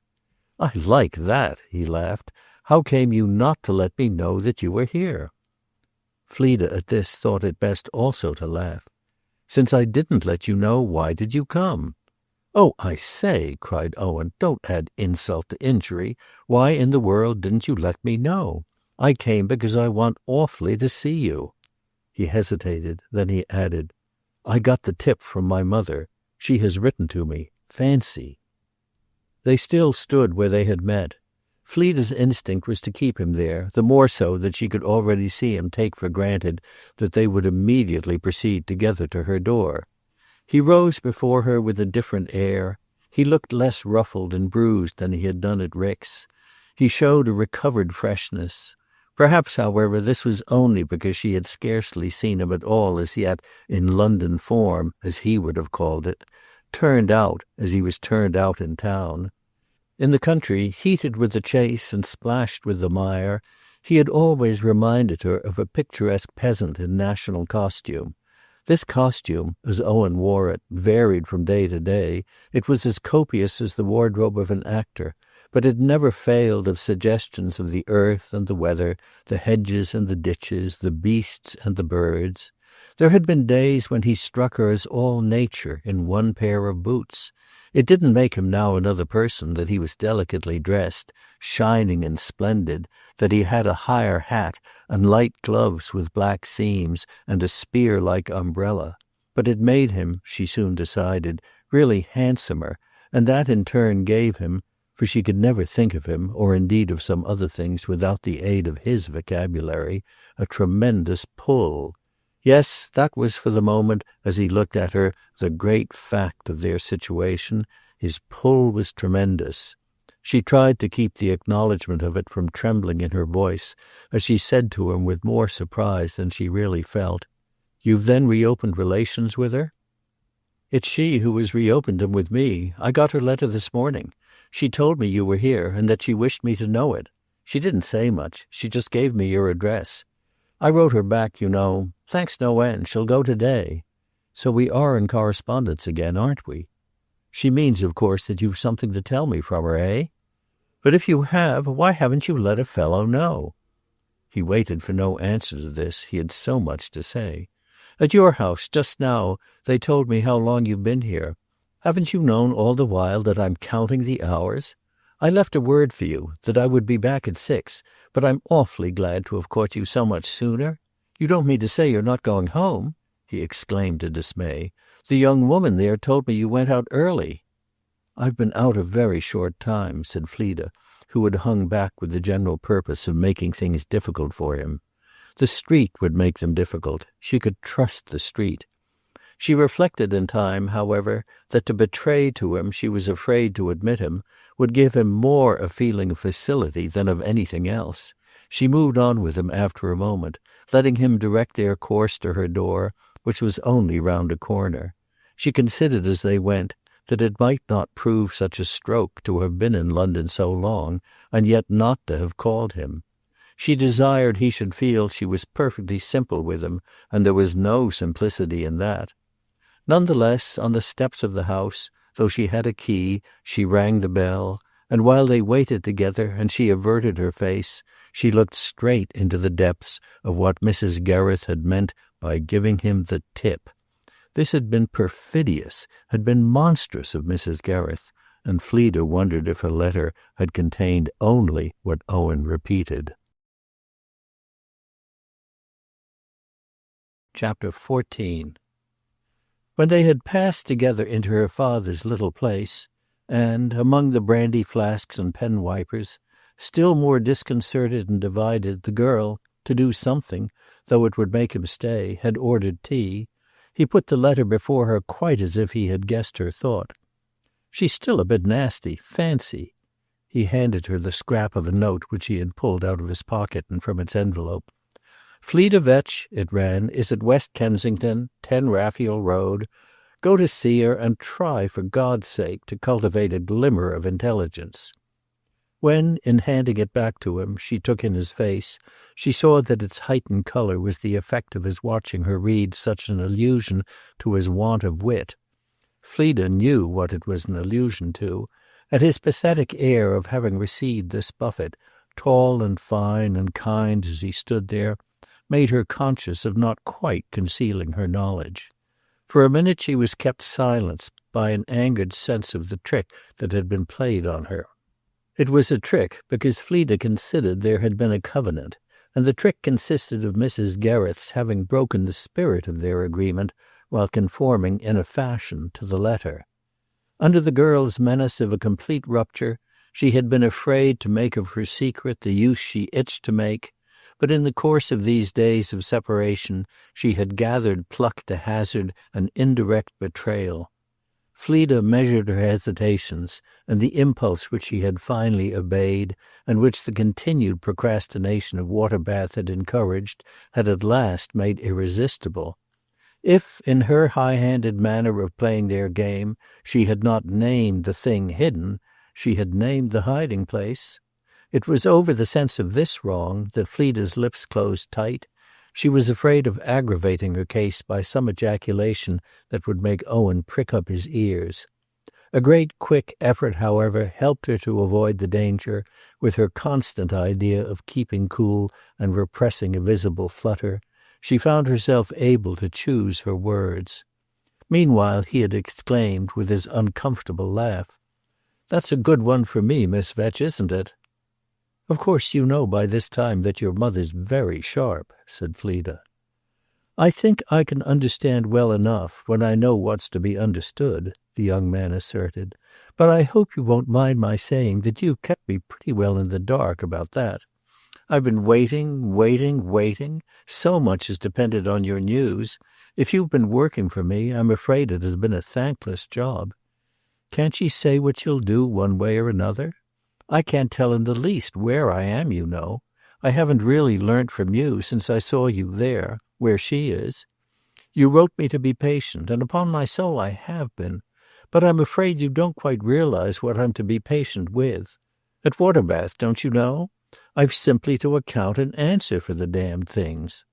Mona glowers at me and waits, and hang it, I glower at you and do the same." Fleda had gathered fuller confidence as he continued. So plain was it that she had succeeded in not dropping into his mind the spark that might produce the glimmer his mother had tried to rub up. But even her small safety gave a start when, after an appealing pause, he went on, "I hope you know that after all you're not keeping anything back from me?"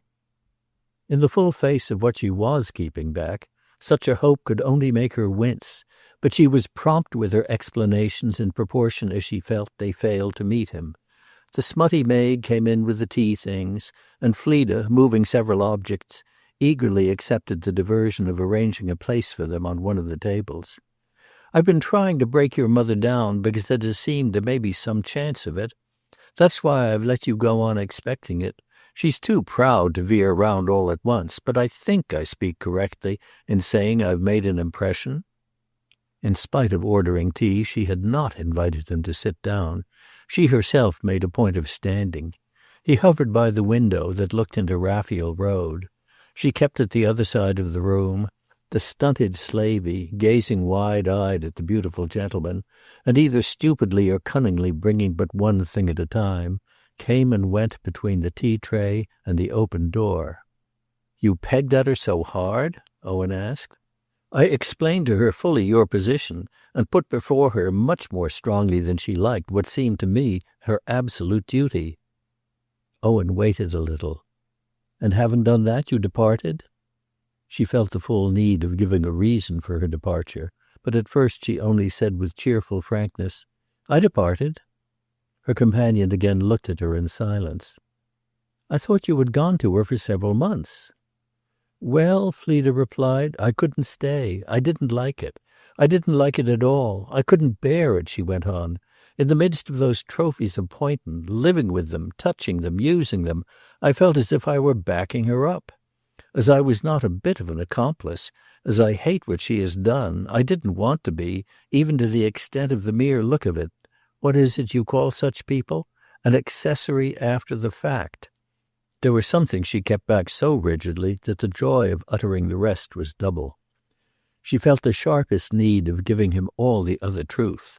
There was a matter as to which she had deceived him, and there was a matter as to which she deceived Mrs. Gereth. But her lack of pleasure in deception as such came home to her now. She busied herself with the tea, and to extend the occupation, cleared the table still more, spreading out the coarse cups and saucers and the vulgar little plates. She was aware that she produced more confusion than symmetry, but she was also aware that she was violently nervous. Owen tried to help her with something. This made indeed for disorder. "My reason for not writing to you," she pursued, "was simply that I was hoping to hear more from Rix. I've waited from day to day for that." "But you've heard nothing?" "Not a word." "Then what I understand," said Owen, "is that practically you and Mummy have quarreled? And you've done it, I mean you personally, for me?" "Oh, no, we haven't quarreled a bit." Then with a smile, "We've only diverged." "You've diverged uncommonly far." Owen laughed pleasantly back. Fleda, with her hideous crockery and her father's collections, could concede that these objects, to her visitor's perception even more strongly than to her own, measured the length of the swing from Poynton and Rix. She was aware, too, that her high standards figured vividly enough even to Owen's simplicity to make him reflect that West Kensington was a tremendous fall. If she had fallen, it was because she had acted for him. She was all the more content he should thus see she had acted, as the cost of it, in his eyes, was none of her own showing. "What seems to have happened," he exclaimed, "is that you've had a row with her and yet not moved her." Fleda considered for a moment. She was full of the impression that, notwithstanding her scant help, he saw his way clearer than he had seen it at Rix. He might mean many things, and what if the many should mean in their turn only one? "The difficulty is, you understand, that she doesn't really see into your situation." She hesitated. "She doesn't comprehend why your marriage hasn't yet taken place." Owen stared. "Why, for the reason I told you, that Mona won't take another step till Mother has given full satisfaction. Everything must be there. You see, everything was there the day of that fatal visit." "Yes, that's what I understood from you at Rick's," said Fleda, "but I haven't repeated it to your mother." She had hated at Rick's to talk with him about Mona, but now that scruple was swept away. If he could speak of Mona's visit as fatal, she need at least not pretend not to notice it. It made all the difference that she had tried to assist him and had failed. To give him any faith in her service, she must give him all her reasons but one. She must give him, in other words, with a corresponding omission, all Mrs. Gereth's. You can easily see that as she dislikes your marriage, anything that may seem to make it less certain works in her favor. Without my telling her, she has suspicions and views that are simply suggested by your delay. Therefore it didn't seem to me right to make them worse. By holding off long enough, she thinks she may put an end to your engagement. If Mona's waiting, she believes she may at last tire Mona out. That, in all conscience, Fleda felt was lucid enough. So the young man, following her attentively, appeared equally to feel. "So far as that goes," he promptly declared, "she has at last tired Mona out." He uttered the words with a strange approach to hilarity. Fleda's surprise at this aberration left her a moment looking at him. "Do you mean your marriage is off?" Owen answered with a kind of gay despair. "God knows, Miss Vetch, where or when or what my marriage is. If it isn't off, it certainly, at the point things have reached, isn't on. I haven't seen Mona for 10 days, and for a week I haven't heard from her. She used to write me every week, don't you know? She won't budge from Waterbath, and I haven't budged from town." Then he suddenly broke out. "If she does chuck me, will Mother come round?" Fleda, at this, felt her heroism had come to its real test, felt that in telling him the truth she should effectively raise a hand to push his impediment out of the way. Was the knowledge that such emotion would probably dispose forever of Mona capable of yielding to the conception of still giving her every chance she was entitled to? That conception was heroic, but, at the same moment it reminded Fleda of the place it had held in her plan, she was also reminded of the not less urgent claim of the truth. Ah, the truth! There was a limit to the impunity with which one could juggle with it. Wasn't what she had most to remember the fact that Owen had a right to his property, and that he had also her vow to stand by him in the effort to recover it? How did she stand by him if she hid from him the single way to recover it of which she was quite sure? For an instant that seemed to her the fullest of her life, she debated.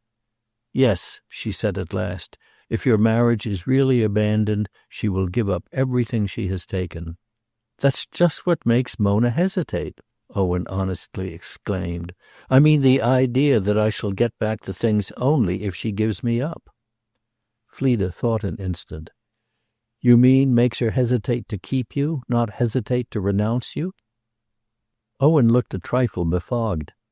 "She doesn't see the use of hanging on, as I haven't even put the matter into legal hands. She's awfully keen about that, and awfully disgusted that I don't. She says it's the only real way, and she thinks I'm afraid to take it. She has given me time, and then has given me again more. She says I give Mummy too much. She says I'm a muff to go pottering on. That's why she's drawing off so hard, don't you see?" "I don't see very clearly. Of course you must give her what you offered her. Of course you must keep your word. There must be no mistake about that," the girl declared. Owen's bewilderment visibly increased. "You think then, as she does, that I must send down the police?" The mixture of reluctance and dependence in this made her feel how much she was failing him. She had the sense of chucking him too. "No, not yet," she said, though she really had no other and no better course to prescribe. "Doesn't it occur to you," she asked in a moment, "that if Mona is, as you say, drawing away, she may have in doing so a very high motive? She knows the immense value of all the objects detained by your mother, and to restore the spoils of Poynton she's ready, is that it, to make a sacrifice? The sacrifice is that of an engagement she had entered upon with joy." Owen had been blank a moment before, but he followed this argument with success, a success so immediate that enabled him to produce with decision, "Ah, she's not that sort. She wants them herself," he added. "She wants to feel they're hers. She doesn't care whether I have them or not. And if she can't get them, she doesn't want me. If she can't get them, she doesn't want anything at all." This was categoric. Fleda drank it in. "She takes such an interest in them?" "So it appears." "So much that they're all, and that she can let everything else absolutely depend upon them?" Owen weighed her question as if he felt the responsibility of his answer. But that answer came in a moment, and as Fleda could see, out of a wealth of memory. "She never wanted them particularly till they seemed to be in danger. Now she has an idea about them, and when she gets hold of an idea, oh dear me!"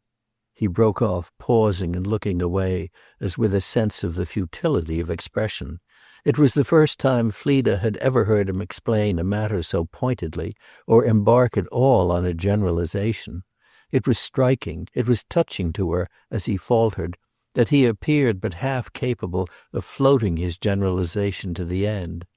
The girl, however, was so far competent to fill up his blank as that she had divined on the occasion of Mona's visit to Poynton what would happen in the event of the accident at which he glanced. She had there, with her own eyes, seen Owen's betrothed get hold of an idea. "I say, you know, do give me some tea," he went on irrelevantly and familiarly. Her profuse preparations had all this time had no sequel, and with a laugh that she felt to be awkward, she hastily complied with his request. "It's sure to be horrid," she said. "We don't have at all good things." She offered him also bread and butter, of which he partook, holding his cup and saucer in his other hand, and moving slowly about the room. She poured herself a cup, but not to take it, after which, without wanting it, she began to eat a small stale biscuit. She was struck with the extinction of the unwillingness she had felt at Rick's to contribute to the bandying between them of poor Mona's name, and under this influence she presently resumed, "Am I to understand that she engaged herself to marry you without caring for you?" Owen looked into Raphael Road. "She did care for me awfully, but she can't stand the strain." "The strain of what?" "Why, of the whole wretched thing." "The whole thing has indeed been wretched, and I can easily conceive its effect on her," Fleda said. Her visitor turned sharp round. "You can?" There was a light in his strong stare. "You can understand it spoiling her temper and making her come down on me? She behaves as if I were no use to her at all." Fleda hesitated. "She's rankling under the sense of her wrong." "Well, was it I, pray, who perpetrated the wrong? Ain't I doing what I can to get the thing arranged?"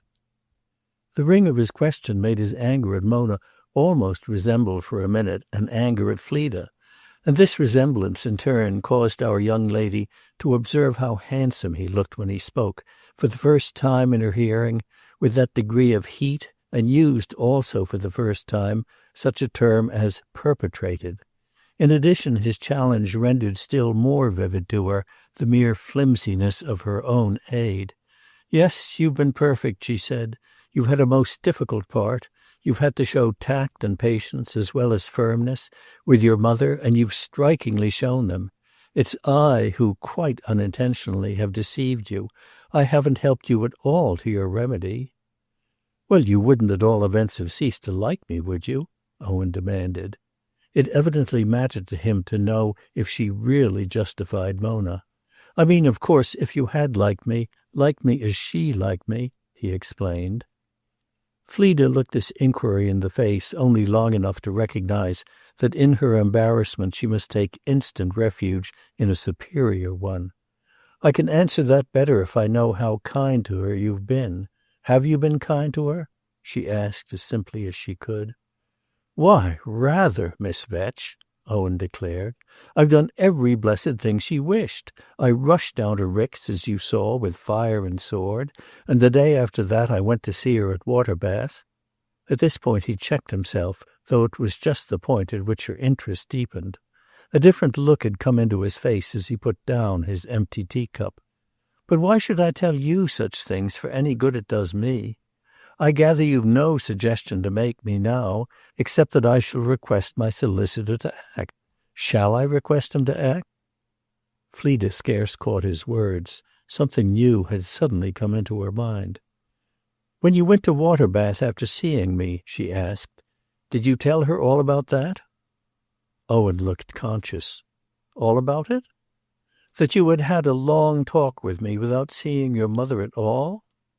"Oh, yes, I told her exactly, and that you had been most awfully kind, and that I had placed the whole thing in your hands." Fleda was silent for a moment. "Perhaps that displeased her," she at last suggested. "It displeased her fearfully," said Owen, looking very queer. "Fearfully?" broke from the girl. Somehow at the word she was startled.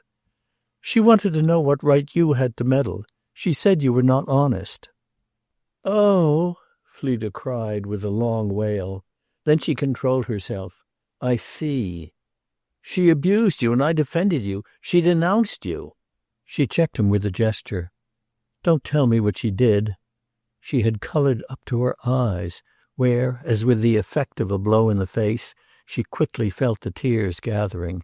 It was a sudden drop in her great flight, a shock to her attempt to watch over what Mona was entitled to.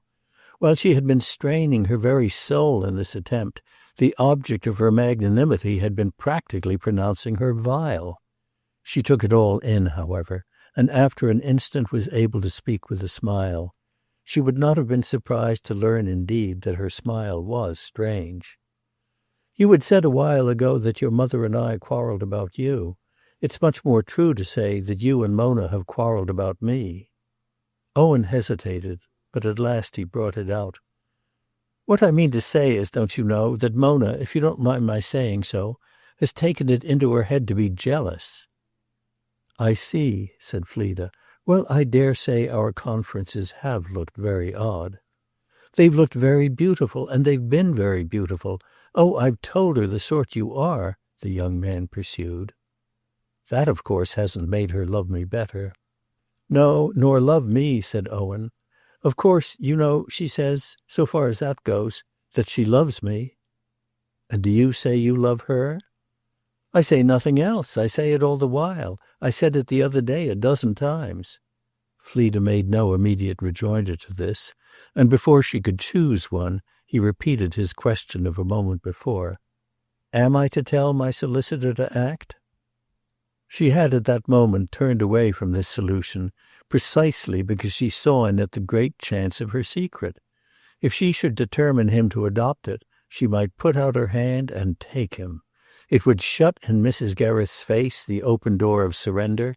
She would flare up and fight, flying the flag of a passionate, a heroic defence. The case would obviously go against her, but the proceedings would last longer than Mona's patience or Owen's propriety. With a formal rupture he would be at large, and she had only to tighten her fingers round the string that would raise the curtain on that scene. "You tell me you say you love her, but is there nothing more in it than your saying so? You wouldn't say so, would you, if it's not true? What in the world has become in so short a time of the affection that led to the engagement?" "The deuce knows what has become of it, Miss Vetch," Owen cried. "It seemed all to go to pot as this horrid struggle came on." He was close to her now, and with his face lighted again by the relief of it, he looked all his helpless history into her eyes. "As I saw you and noticed you more, as I knew you better and better, I felt less and less, I couldn't help it, about anything or any one else. I wished I had known you sooner. I knew I should have liked you better than any one in the world.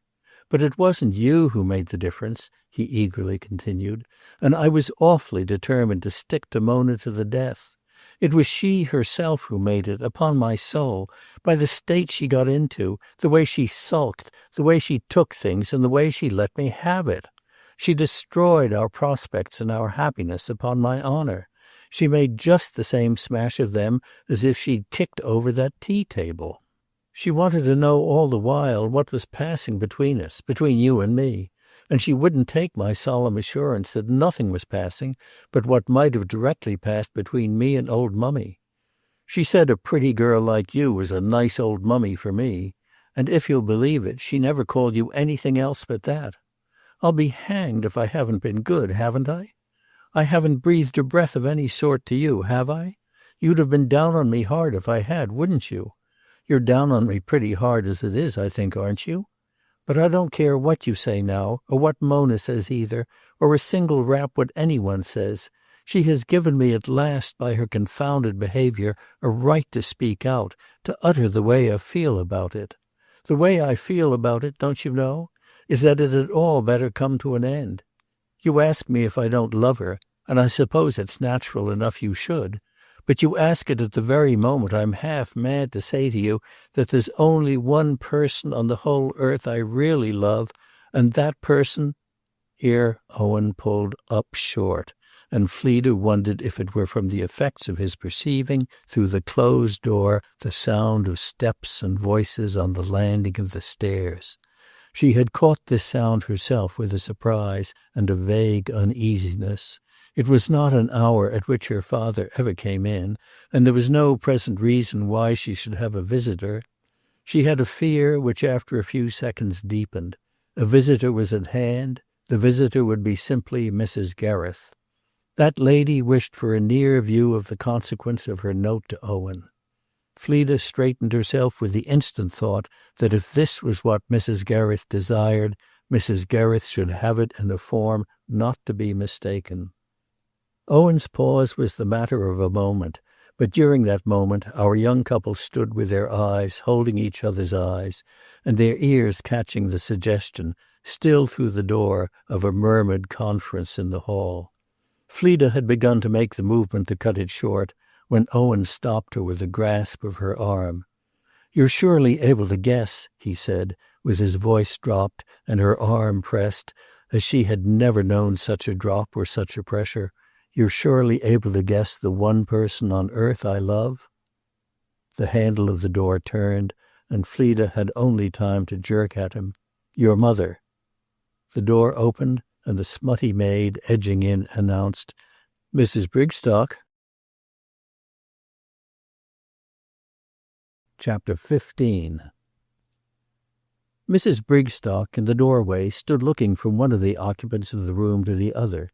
Then they saw her eyes attach themselves to a small object that had lain hitherto unnoticed on the carpet. This was the biscuit of which, on giving Owen his tea, Fleda had taken a perfunctory nibble. She had immediately laid it on the table, and that subsequently, in some precipitate movement, she should have brushed it off, was doubtless a sign of the agitation that possessed her. For Mrs. Brigstock there was apparently more in it than met the eye. Owen at any rate picked it up, and Fleda felt as if he were removing the traces of some scene that the newspapers would have characterized as lively. Mrs. Brigstock clearly took in also the sprawling tea-things and the mark, as of high water, in the full faces of her young friends. These elements made the little place a vivid picture of intimacy. A minute was filled by Fleda's relief at finding her visitor not to be Mrs. Gereth, and a longer space by the ensuing sense of what was really more compromising in the actual apparition. It dimly occurred to her that the lady of Rix had also written to Waterbath. Not only had Mrs. Brigstock never paid her a call, but Fleda would have been unable to figure her so employed. A year before, the girl had spent a day under her roof, but never feeling that Mrs. Brigstock regarded this as constituting a bond.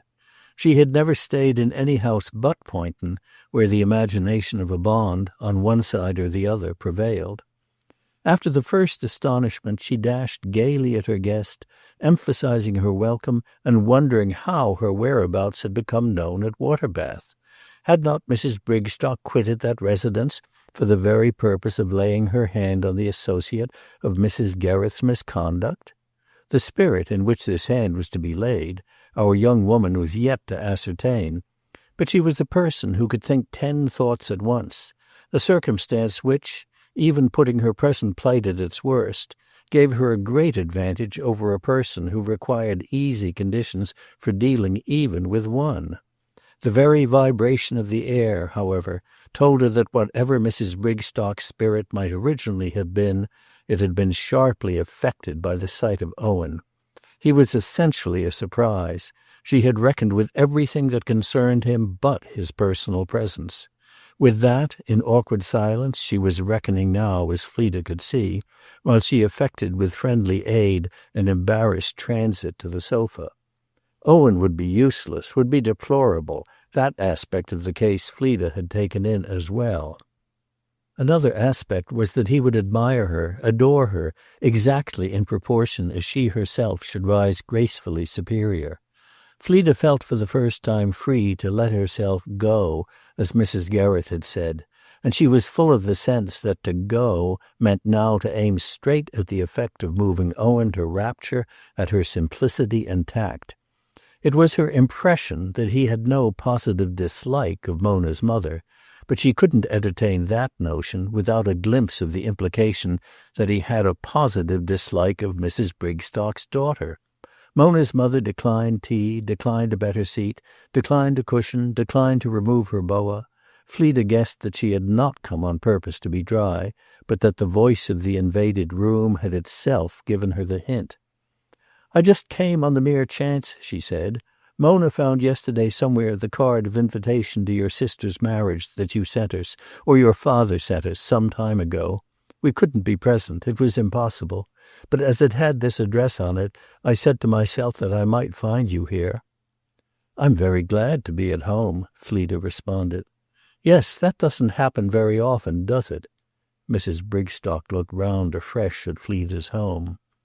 "Oh, I came back from Rick's last week. I shall be here now till I don't know when." "We thought it very likely you would have come back. We knew, of course, of your having been at Rick's.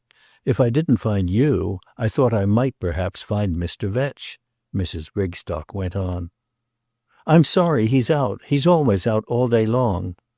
Mrs. Brigstock's round eyes grew rounder. "All day long?" "All day long," Fleda smiled. "Leaving you quite to yourself?" "A good deal to myself, but a little, to-day, as you see, to Mr. Gereth." And the girl looked at Owen to draw him into their sociability. For Mrs. Brigstock he had immediately sat down, but the movement had not corrected the sombre stiffness taking possession of him at the sight of her. Before he found a response to the appeal addressed to him, Fleda turned again to her other visitor. "Is there any purpose for which you would like my father to call on you?" Mrs. Brigstock received this question as if it were not to be unguardedly answered, upon which Owen intervened with pale irrelevance. "I wrote to Mona this morning of Miss Vetch's being in town, but of course the letter hadn't arrived when you left home." "No, it hadn't arrived. I came up for the night. I've several matters to attend to." Then, looking with an intention of fixedness from one of her companions to the other, "I'm afraid I've interrupted your conversation," Mrs. Brigstock said. She spoke without effectual point, had the air of merely announcing the fact. Fleda had not yet been confronted with a question of the sort of person Mrs. Brigstock was. She had only been confronted with a question of the sort of person Mrs. Gereth scorned her for being. She was really somehow no sort of person at all, and it came home to Fleda that if Mrs. Gereth could see her at this moment, she would scorn her more than ever. She had a face of which it was impossible to say anything but that it was pink, and a mind that it would be possible to describe only if one had been able to mark it in a similar fashion. As nature had made this organ neither green, nor blue, nor yellow, there was nothing to know it by. It strayed and bleated like an unbranded sheep. Fleda felt for it at this moment much of the kindness of compassion, since Mrs. Brigstock had brought it with her to do something for her that she regarded as delicate. Fleda was quite prepared to help it to perform if she should be able to gather what it wanted to do. What she gathered, however, more and more, was that it wanted to do something different from what it had wanted to do in leaving Waterbath. There was still nothing to enlighten her more specifically in the way her visitor continued. "You must be very much taken up. I believe you quite espouse his dreadful quarrel." Fleda vaguely demurred. "His dreadful quarrel?" "About the contents of the house. Aren't you looking after them for him?" "She knows how awfully kind you've been to me," Owen said. He showed such discomfiture that he really gave away their situation. and Fleda found herself divided between the hope that he would take his leave and the wish that he should see the whole of what the occasion might enable her to bring to pass for him. She explained to Mrs. Brigstock. "Mrs. Gereth, at Rick's the other day, asked me particularly to see him for her." "And did she ask you also particularly to see him here in town?" Mrs. Brigstock's hideous bonnet seemed to argue for the unsophisticated truth, and it was on Fleda's lips to reply that such had indeed been Mrs. Gereth's request, but she checked herself, and before she could say anything else, Owen had addressed their companion. "I made a point of letting Mona know that I should be here, don't you see? That's exactly what I wrote her this morning." "She would have had no doubt you would be here if you had a chance," Mrs. Brigstock returned. "If your letter had arrived, it might have prepared me for finding you here at tea. In that case, I certainly wouldn't have come." "I'm glad, then, it didn't arrive. Shouldn't you like him to go?" Fleda asked. Mrs. Brigstock looked at Owen and considered. Nothing showed in her face but that it turned a deeper pink. "I should like him to go with me." There was no menace in her tone, but she evidently knew what she wanted. As Owen made no response to this, Fleda glanced at him to invite him to assent. Then, for fear he wouldn't, and would thereby make his case worse, she took upon herself to declare that she was sure he would be very glad to meet such a wish. She had no sooner spoken than she felt that the words had a bad effect of intimacy. She had answered for him as if she had been his wife. Mrs. Brigstock continued to regard him as if she had observed nothing, and she continued to address Fleda. "I've not seen him for a long time. I've particular things to say to him." "So have I things to say to you, Mrs. Brigstock," Owen interjected. With this he took up his hat as if for immediate departure. The other visitor meanwhile turned to Fleda. "What is Mrs. Gereth going to do?" "Is that what you came to ask me?" Fleda demanded. "That and several other things." "Then you had much better let Mr. Gereth go and stay by yourself and make me a pleasant visit. You can talk with him when you like, but it's the first time you've been to see me." This appeal had evidently a certain effect. Mrs. Brigstock visibly wavered. "I can't talk with him whenever I like," she returned. "He hasn't been near us since I don't know when. But there are things that have brought me here." "They can't be things of any importance," Owen, to Fleda's surprise, suddenly asserted. He had not at first taken up Mrs. Brigstock's expression of a wish to carry him off. Fleda could see that the instinct at the bottom of this was that of standing by her, of seeming not to abandon her. But abruptly, all his soreness working within him, it had struck him that he should abandon her still more if he should leave her to be dealt with by her other visitor. "You must allow me to say, you know, Mrs. Brigstock, that I don't think you should come down on Miss Vetch about anything. It's very good of her to take the smallest interest in us and our horrid, vulgar little squabble. If you want to talk about it with me." He was flushed with the idea of protecting Fleda, of exhibiting his consideration for her. "I don't like you cross-questioning her, don't you see? She's as straight as a die. I'll tell you all about her," he declared with an excited laugh. "Please come off with me and let her alone." Mrs. Brigstock, at this, became vivid at once.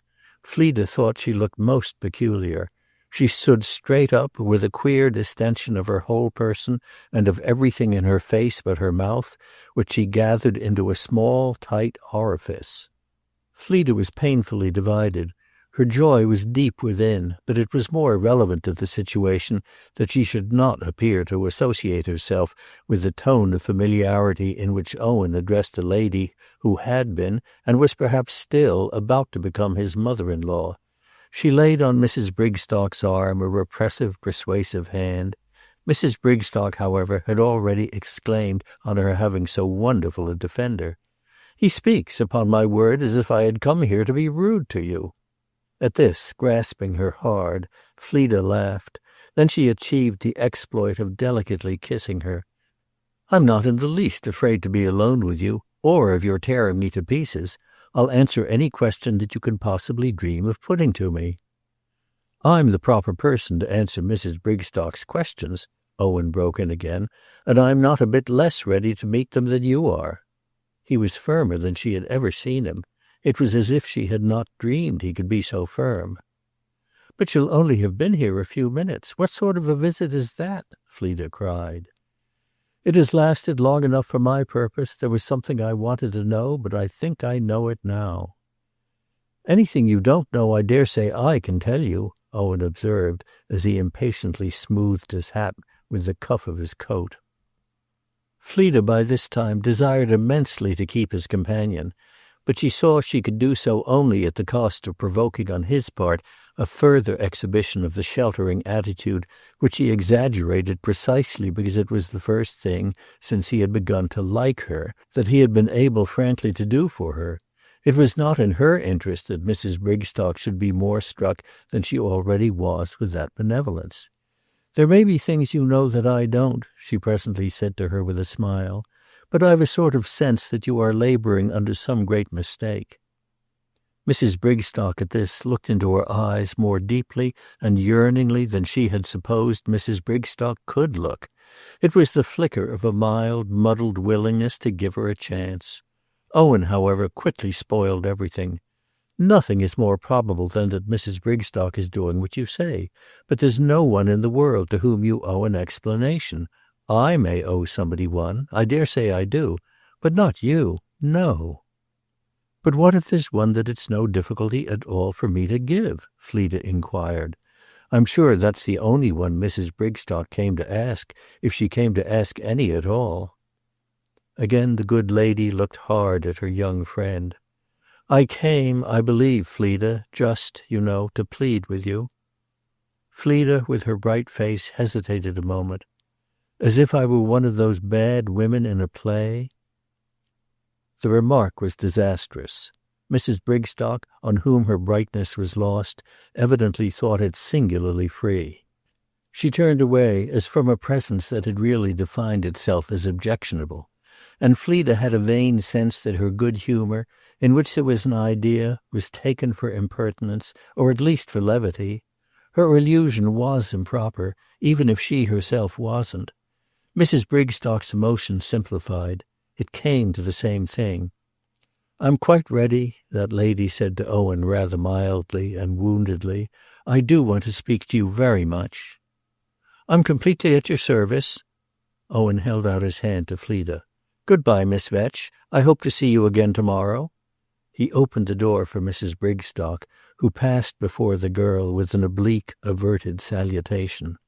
Owen and Fleda, while he stood at the door, then faced each other darkly and without speaking.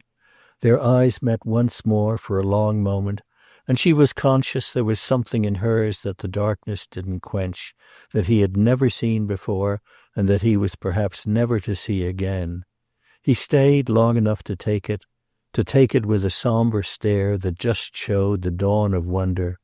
Then he followed Mrs. Brigstock out of the house. Chapter 16.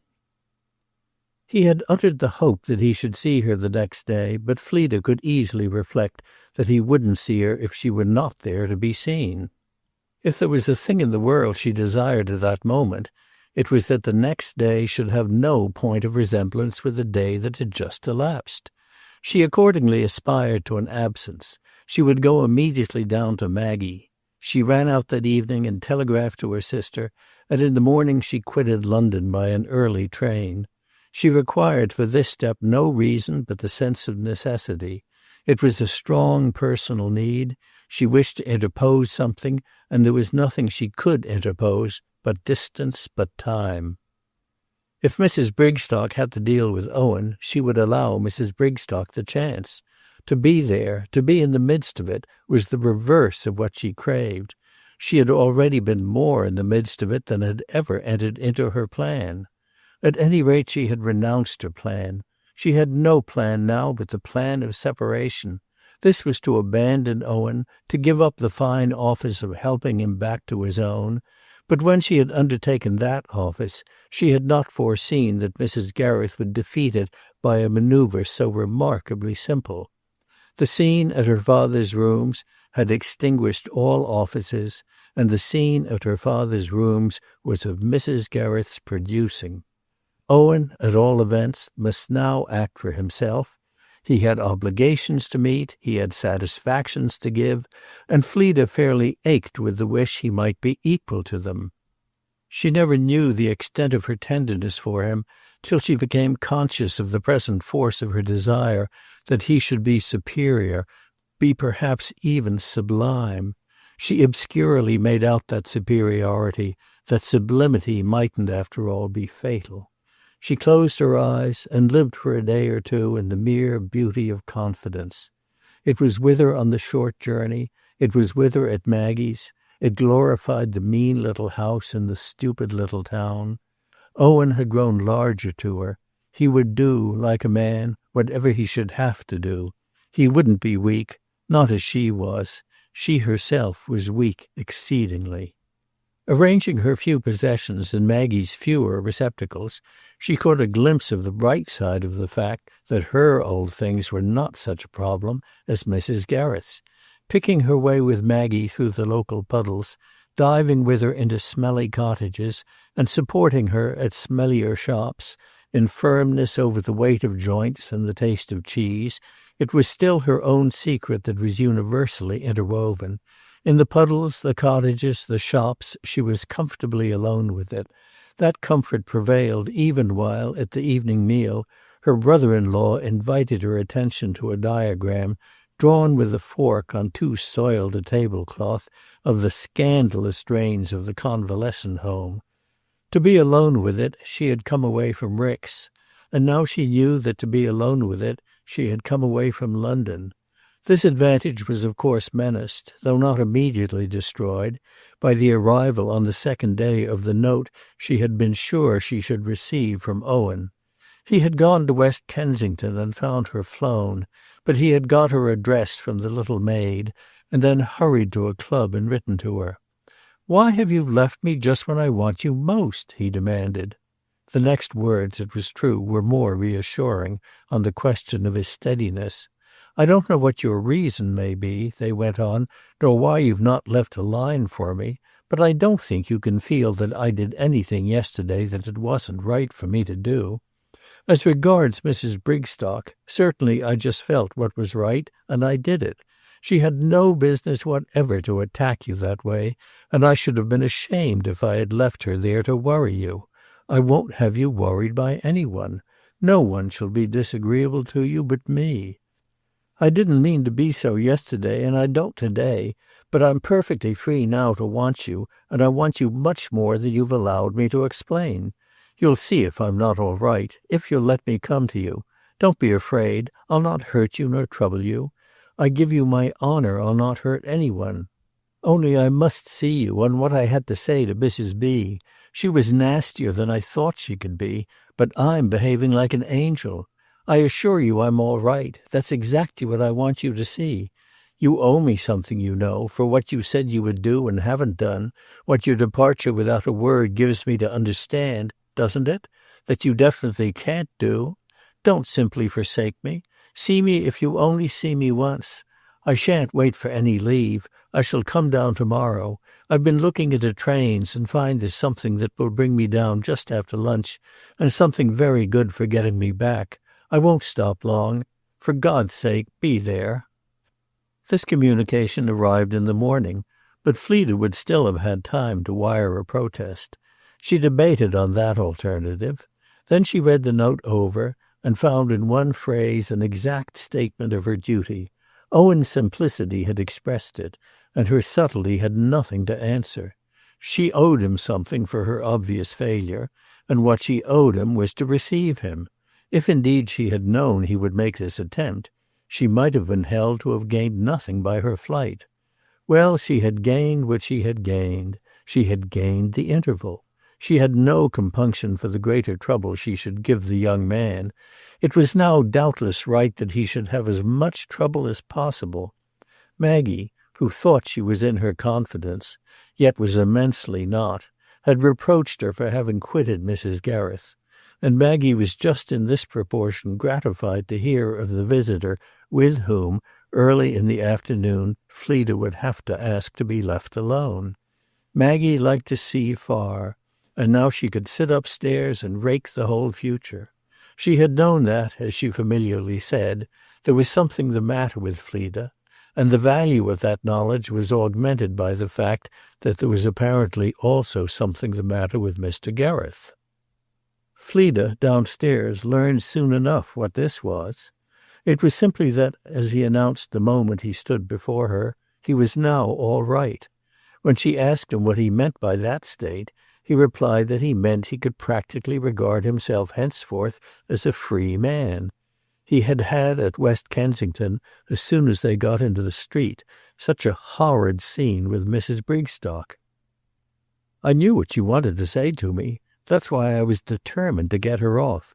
I knew I shouldn't like it, but I was perfectly prepared," said Owen. "She brought it out as soon as we got round the corner. She asked me point blank if I was in love with you." "And what did you say to that?" "That it was none of her business." "Ah," said Fleda, "I'm not so sure." "Well, I am, and I'm the person most concerned.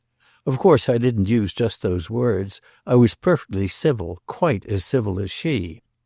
But I told her I didn't consider she had a right to put me any such question. I said I wasn't sure that even Mona had, with the extraordinary line, you know, that Mona has taken. At any rate, the whole thing, the way I put it, was between Mona and me, and between Mona and me, if she didn't mind, it would just have to remain." Fleda was silent a little. All that didn't answer her question. "Then you think I ought to have told her?" Again our young lady reflected. "I think I'm rather glad you didn't." "I knew what I was about," said Owen. "It didn't strike me that she had the least right to come down on us that way and ask for explanations." Fleda looked very grave, weighing the whole matter. "I dare say that when she started, when she arrived, she didn't mean to come down." "What then did she mean to do?" "What she said to me just before she went. She meant to plead with me." "Oh, I heard her," said Owen. "But plead with you for what?" "For you, of course. To entreat me to give you up. She thinks me awfully designing, that I've taken some sort of possession of you." Owen stared. "You haven't lifted a finger. It's I who have taken possession." "Very true. You've done it all yourself." Fleda spoke gravely and gently, without a breath of coquetry. "But those are shades between which she's probably not obliged to distinguish. It's enough for her that we're repulsively intimate." "I am, but you're not," Owen exclaimed. Fleda gave a dim smile.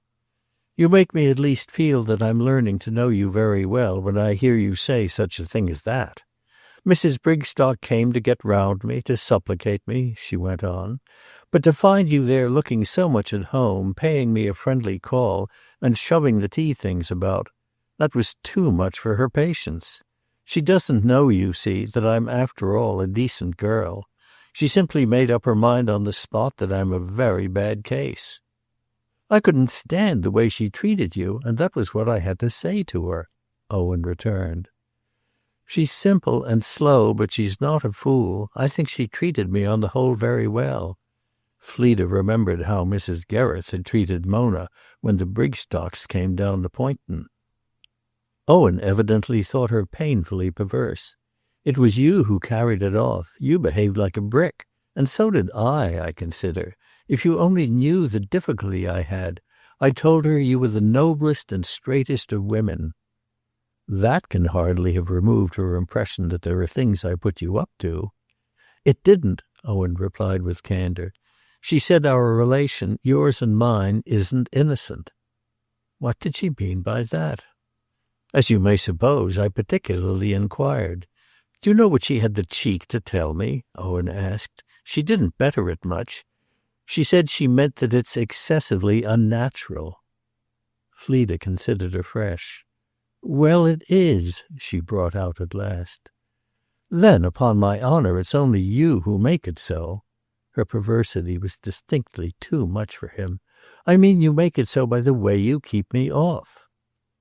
"Have I kept you off to-day?" Fleda sadly shook her head, raising her arms a little and dropping them. Her gesture of resignation gave him a pretext for catching at her hand, but before he could take it she had put it behind her. They had been seated together on Maggie's single sofa, and her movement brought her to her feet, while Owen, looking at her reproachfully, leaned back in discouragement. "What good does it do me to be here when I find you only a stone?" She met his eyes with all the tenderness she had not yet uttered, and she had not known till this moment how great was the accumulation. Perhaps, after all, she risked, there may be even in a stone still some little help for you. Owen sat there a minute staring at her. "Ah, you're beautiful, more beautiful than any one," he broke out, "but I'll be hanged if I can ever understand you. On Tuesday at your father's you were beautiful just before I left as you are at this instant. But the next day, when I went back, I found it had apparently meant nothing. And now again that you let me come here, and you shine at me like an angel, it doesn't bring you an inch nearer to saying what I want you to say." He remained a moment longer in the same position, then jerked himself up. "What I want you to say is that you like me. What I want you to say is that you pity me." He sprang up and came to her. "What I want you to say is that you'll save me." Fleda hesitated. "Why do you need saving when you announced to me just now that you're a free man?" He too hesitated, but he was not checked. "It's just for the reason that I'm free. Don't you know what I mean, Miss Vetch? I want you to marry me." Fleda at this put out her hand in charity. She held his own, which quickly grasped it a moment. And if he had described her as shining at him, it may be assumed that she shone all the more in her deep, still smile. "Let me hear a little more about your freedom first," she said. "I gather that Mrs. Brigstock was not wholly satisfied with the way you disposed of her question." "I dare say she wasn't. But the less she's satisfied, the more I'm free." "What bearing have her feelings, pray?" Fleda asked. "Why, Mona's much worse than her mother, you know. She wants much more to give me up." "Then why doesn't she do it?" "She will, as soon as her mother gets home and tells her." "Tells her what?" Fleda inquired.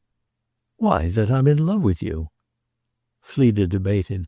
"Are you so very sure she will?" "Certainly I'm sure, with all the evidence I already have. That will finish her," Owen declared. This made his companion thoughtful again. "Can you take such pleasure in her being finished, a poor girl you've once loved?" Owen waited long enough to take in the question.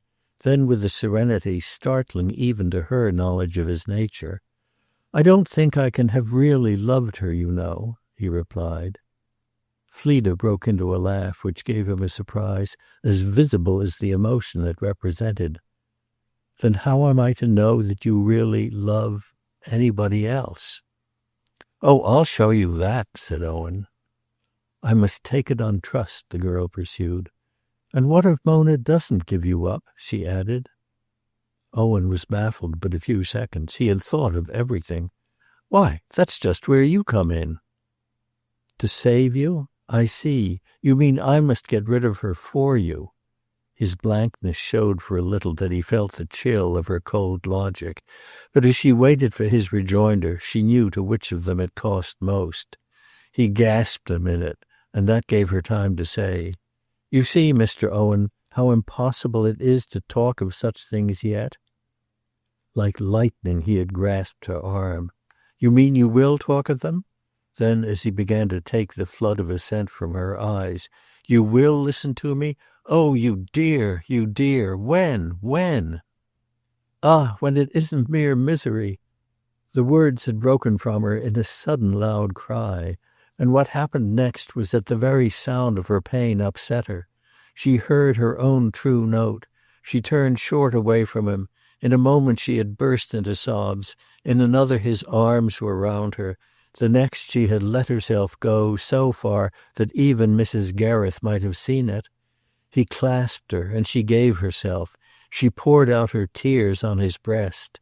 Something prisoned and pent throbbed and gushed. Something deep and sweet surged up. Something that came from far within and far off, that had begun with the sight of him in his indifference and had never had rest since then. The surrender was short, but the relief was long. She felt his warm lips on her face, and his arms tighten with his full divination. What she did, what she had done, she scarcely knew. She only was aware, as she broke from him again, of what had taken place in his panting soul. What had taken place was that, with the click of a spring, he saw.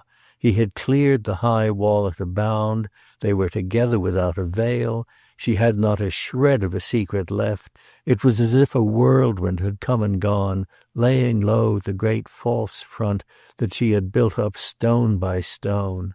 The strangest thing of all was the momentary sense of desolation. "Ah, all the while you cared." Owen read the truth with a wonder so great that it was visibly almost a sadness, a terror caused by his sudden perception of where the impossibility was not. That made it all perhaps elsewhere. I cared, Fleda moaned it as defiantly as if she were confessing a misdeed. How couldn't I care? But you mustn't, you must never, never ask. It isn't for us to talk about, she insisted. Don't speak of it, don't speak. It was easy indeed not to speak when the difficulty was to find words. He clasped his hands before her as he might have clasped them at an altar. His pressed palms shook together while he held his breath and while she stilled herself in the effort to come round again to the real and the right. He assisted this effort, soothing her into a seat with a touch as light as if she had really been something sacred. She sank into a chair, and he dropped before her on his knees. She fell back with closed eyes, and he buried his face in her lap. There was no way to thank her but this act of prostration, which lasted in silence, till she laid consenting hands on him, touched his head and stroked it, held it in her tenderness till he acknowledged his long density. He made the avowal seem only his, made her, when she rose again, raise him at last softly, as if from the abasement of shame.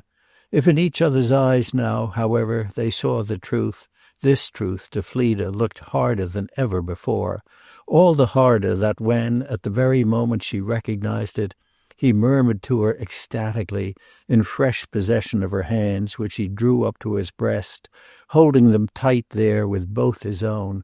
I'm saved, I am, I'm ready for anything, I have your word, come, he cried, as if from the sight of a response, slower than he needed, and in the tone he so often had of a great boy at a great game. She had once more disengaged herself with the private vow that he shouldn't touch her again. It was all too horribly soon. Her sense of this was rapidly surging back. We mustn't talk, we must wait, she intensely insisted. I don't know what you mean by your freedom. I don't see it, I don't feel it. Where is it yet? Where, your freedom? If it's real, there's plenty of time, and if it isn't, there's more than enough. I hate myself, she protested, for having anything to say about her. It's like waiting for dead men's shoes. What business is it of mine what she does? She has her own trouble and her own plan. It's too hideous to watch her and to count on her. Owen's face at this showed a reviving dread, the fear of some darksome process of her mind. If you speak for yourself, I can understand, but why is it hideous for me? Oh, I mean for myself, Fleda said impatiently. I watch her, I count on her. How can I do anything else?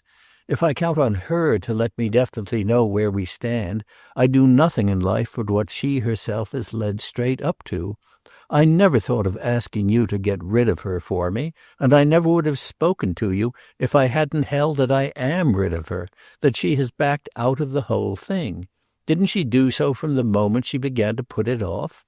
I had already applied for the license. The very invitations were half addressed.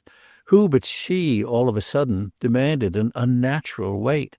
It was none of my doing. I had never dreamed of anything but coming up to the scratch. Owen grew more and more lucid and more confident of the effect of his lucidity. She called it taking a stand to see what Mother would do. I told her Mother would do what I would make her do, and to that she replied that she would like to see me make her first. I said I would arrange that everything should be all right, and she said she really preferred to arrange it herself. It was a flat refusal to trust me in the smallest degree. Why then had she pretended so tremendously to care for me? And of course at present, said Owen, she trusts me, if possible, still less. Fleda paid this statement the homage of a minute's muteness. As to that, naturally, she has reason. Why on earth has she reason? Then, as his companion, moving away, simply threw up her hands, I never looked at you, not to call looking, till she had regularly driven me to it, he went on. I know what I'm about. I do assure you I'm all right. You're not all right, you're all wrong, Fleda cried in despair. You mustn't stay here, you mustn't, she repeated with clear decision. You make me say dreadful things, and I feel as if I made you say them. But before he could reply, she took it up in another tone. Why in the world, if everything had changed, didn't you break off? I? The inquiry seemed to have moved him to stupefaction. Can you ask me that question when I only wanted to please you? Didn't you seem to show me in your wonderful way that that was exactly how? I didn't break off just on purpose to leave it to Mona. I didn't break off so that there shouldn't be a thing to be said against me.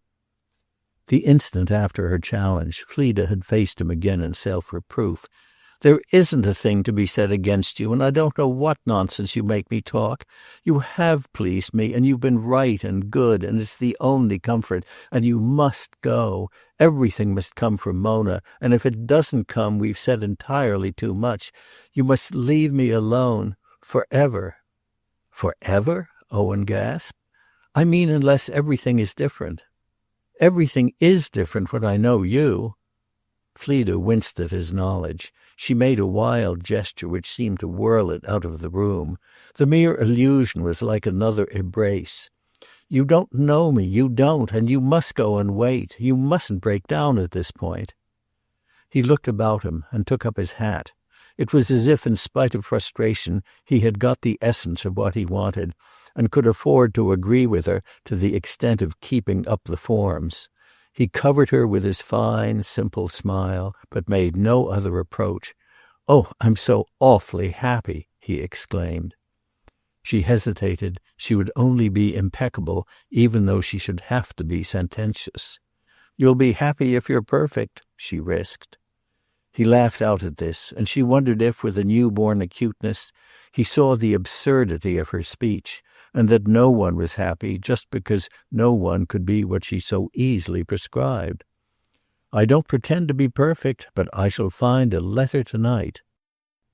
"So much the better if it's the kind of one you desire." That was the most she could say, and having made it sound as dry as possible, she lapsed into a silence so pointed as to deprive him of all pretext for not leaving her. Still, nevertheless, he stood there, playing with his hat, and filling the long pause with a strained and anxious smile.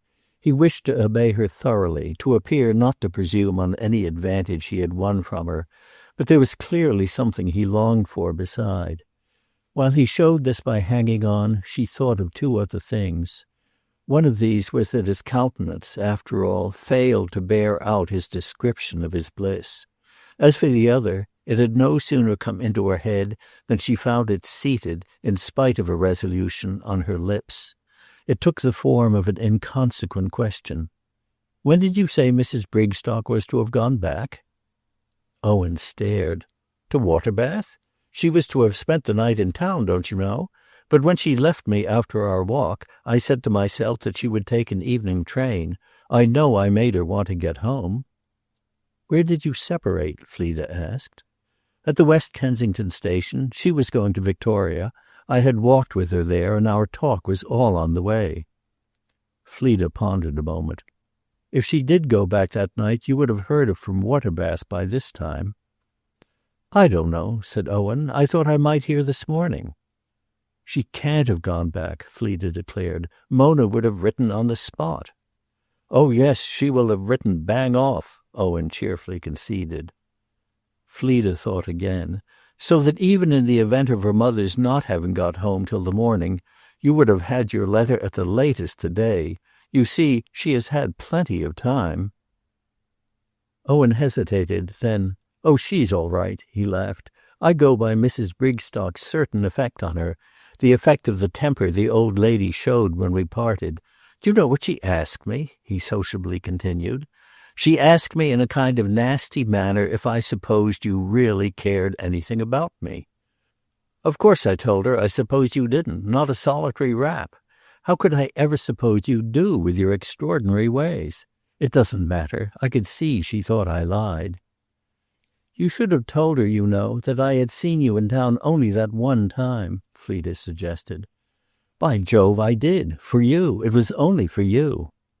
Something in this touched the girl so that for a moment she could not trust herself to speak. "You're an honest man," she said at last. She had gone to the door and opened it. "Good-bye." Even yet, however, Owen hung back. "But even if there's no letter," he began. But there he left it.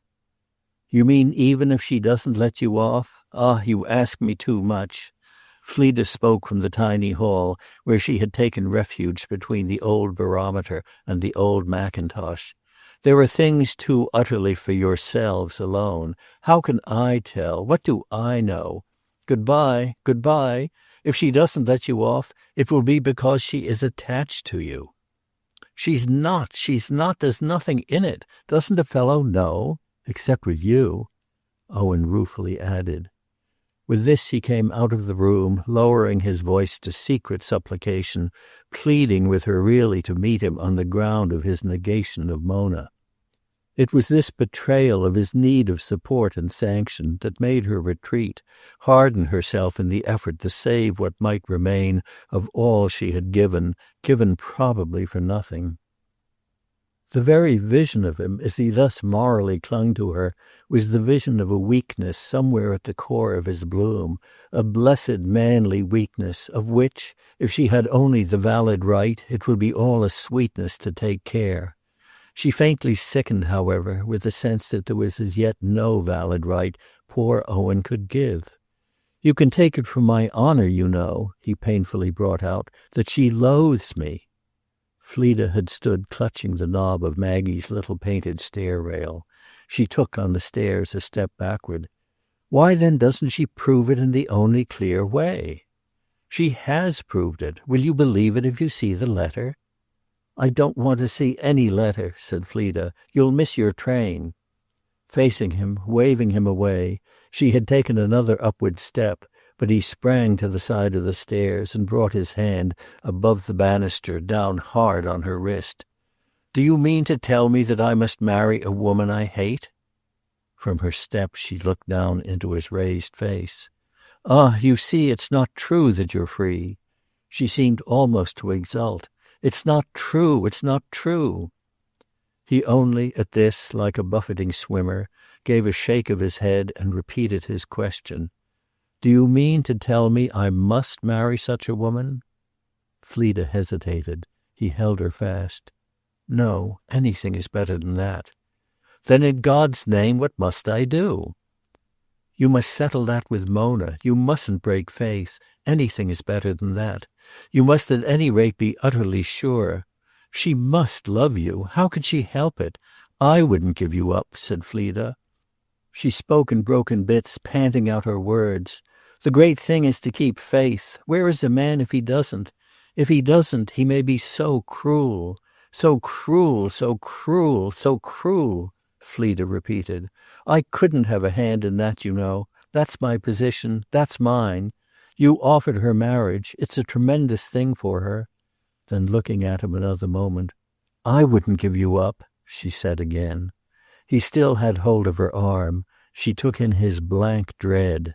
With a quick dip of her face she reached his hand with her lips, pressing them to the back of it with a force that doubled the force of her words. "Never, never, never!" she cried. And before he could succeed in seizing her, she had turned, and flashing up the stairs, got away from him even faster than she had got away at Rick's. Chapter 17. 10 days after his visit, she received a communication from Mrs. Gereth, a telegram of 8 words, exclusive of signature and date. "Come up immediately and stay with me here." It was characteristically sharp, as Maggie said, but as Maggie added, it was also characteristically kind. Here was a hotel in London, and Maggie had embraced a condition of life which already began to produce in her some yearning for hotels in London. She would have responded in an instant, and she was surprised that her sister seemed to hesitate. Fleda's hesitation, which lasted but an hour, was expressed in that young lady's own mind by the reflection that in obeying her friend's call she shouldn't know what she should be in for. Her friend's summons, however, was but another name for her friend's appeal, and Mrs. Gereth's bounty had laid her under obligations more sensible than any reluctance.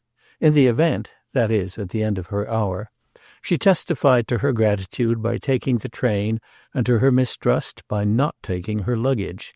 She went as if she had gone up for the day. In the train, however, she had another thoughtful hour, during which it was her mistrust that mainly deepened.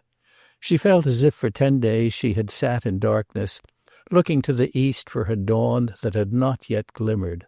Her mind had lately been less occupied with Mrs. Gereth. It had been so exceptionally occupied with Mona. If the sequel was to justify Owen's prevision of Mrs. Brigstock's action upon her daughter, this action was at the end of the week as much a mystery as ever. The stillness all round had been exactly what Fleda desired, but it gave her for a time a deep sense of failure, the sense of a sudden drop from a height at which she had had all things beneath her. She had nothing beneath her now. She herself was at the bottom of the heap. No sign had reached her from Owen. Poor Owen, who had clearly no news to give about his precious letter from Waterbath. If Mrs. Brigstock had hurried back to obtain that this letter should be written, Mrs. Brigstock might then have spared herself so great an inconvenience.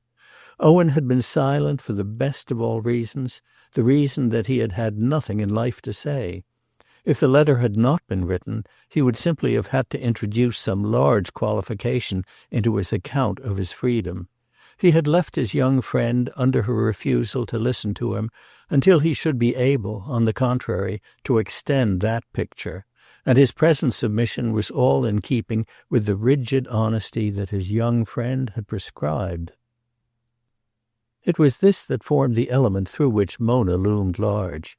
Fleda had enough imagination, a fine enough feeling for life, to be impressed with such an image of successful immobility. The massive maiden at Waterbath was successful from the moment she could entertain her resentments, as if they had been poor relations who needn't put her to expense. She was a magnificent dead weight. There was something positive and portentous in her quietude. What game are they all playing? Poor Fleda could only ask, for she had an intimate conviction that Owen was now under the roof of his betrothed. That was stupefying if he really hated Mona, and if he didn't really hate her, what had brought him to Raphael Road and to Maggie's? Fleda had no real light, but she felt that to account for the absence of any result of their last meeting would take a supposition of the full sacrifice to charity that she had held up before him. If he had gone to Waterbath, it had been simply because he had to go. She had as good as told him that he would have to go, that this was an inevitable incident of its keeping perfect faith, faith so literal that the smallest subterfuge would always be a reproach to him. When she tried to remember that it was for herself he was taking his risk, she felt how weak a way that was of expressing Mona's supremacy. There would be no need of keeping him up if there was nothing to keep him up to. Her eyes grew wan as she discerned in the impenetrable air that Mona's thick outline never wavered an inch. She wondered fitfully what Mrs. Gereth had by this time made of it, and reflected with a strange elation that the sand on which the mistress of Ricks had built a momentary triumph was quaking beneath the surface. As the Morning Post still held its peace, she would of course be more confident, but the hour was at hand at which Owen would have absolutely to do either one thing or the other. To keep perfect faith was to inform against his mother, and to hear the police at her door would be Mrs. Gereth's awakening. How much she was beguiled, Fleda could see from her having been for a whole month quite as deep and dark as Mona. She had left her young friend alone because of the certitude, cultivated at Rick's, that Owen had done the opposite. He had done the opposite indeed, but much good had that brought forth. To have sent for her now, Fleda felt, was from this point of view wholly natural. She had sent for her to show at last how much she had scored. If, however, Owen was really at Waterbath, the refutation of that boast was easy. Fleda found Mrs. Gereth in modest apartments and with an air of fatigue in her distinguished face, a sign, as she privately remarked, of the strain of that effort to be discreet of which she herself had been having the benefit. It was a constant feature of their relation that this lady could make Fleda blench a little, and that the effect proceeded from the intense pressure of her confidence. If the confidence had been heavy even when the girl, in the early flush of devotion, had been able to feel herself most responsive, it drew her heart into her mouth now that she had reserves and conditions, now that she couldn't simplify with the same bold hand as her protectress. In the very brightening of the tired look, and at the moment of their embrace, Fleda felt on her shoulders the return of the load, whereupon her spirit quailed as she asked herself what she had brought up from her trusted seclusion to support it. Mrs. Gereth's free manner always made a joke of weakness, and there was in such a welcome a richness, a kind of familiar nobleness, that suggested shame to a harried conscience. Something had happened, she could see. And she could also see, in the bravery that seemed to announce it had changed everything, a formidable assumption that what had happened was that a healthy young woman must like. The absence of luggage had made this young woman feel meagre even before her companion, taking in the bareness at a second glance, exclaimed upon it and roundly rebuked her. Of course she had expected her to stay. Fleda thought best to show bravery too, and to show it from the first. What you expected, dear Mrs. Gereth, is exactly what I came up to ascertain. It struck me as right to do that first. Right, I mean, to ascertain without making preparations. Then you'll be so good as to make them on the spot. Mrs. Gereth was most emphatic. You're going abroad with me. Fleda wondered, but she also smiled. Tonight? Tomorrow? In as few days as possible. That's all that's left for me now. Fleda's heart at this gave a bound. She wondered to what particular difference in Mrs. Gereth's situation, as last known to her, it was an allusion. I've made my plan, her friend continued. I go for at least a year. We shall go straight to Florence. We can manage there. I, of course, don't look to you, however, she added, to stay with me all that time. That will require to be settled. Owen will have to join us as soon as possible. He may not be quite ready to get off with us. But I'm convinced it's quite the right thing to do. It will make a good change. It will put in a decent interval. Fleda listened. She was deeply mystified. How kind you are to me, she presently said. The picture suggested so many questions that she scarcely knew which to ask first. She took one at a venture. You really have it from Mr. Gereth that he'll give us his company? If Mr. Gereth's mother smiled in response to this, Fleda knew that her smile was a tacit criticism of such a form of reference to her son.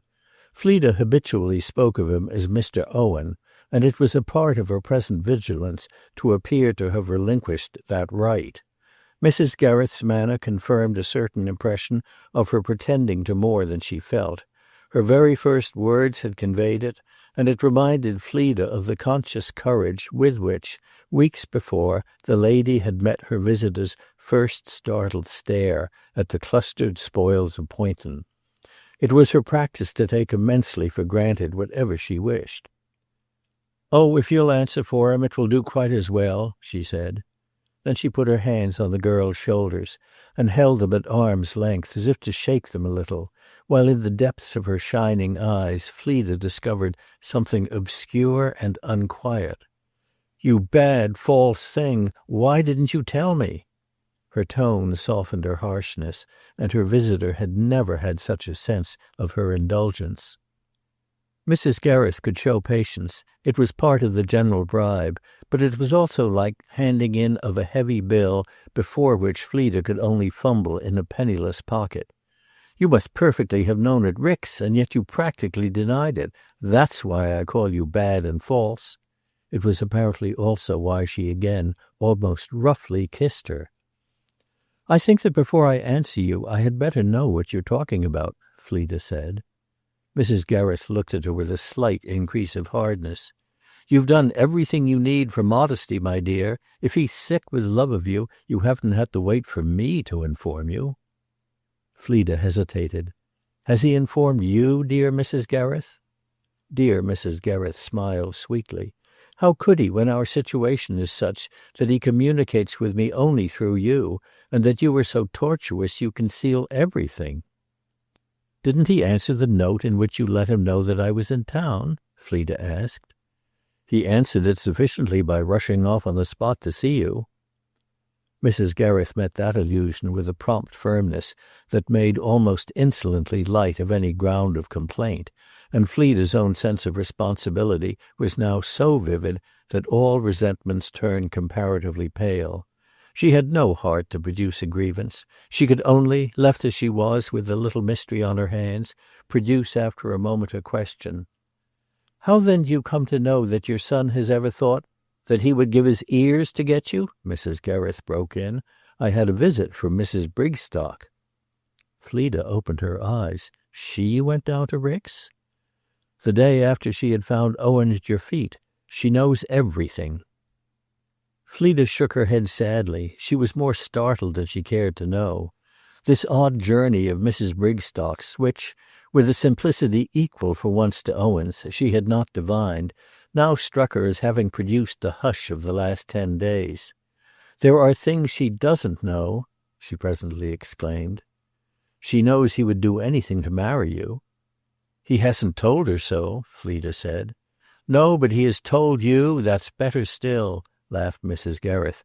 "My dear child," she went on, with an air that affected the girl as a sort of blind profanity, "don't try to make yourself out better than you are. I know what you are. I haven't lived with you so much for nothing. You're not quite a saint in heaven yet. Lord, what a creature you'd have thought me in my good time. But you do like it, fortunately, you idiot. You're pale with your passion, you sweet thing. That's exactly what I wanted to see. I can't for the life of me think where the shame comes in." Then with a finer significance, a look that seemed to Fleda strange, she added, "It's all right." "I've seen him but twice," said Fleda. "But twice?" Mrs. Gereth still smiled. "On the occasion at papa's that Mrs. Brigstock told you of, and one day since then down at Maggie's." "Well, those things are between yourselves, and you seem to be both poor creatures at best." Mrs. Gereth spoke with a rich humour which tipped with light for an instant the real conviction. "I don't know what you've got in your veins. You absurdly exaggerate the difficulties. But enough is as good as a feast, and when once I get you abroad together—" She checked herself as if from excess of meaning. What might happen when she should get them abroad together was to be gathered only from the way she slowly rubbed her hands. The gesture, however, made the promise so definite that for a moment her companion was almost beguiled. But there was nothing to account as yet for the wealth of Mrs. Gereth's certitude. The visit of the lady of Waterbath appeared but half to explain it. "Is it permitted to be surprised," Fleda deferentially asked, "at Mrs. Brigstock's thinking it would help her to see you?"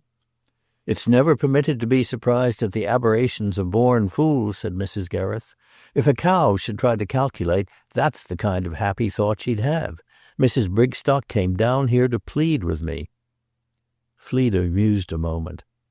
"That's what she came to do with me," she then honestly returned.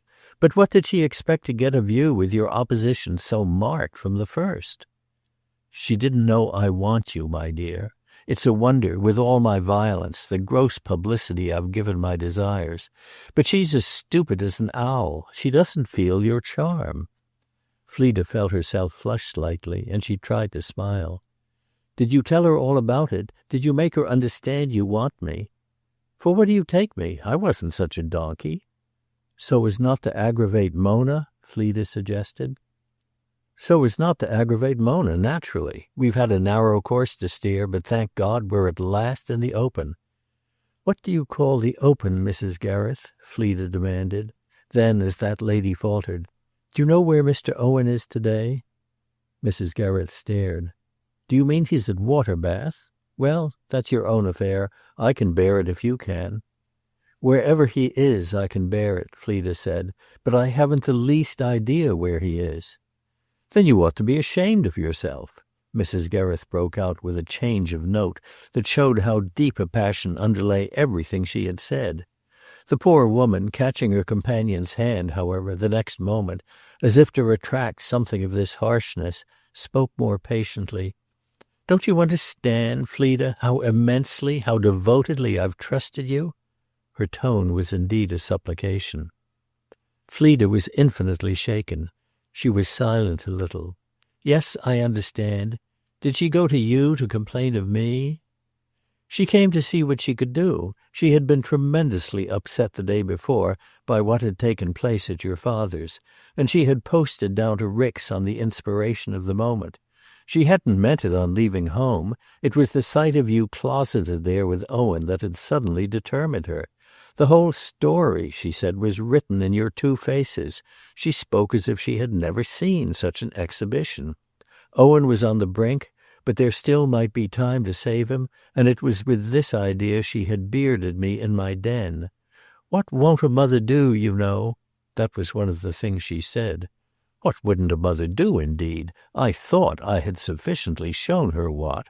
She tried to break me down by an appeal to my good nature, as she called it. And from the moment she opened on you, from the moment she denounced Owen's falsity, I was as good-natured as she could wish. I understood that it was a plea for mere mercy, that you and he between you were killing her child. Of course I was delighted that Mona should be killed, but I was studiously kind to Mrs. Brigstock. At the same time I was honest. I didn't pretend to anything I couldn't feel. I asked her why the marriage hadn't taken place months ago when Owen was perfectly ready, and I showed her how completely that fatuous mistake on Mona's part cleared his responsibility. It was she who had killed him. It was she who had destroyed his affection, his illusions. Did she want him now when he was estranged, when he was disgusted, when he had a sore grievance? She reminded me that Mona had a sore grievance too, but she admitted that she hadn't come to speak to me of that. What she had come to me for was not to get the old things back, but simply to get Owen. What she wanted was that I would in simple pity see fair play. Owen had been awfully bedevilled. She didn't call it that. She called it misled. But it was simply you who had bedeviled him. He would be all right still if I would see that you were out of the way. She asked me point blank if it was possible I could want him to marry you. Fleda had listened in unbearable pain and growing terror, as if her interlocutress, stone by stone, were piling some fatal mass upon her breast. She had the sense of being buried alive, smothered in the mere expansion of another will. And now there was but one gap left to the air. A single word, she felt, might close it, and with the question that came to her lips as Mrs. Gereth paused, she seemed to herself to ask, in cold dread, for her doom. "What did you say to that?" she inquired. I was embarrassed, for I saw my danger, the danger of her going home and saying to Mona that I was backing you up. It had been a bliss to learn that Owen had really turned to you, but my joy didn't put me off my guard. I reflected intensely for a few seconds. Then I saw my issue. "Your issue?" Fleda murmured. "I remembered how you had tied my hands about saying a word to Owen." Fleda wondered. "And did you remember the little letter that, with your hands tied, you still succeeded in writing to him?" "Perfectly. My little letter was a model of reticence. What I remembered was all that in those few words I forbade myself to say. I had been an angel of delicacy. I had effaced myself like a saint. It was not for me to have done all that and then figure to such a woman as having done the opposite. Besides, it was none of her business." "Is that what you said to her?" Fleda asked. "I said to her that her question revealed a total misconception of the nature of my present relations with my son. I said to her that I had no relations with him at all, and that nothing had passed between us for months. I said to her that my hands were spotlessly clean of any attempt to make up to you.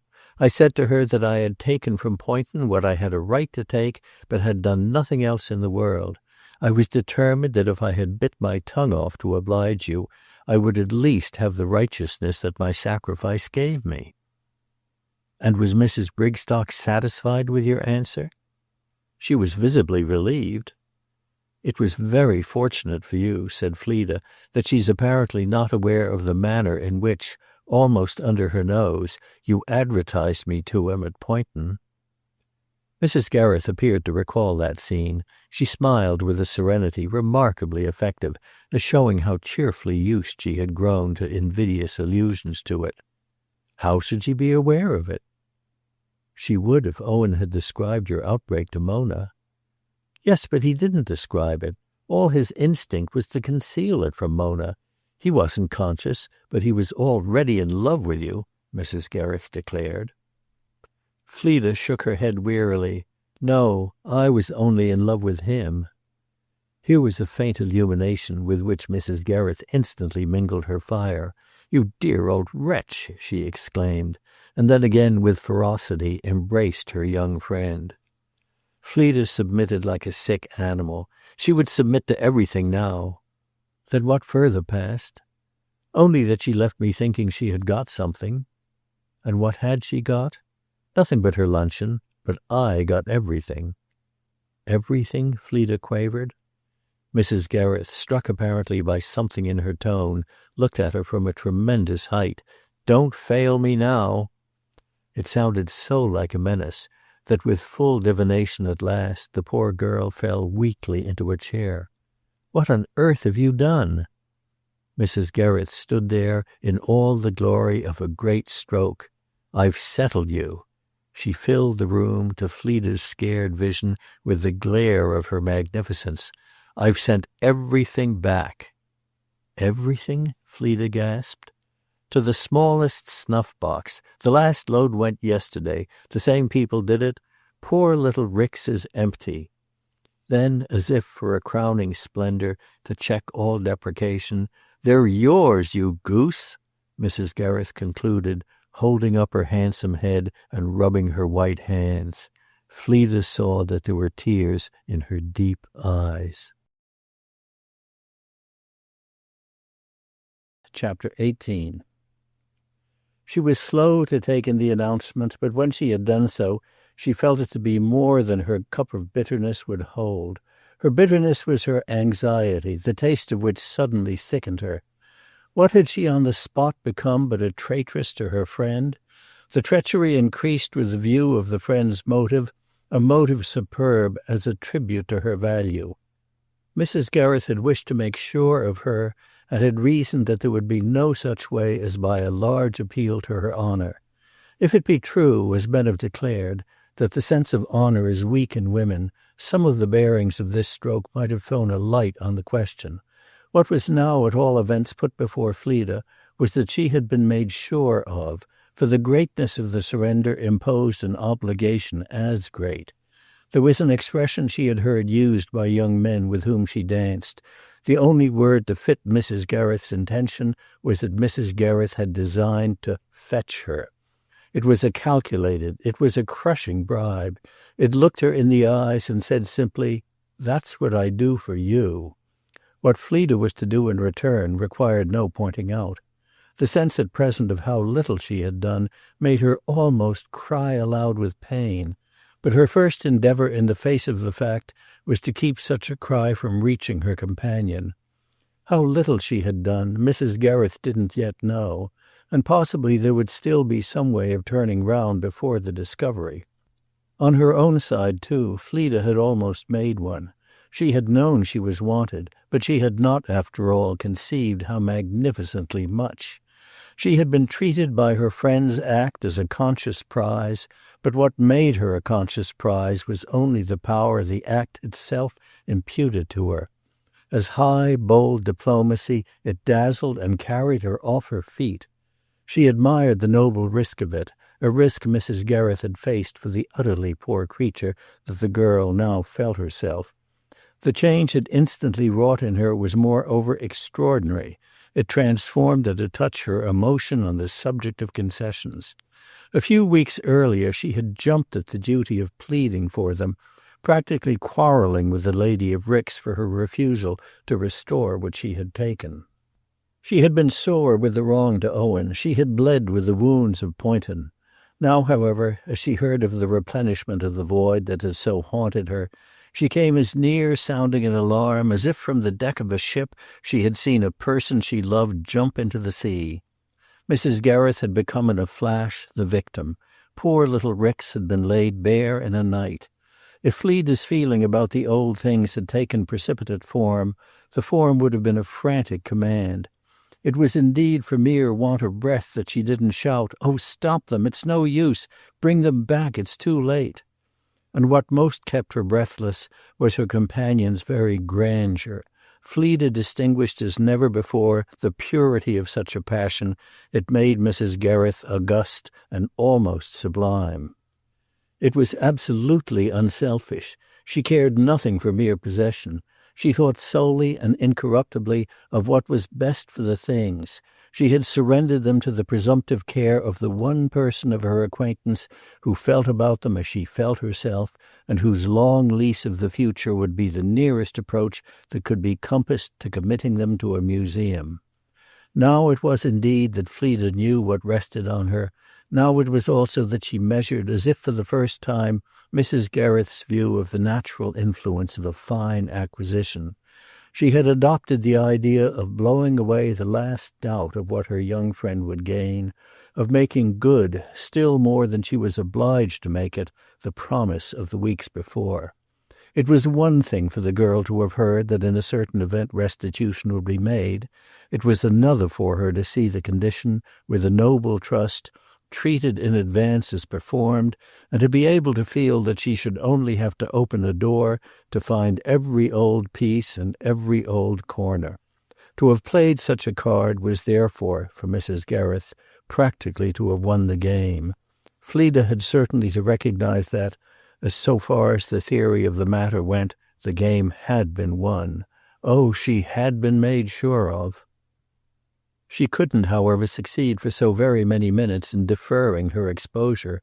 "Why didn't you wait, dearest? Ah, why didn't you wait?"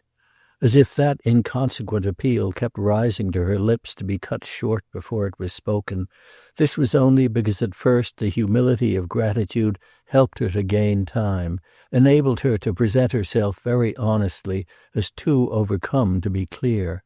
She kissed her companion's hands. She did homage at her feet. She murmured soft snatches of praise, and yet in the midst of it all was conscious that what she really showed most was the wan despair at her heart. She saw Mrs. Gereth's glimpse of this despair suddenly widen, heard the quick chill of her voice pierce through the false courage of endearments. "Do you mean to tell me at such an hour as this that you really lost him?"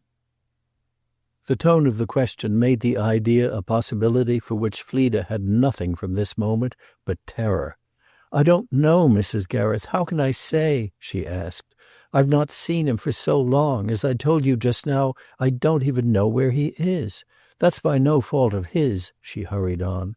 "He would have been with me every day if I had consented. But I made him understand the last time that I'll receive him again only when he's able to show me that his release has been complete and definite. Oh, he can't yet, don't you see? And that's why he hasn't come back. It's far better than his coming only that we should both be miserable. When he does come, he'll be in a better position. He'll be tremendously moved by the splendid thing you've done. I know you wish me to feel you've done it as much for me as for Owen, but your having done it for me is just what will delight him most. When he hears of it," said Fleda, in desperate optimism, "when he hears of it—" There, indeed, regretting her advance, she quite broke down. She was wholly powerless to say what Owen would do when he heard of it. "I don't know what he won't make of you and how he won't hug you," she had to content herself with lamely declaring. She had drawn Mrs. Gereth to a sofa with a vague instinct of pacifying her, and still, after all, gaining time. but it was a position in which her great duped benefactress, portentously patient again during this demonstration, looked far from inviting a hug. Fleda found herself tricking out the situation with artificial flowers, trying to talk even herself into the fancy that Owen, whose name she now made simple and sweet, might come in upon them at any moment. She felt an immense need to be understood and justified. She averted her face in dread from all that she might have to be forgiven. She pressed on her companion's arm as if to keep her quiet till she should really know, and then after a minute she poured out the clear essence of what in happier days had been her secret. "You mustn't think I don't adore him when I've told him so to his face. I love him so that I'd die for him. I love him so that it's horrible. Don't look at me, therefore, as if I had not been kind, as if I had not been as tender as if he were dying, and my tenderness were what would save him. Look at me as if you believe me, as if you feel what I've been through. Darling Mrs. Gereth, I could kiss the ground he walks on. I haven't a rag of pride. I used to have, but it's gone. I used to have a secret, but everyone knows it now, and anyone who looks at me can say, I think, what's the matter with me? It's not so very fine, my secret, and the less one says really about it, the better. But I want you to have it from me because I was stiff before. I want you to see for yourself that I've been brought as low as a girl can very well be. It serves me right," Fleda laughed, "if I was ever proud and horrid to you. I don't know what you wanted me, in those days at Rick's, to do, but I don't think you can have wanted much more than what I've done. The other day at Maggie's I did things that made me afterwards think of you. I don't know what girls may do, but if he doesn't know that there isn't an inch of me that isn't his—" Fleda sighed as if she couldn't express it. She piled it up, as she would have said, holding Mrs. Gereth with dilated eyes. She seemed to sound her for the effect of these professions. "It's idiotic," she wearily smiled. "It's so strange that I'm almost angry for it. And the strangest part of all is that it isn't even happiness. It's anguish. It was from the first. From the first there was a bitterness and a kind of dread. But I owe you every word of the truth. You don't do him justice either. He's a dear. I assure you he's a dear. I'd trust him to the last breath. I don't think you really know him. He's ever so much cleverer than he makes a show of. He's remarkable in his own shy way. You told me at Rick's that you wanted me to let myself go, and I've gone quite far enough to discover as much as that, as well as all sorts of other delightful things about him. You'll tell me that I make myself out worse than I am," said the girl, feeling more and more in her companion's attitude a quality that treated her speech as a desperate rigmarole, and even perhaps as a piece of cold immodesty. She wanted to make herself out bad. It was a part of her justification. But it suddenly occurred to her that such a picture of her extravagance imputed a want of gallantry to the young man. "I don't care for anything you think," she declared, "because Owen, don't you know, sees me as I am. He's so kind that it makes up for everything." This attempt at gaiety was futile. The silence with which for a minute her adversary greeted her troubled plea brought home to her afresh that she was on the bare defensive. "Is it part of his kindness never to come near you?" Mrs. Gereth inquired at last. "Is it a part of his kindness to leave you without an inkling of where he is?" She rose again from where Fleda had kept her down. She seemed to tower there in the majesty of her gathered wrong. "Is it part of his kindness that after I've toiled as I've done for 6 days, and with my own weak hands, which I haven't spared, to denude myself in your interest to that point that I've nothing left, as I may say, but what I have on my back, is it a part of his kindness that you're not even able to produce him for me?" There was a high contempt in this, which was for Owen quite as much, and in the light of which Fleda felt that her effort at plausibility had been mere grovelling. She rose from the sofa with a humiliated sense of rising from ineffectual knees. That discomfort, however, lived but an instant. It was swept away in a rush of loyalty to the absent. She herself could bear his mother's scorn, but to avert it from his sweet innocence, she broke out with a quickness that was like the raising of an arm. Don't blame him. Don't blame him. He'd do anything on earth for me. It was I," said Fleda eagerly, "who sent him back to her. I made him go. I pushed him out of the house. I declined to have anything to say to him except on another footing." Mrs. Gereth stared as at some gross material ravage. "Another footing? What other footing?" "The one I've already made so clear to you, my having it in black and white, as you may say, from her, that she freely gives him up." "Then you think he lies when he tells you that he has recovered his liberty?" Fleda hesitated a moment, after which she exclaimed with a certain hard pride, "He's enough in love with me for anything." "For anything, apparently, save to act like a man and impose his reason and his will on your incredible folly. For anything except to put an end, as any man worthy of the name would have put it, to your systematic, to your idiotic perversity? What are you, after all, my dear, I should like to know, that a gentleman who offers you what Owen offers should have to meet such wonderful exactions, to take such extraordinary precautions about your sweet little scruples?" Her resentment rose to a strange insolence which Fleda took full in the face, and which for the moment at least had the horrible force to present to her vengefully a showy side of the truth. It gave her a blinding glimpse of lost alternatives. "I don't know what to think of him," Mrs. Gereth went on. "I don't know what to call him. I'm so ashamed of him that I can scarcely speak of him even to you. But indeed I'm so ashamed of you both together that I scarcely know in common decency where to look." She paused to give Fleda the full benefit of this remarkable statement. Then she exclaimed, "Any one but a jackass would have tucked you under his arm and marched you off to the registrar." Fleda wondered. With her free imagination she could wonder even while her cheek stung from a slap. To the registrar? That would have been the sane, sound, immediate course to adopt. With a grain of gumption you'd both instantly have felt it. I should have found a way to take you, you know, if I'd been what Owen is supposed to be. I should have got the business over first. The rest could come when you liked. Good God, girl, your place was to stand before me as a woman honestly married. One doesn't know what one has hold of in touching you, and you must excuse my saying that you're literally unpleasant to me to meet as you are. Then at least we could have talked, and Owen, if he had the ghost of a sense of humour, could have snapped his fingers at your refinements." This stirring speech affected our young lady as if it had been the shake of a tambourine borne towards her from a gypsy dance. Her head seemed to go round, and she felt a sudden passion in her feet. The emotion, however, was but meagrely expressed in the flatness with which she heard herself presently say, "I'll go to the registrar now." "Now?"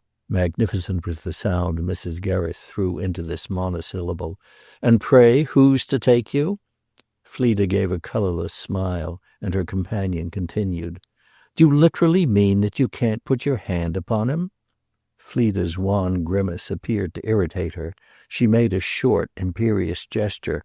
"Find him for me, you fool! Find him for me!" "What do you want of him?" Fleda sadly asked, "feeling as you do to both of us?" "Never mind how I feel, and never mind what I say when I'm furious." Mrs. Gereth still more incisively added, "Of course I cling to you, you wretches, or I shouldn't suffer as I do. What I want of him is to see that he takes you. What I want of him is to go with you myself to the place." She looked round the room, as if, in feverish haste for a mantle to catch up. She bustled to the window as if to spy out a cab. She would allow half an hour for the job. Already in her bonnet she had snatched from the sofa a garment for the street. She jerked it on as she came back. Find him, she repeated. "Come straight out with me, to try at least to get at him." "How can I get at him? He'll come when he's ready," Fleda replied. Mrs. Gereth turned on her sharply.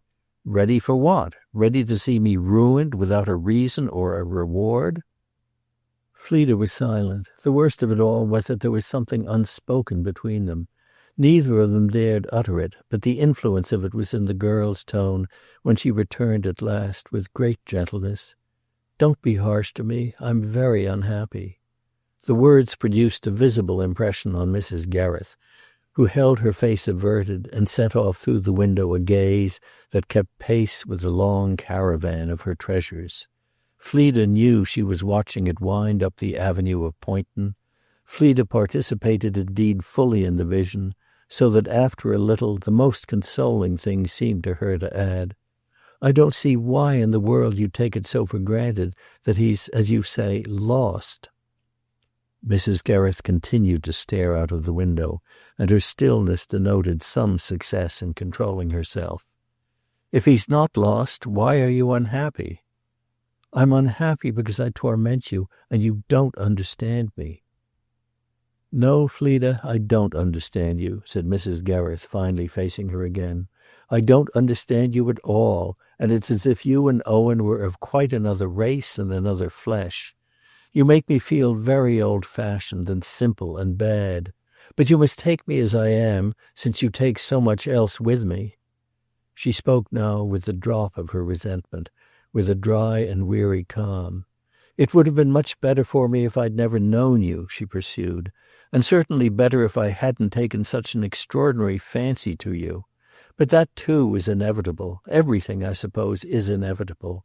It was all my own doing. You didn't run after me. I pounced on you and caught you up. You're a stiff little beggar, in spite of your pretty manners. Yes, you're hideously misleading. I hope you feel how handsome it is of me to recognize the independence of your character. It was your clever sympathy that did it, your extraordinary feeling for those accursed vanities. You were sharper about them than anyone I had ever known, and that was a thing I simply couldn't resist." "Well," the poor lady concluded after a pause, "you see where it has landed us." "If you'll go for him yourself, I'll wait here," said Fleda. Mrs. Gereth, holding her mantle together, appeared for a while to consider. "To his club, do you mean?" "Isn't it there when he's in town that he has a room? He has at present no other London address," Fleda said. "It's there one writes to him." "How do I know, with my wretched relations with him?" Mrs. Gereth asked. "Mine have not been quite so bad as that." Fleda desperately smiled. Then she added, "His silence, her silence, our hearing nothing at all. What are these but the very things on which at Poynton and Rick's you rested your assurance that everything is at an end between them?" Mrs. Gereth looked dark and void. "Yes, but I hadn't heard it from you then, that you could invent nothing better than, as you call it, to send him back to her." "Ah, but on the other hand you've learned from them what you didn't know. You've learned by Mrs. Brigstock's visit that he cares for me." Fleda found herself in the position of availing herself of optimistic arguments that she formerly had repudiated. Her refutation of her companion had completely changed its ground. She was in a fever of ingenuity and painfully conscious, on behalf of her success, that her fever was visible. She could see herself the reflection of it glitter in Mrs. Gereth's sombre eyes. "You plunge me in stupefaction," that lady answered, "and at the same time you terrify me. Your account of Owen is inconceivable, and yet I don't know what to hold on by.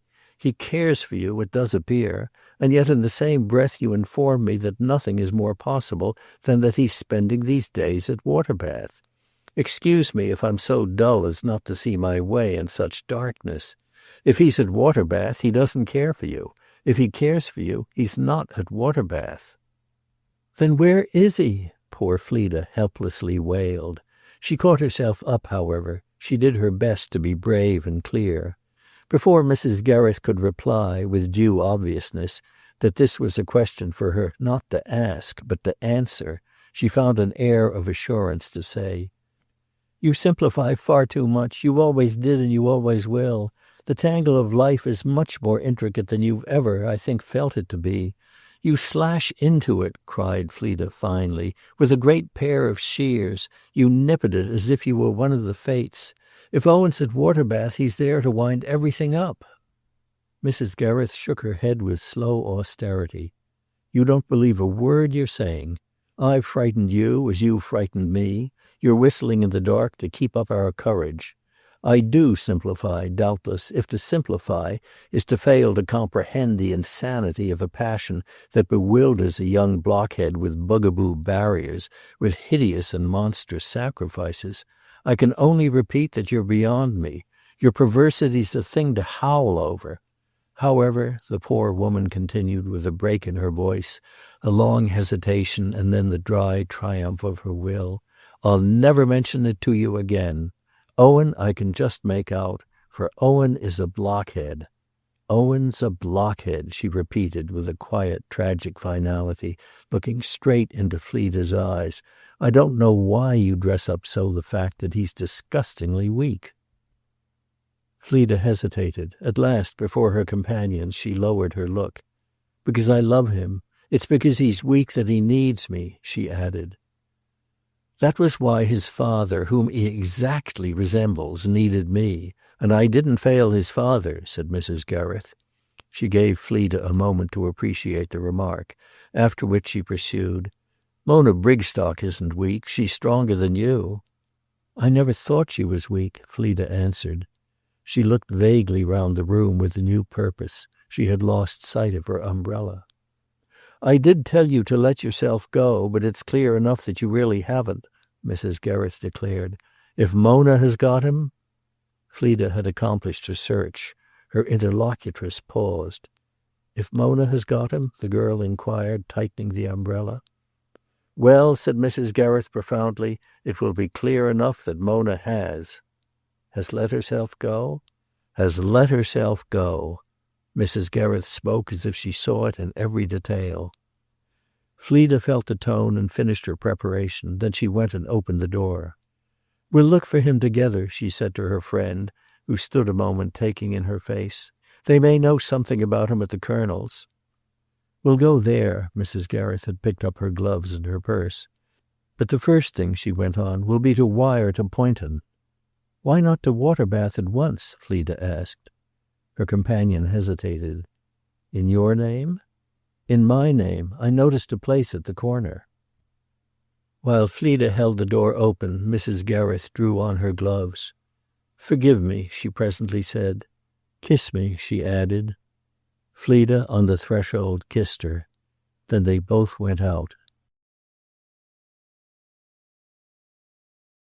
Chapter 19. In the place at the corner, on the chance of its saving time, Fleda wrote her telegram, wrote it in silence under Mrs. Gereth's eye, and then in silence handed it to her. I send this to Waterbath on the possibility of your being there to ask you to come to me. Mrs. Gereth held it a moment, read it more than once, then keeping it, and with her eyes on her companion, seemed to consider. There was the dawn of a kindness in her look. Fleda perceived in it, as if the reward of complete submission, a slight relaxation of her rigor.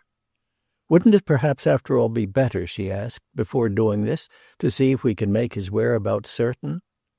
Why so? It will be always so much done, said Fleda. Though I'm poor, she added with a smile, I don't mind the shilling. The shilling's my shilling, said Mrs. Gereth. Fleda stayed her hand. No, I'm superstitious. Superstitious? To succeed, it must be all me.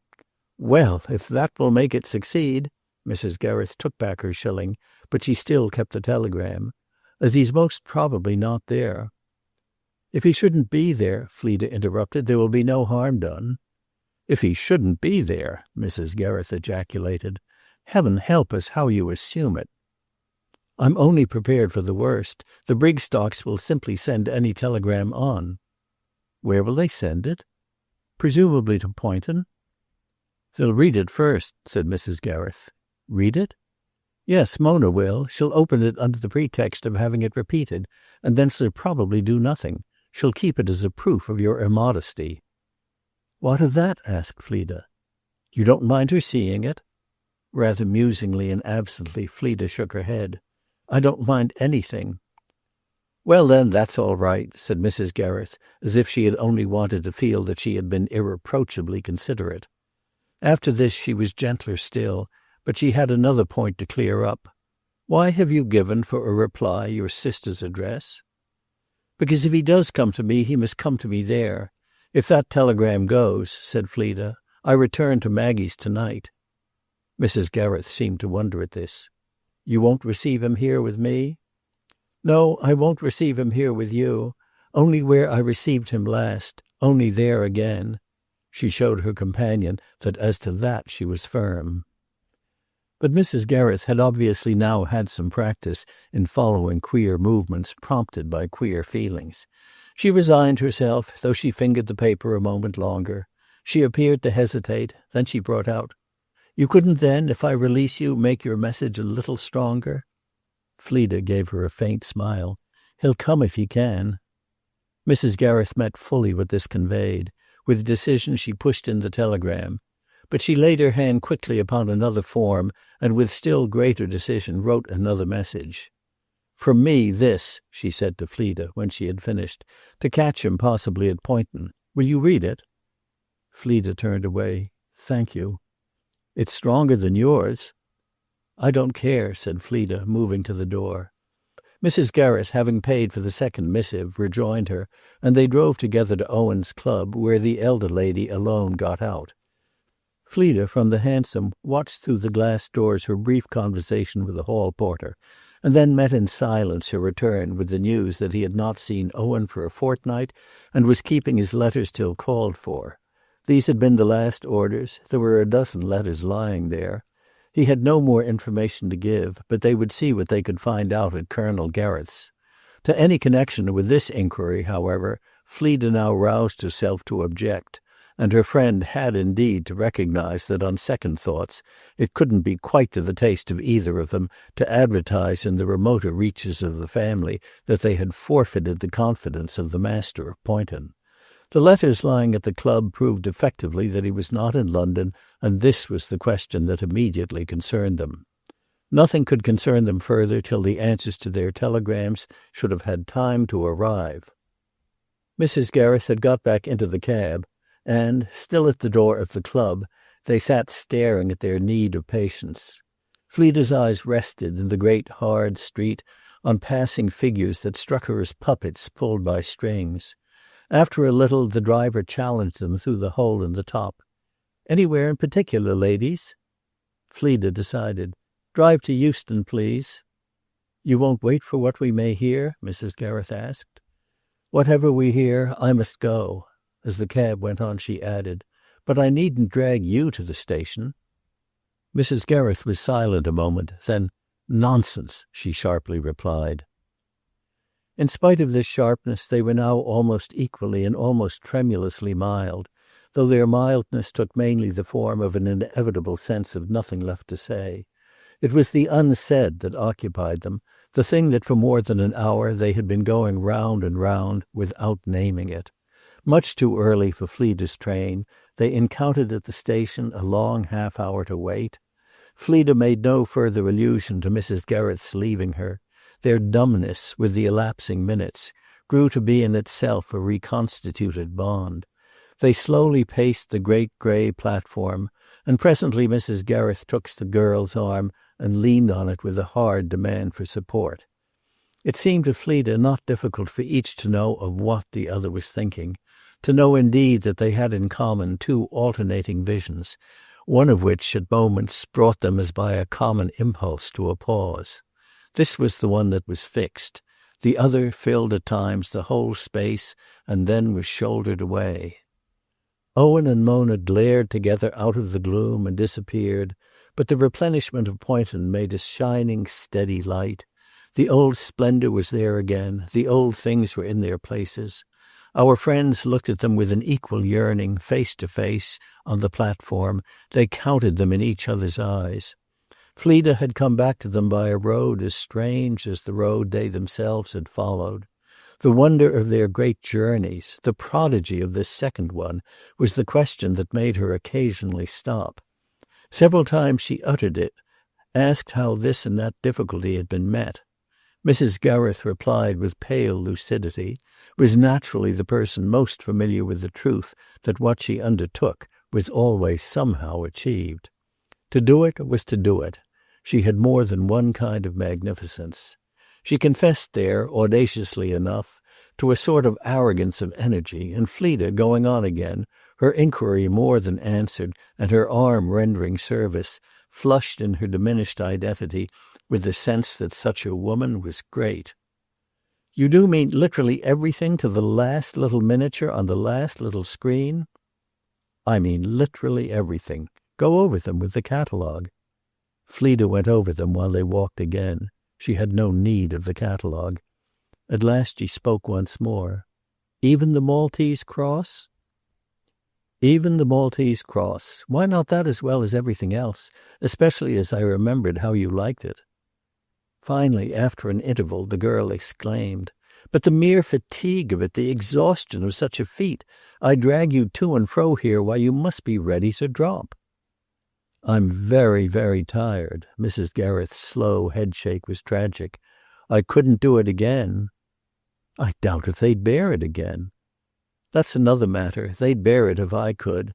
There won't have been this time either a shake or a scratch. But I'm too tired. I very nearly don't care."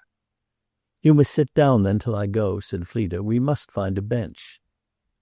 "No, I'm tired of them. I'm not tired of you. This is the way for you to feel most how much I rest on you." Fleda had a compunction, wondering as they continued to stroll whether it was right after all to leave her. She believed, however, that if the flame might for the moment burn low, it was far from dying out, an impression presently confirmed by the way Mrs. Gereth went on. "But one's fatigue is nothing. The idea under which one worked kept one up. For you I can still. Nothing will have mattered if she's not here." There was a question that this imposed, but Fleda at first found no voice to utter it. It was the thing that between them, since her arrival, had been so consciously and vividly unsaid. Finally she was able to breathe. "And if she is there, if she's there already?" Mrs. Gereth's rejoinder, too, hung back. Then when it came, from sad eyes as well as from lips barely moved, it was unexpectedly merciful. "It will be very hard." That was all now, and it was poignantly simple.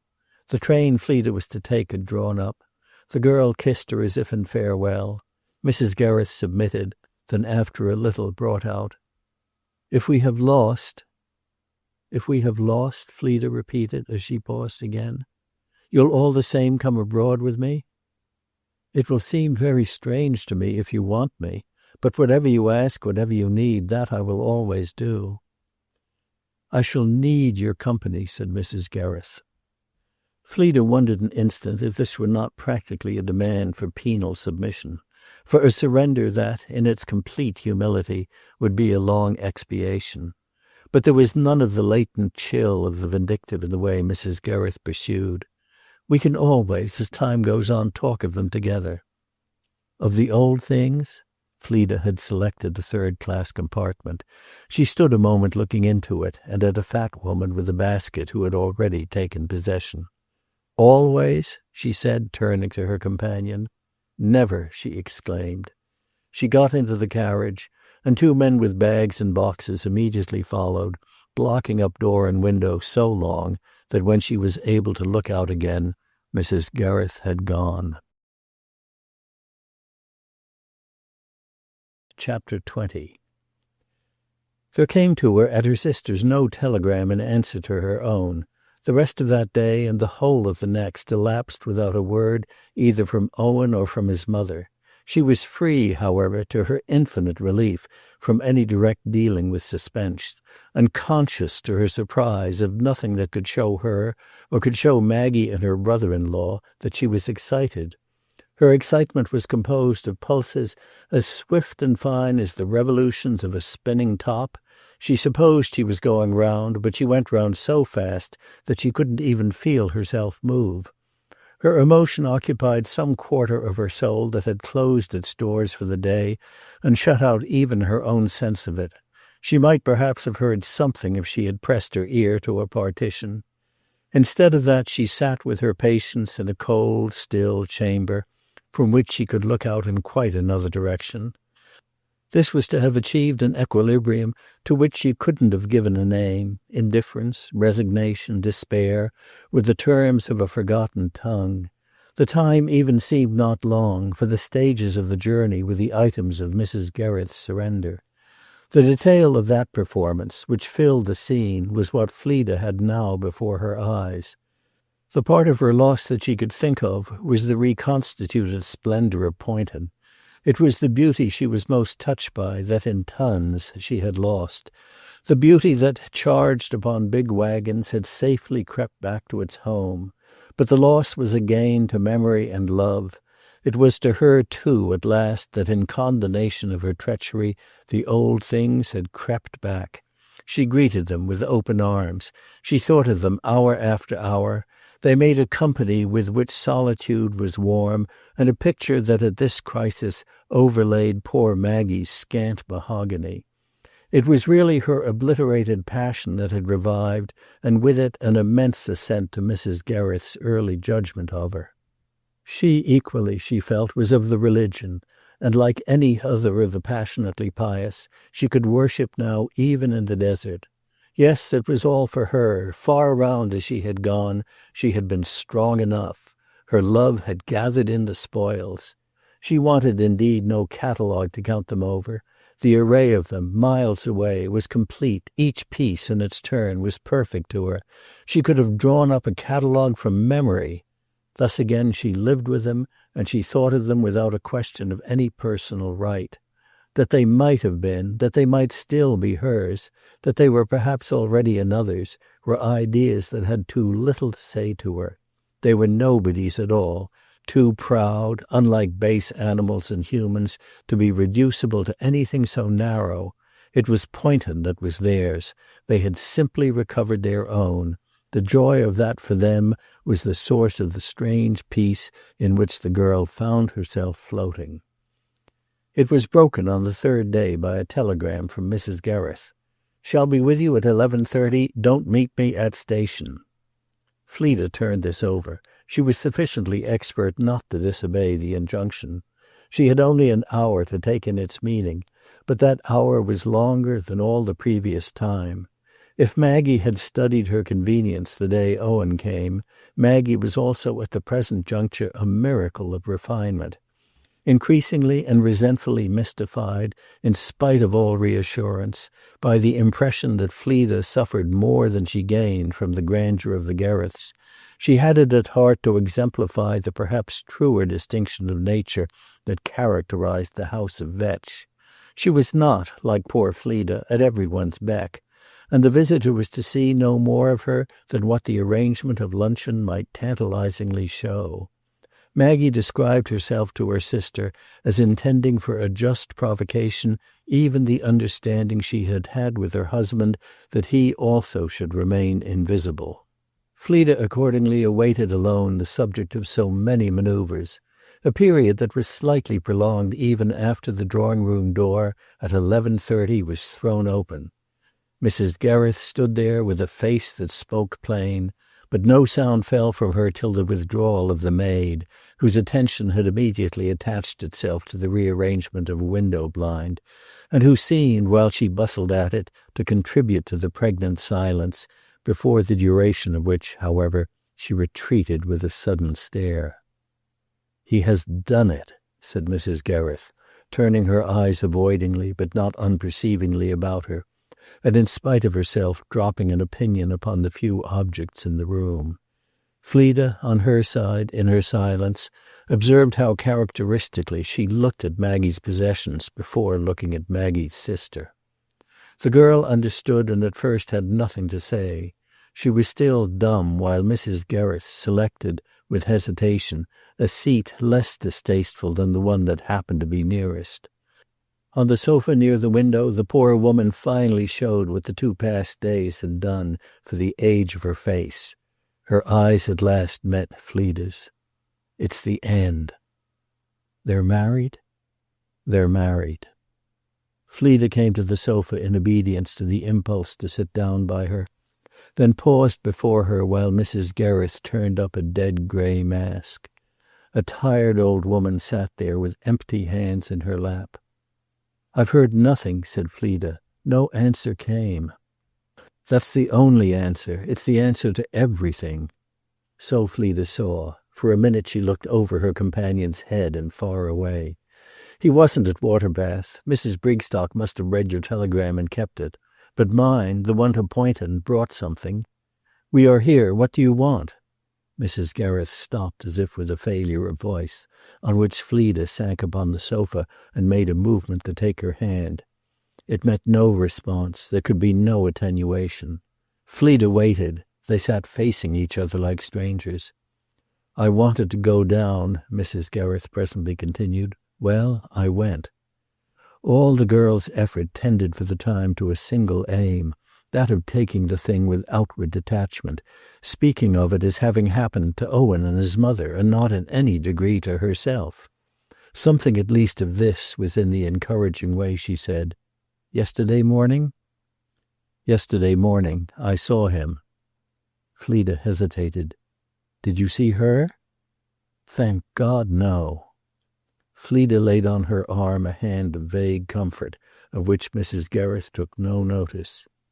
"You've been capable just to tell me of this wretched journey, of this consideration that I don't deserve?"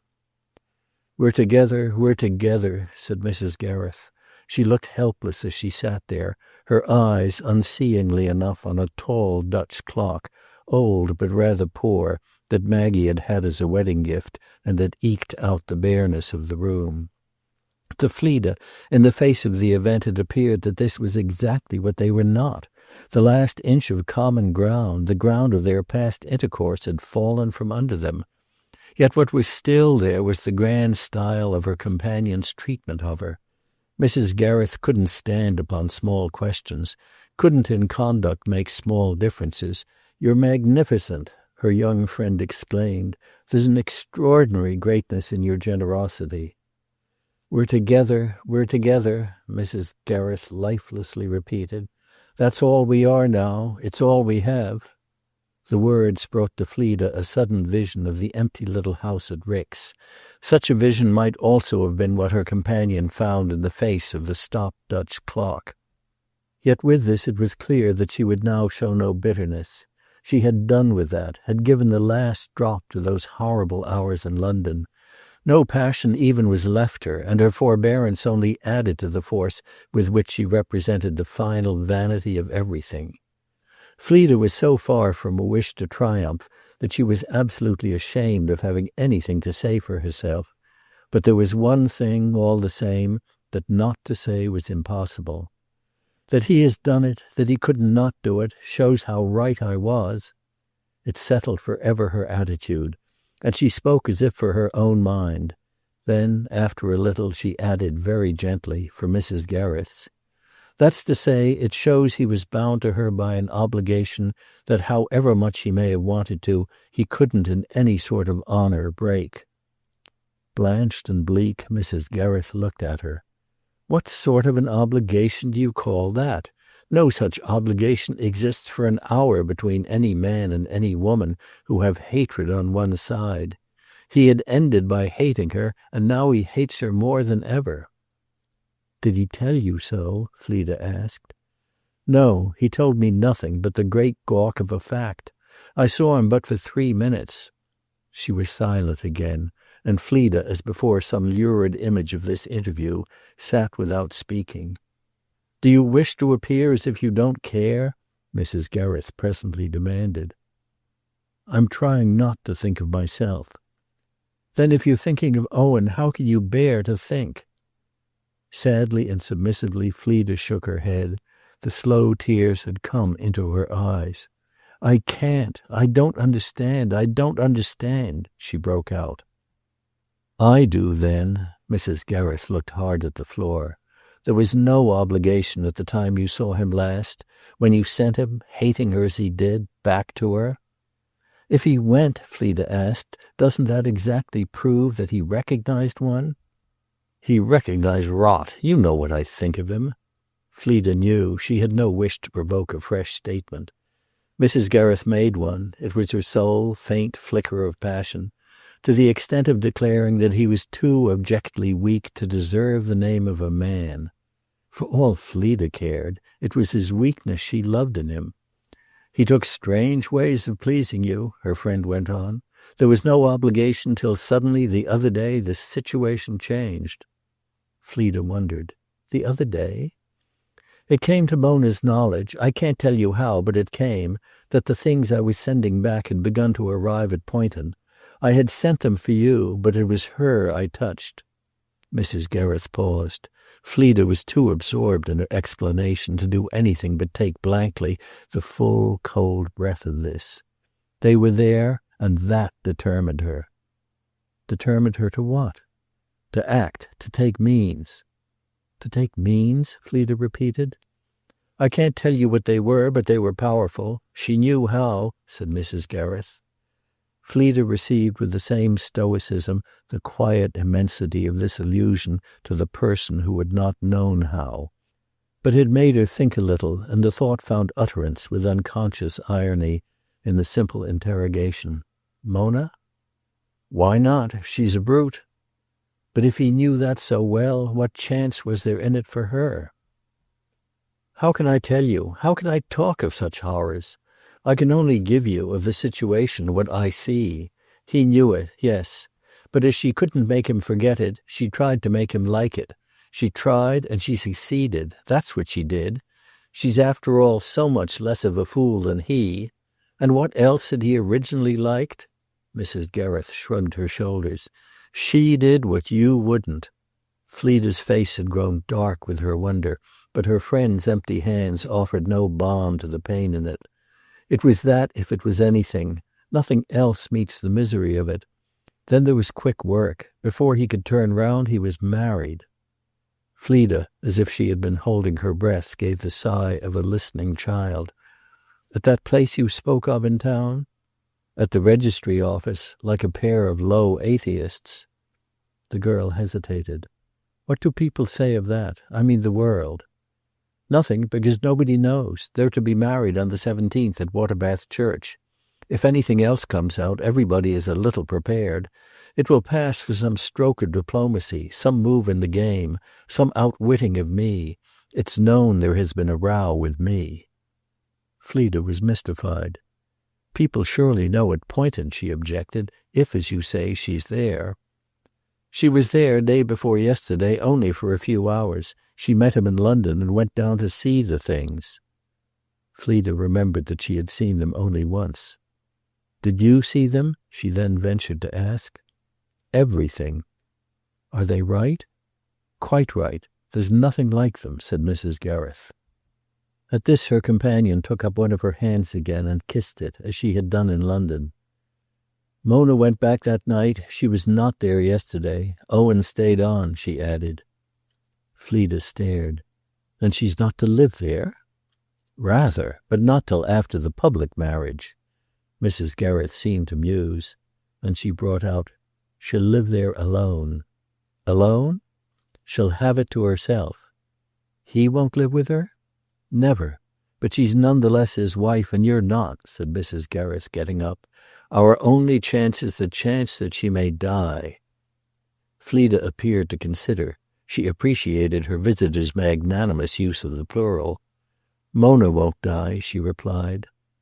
Well, I shall, thank God. Till then, and with this, for the first time, Mrs. Gereth put out her hand. Don't desert me. Fleda took her hand, and her clasp of it was a reiteration of a promise already given.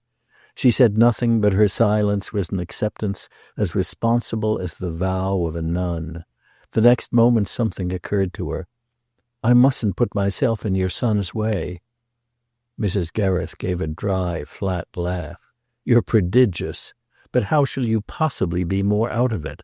Owen and I— She didn't finish her sentence. That's your great feeling about him, Fleda said. But how, after what has happened, can it be his about you? Mrs. Gereth hesitated. How do you know what has happened? You don't know what I said to him. Yesterday? Yesterday. They looked at each other with a long, deep gaze. Then, as Mrs. Gereth seemed again about to speak, the girl, closing her eyes, made a gesture of strong prohibition. Don't tell me. Merciful powers, how you worship him, Mrs. Gereth wonderingly moaned.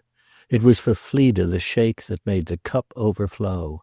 She had a pause, that of the child who takes time to know that he responds to an accident with pain. Then, dropping again on the sofa, she broke into tears. They were beyond control. They came in long sobs, which for a moment Mrs. Gereth, almost with an air of indifference, stood hearing and watching. At last Mrs. Gereth, too, sank down again. Mrs. Gereth soundlessly, wearily wept. Chapter 21. It looks just like water bath, but after all we bore that together. These words formed part of a letter in which, before the 17th, Mrs. Gereth, writing from disfigured Ricks, named to Fleda the day on which she would be expected to arrive there on a second visit. "I shan't, for a long time to come," the missive continued, "be able to receive anyone who may like it, who would try to smooth it down, and me with it. But there are always things you and I can comfortably hate together, for you're the only person who comfortably understands. You don't understand quite everything, but of all my acquaintance you're far away the least stupid.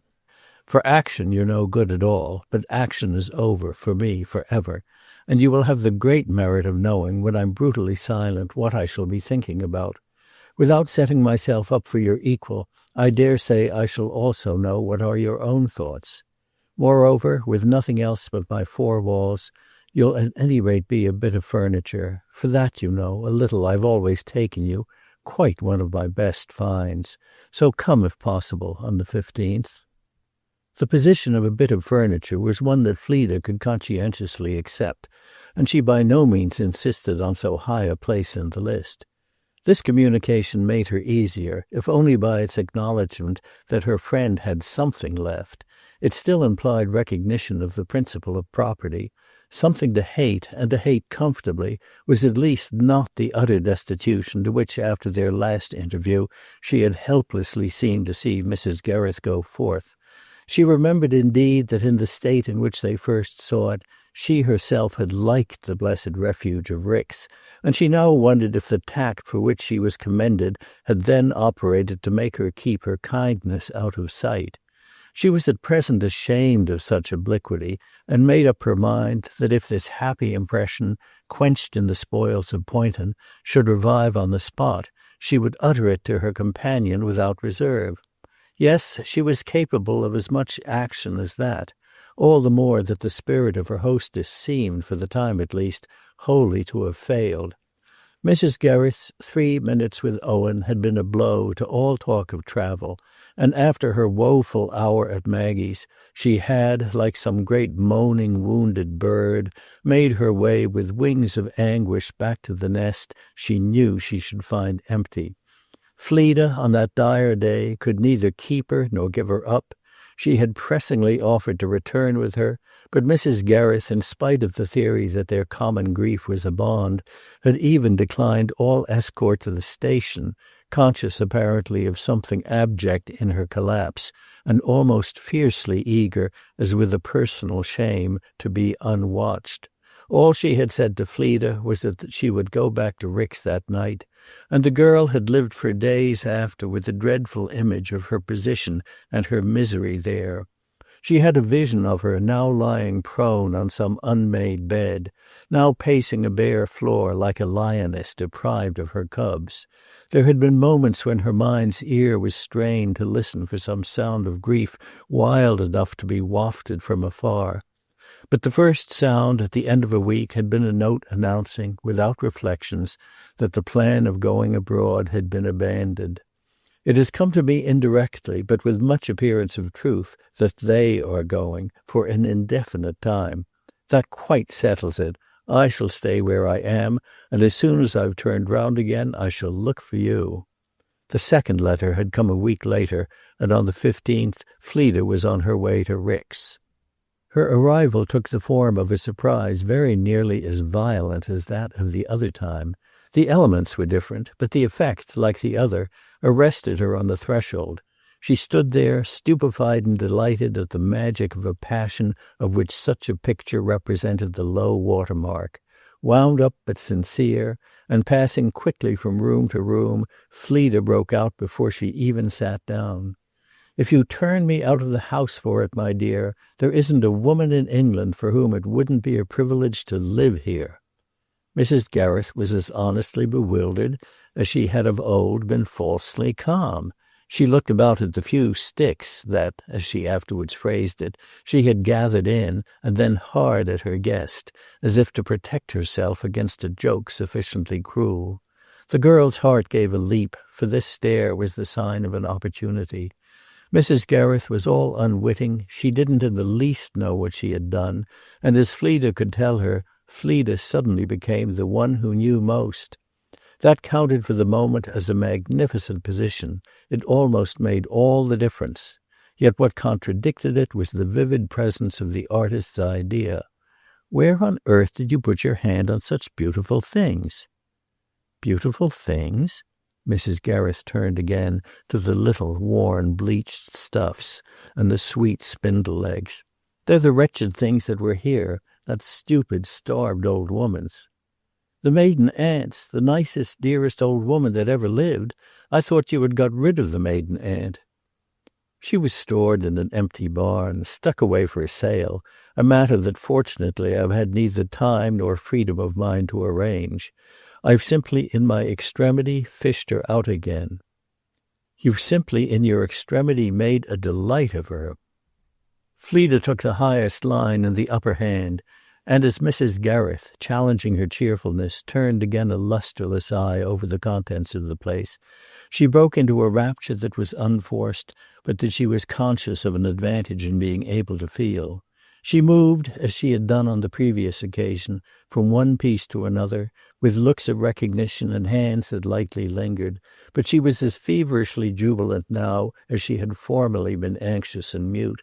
"Ah, the little melancholy, tender, telltale things! How can they not speak to you and find a way to your heart? It's not the great chorus of Poynton, but you're not, I'm sure, either so proud or so broken as to be reached by nothing but that. This is a voice so gentle, so human, so feminine, a faint, far-away voice with the little quaver of a heartbreak. You've listened to it unawares, for the arrangement and the effect of everything, when I compare them with what we found the first day we came down, shows, even if mechanically and disdainfully exercised, your admirable, infallible hand. It's your extraordinary genius. You make things compose in spite of yourself. You've only to be a day or two in a place with 4 sticks for something to come of it."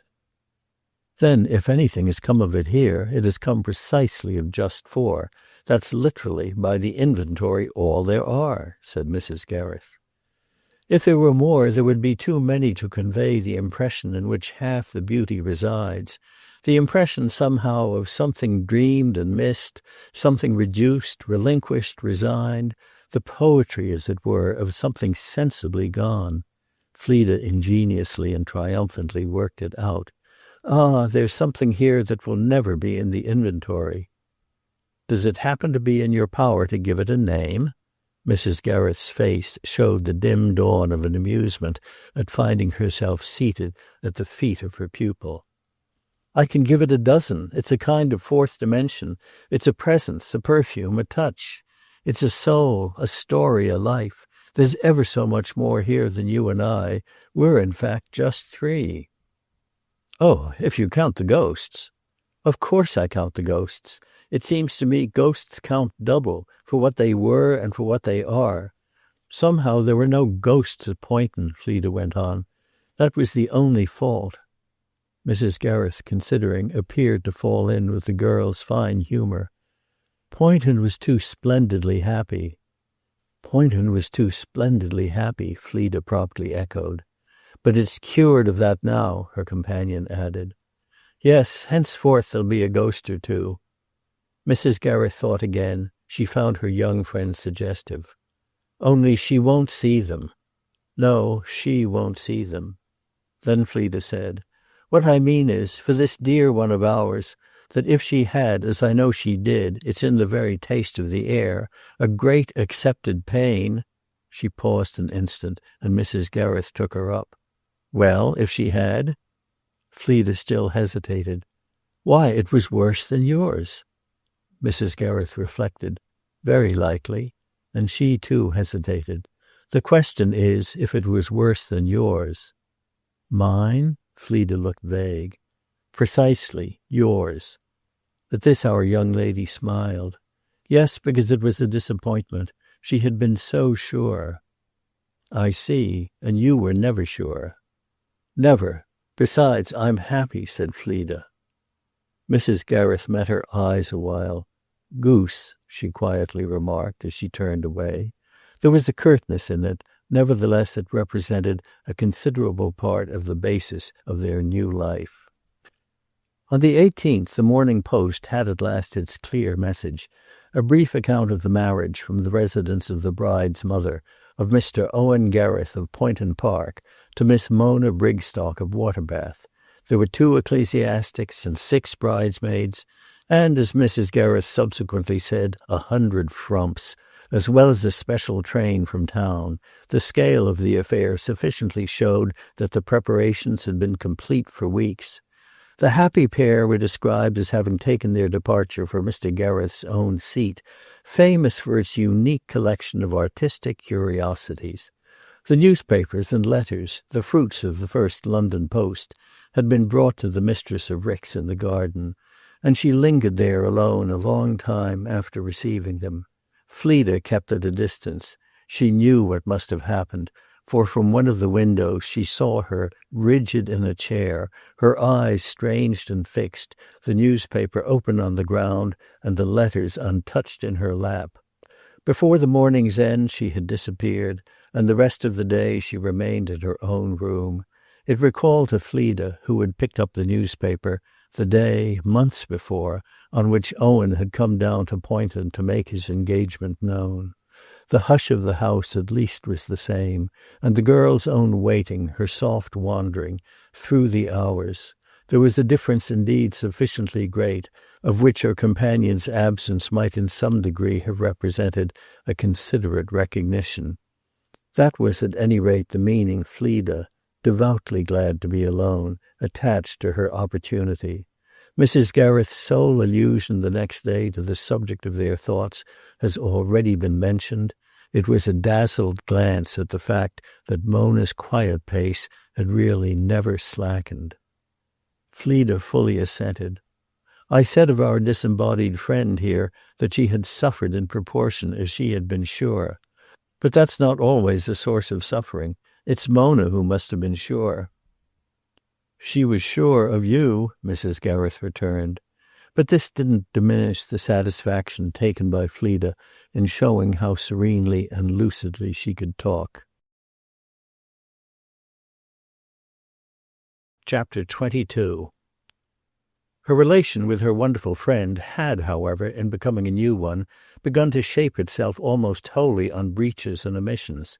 Something had dropped out altogether, and the question between them, which time would answer, was whether the change had made them strangers or yokefellows. It was as if at last, for better or worse, they were, in a clearer, cruder air, really to know each other. Fleda wondered how Mrs. Gereth had escaped hating her. There were hours when it seemed that such a feat might leave after all a scant margin for future accidents. The thing indeed that now came out in its simplicity was that even in her shrunken state the lady of Rick's was larger than her wrongs. As for the girl herself, she had made up her mind that her feelings had no connection with the case. It was her pretension that they had never yet emerged from the seclusion into which, after her friend's visit to her at her sister's, we saw them precipitately retire. If she should suddenly meet them in straggling procession on the road, it would be time enough to deal with them. They were all bundled there together, likes with dislikes and memories with fears, and she had for not thinking of them the excellent reason that she too was occupied with the actual. The actual was not that Owen Gereth had seen his necessity where she had pointed it out. It was that his mother's bare spaces demanded all the tapestry that the recipient of her bounty could furnish. There were moments during the month that followed when Mrs. Gereth struck her as still older and feebler and as likely to become quite easily amused. At the end of it, one day, the London paper had another piece of news. Mr. and Mrs. Owen Gereth, who arrived in town last week, proceed this morning to Paris. They exchanged no word about it till the evening, and none indeed would then have been uttered had not Mrs. Gereth irrelevantly broken out. "I dare say you wonder why I declared the other day with such assurance that he wouldn't live with her. He apparently is living with her." "Surely it's the only proper thing for him to do." "They're beyond me. I give it up," said Mrs. Gereth. "I don't give it up. I never did," Fleda returned. "Then what do you make of his aversion to her?" "Oh, she has dispelled it." Mrs. Gereth said nothing for a minute. "You're prodigious in your choice of terms," she then simply ejaculated. But Fleda went luminously on. She once more enjoyed her great command of her subject. "I think that when you came to see me at Maggie's, you saw too many things. You had too many ideas." "You had none," said Mrs. Gereth. "You were completely bewildered." "Yes, I didn't quite understand, but I think I understand now.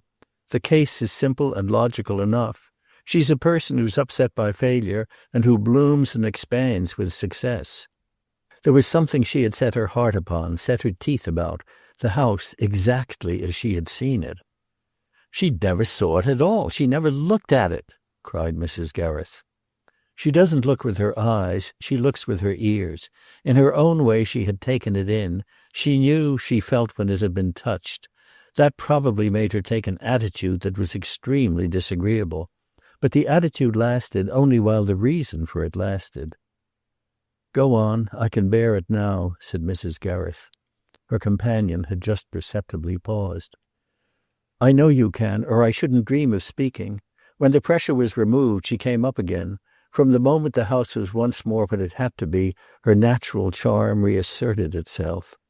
"Her natural charm!" Mrs. Gereth could barely articulate.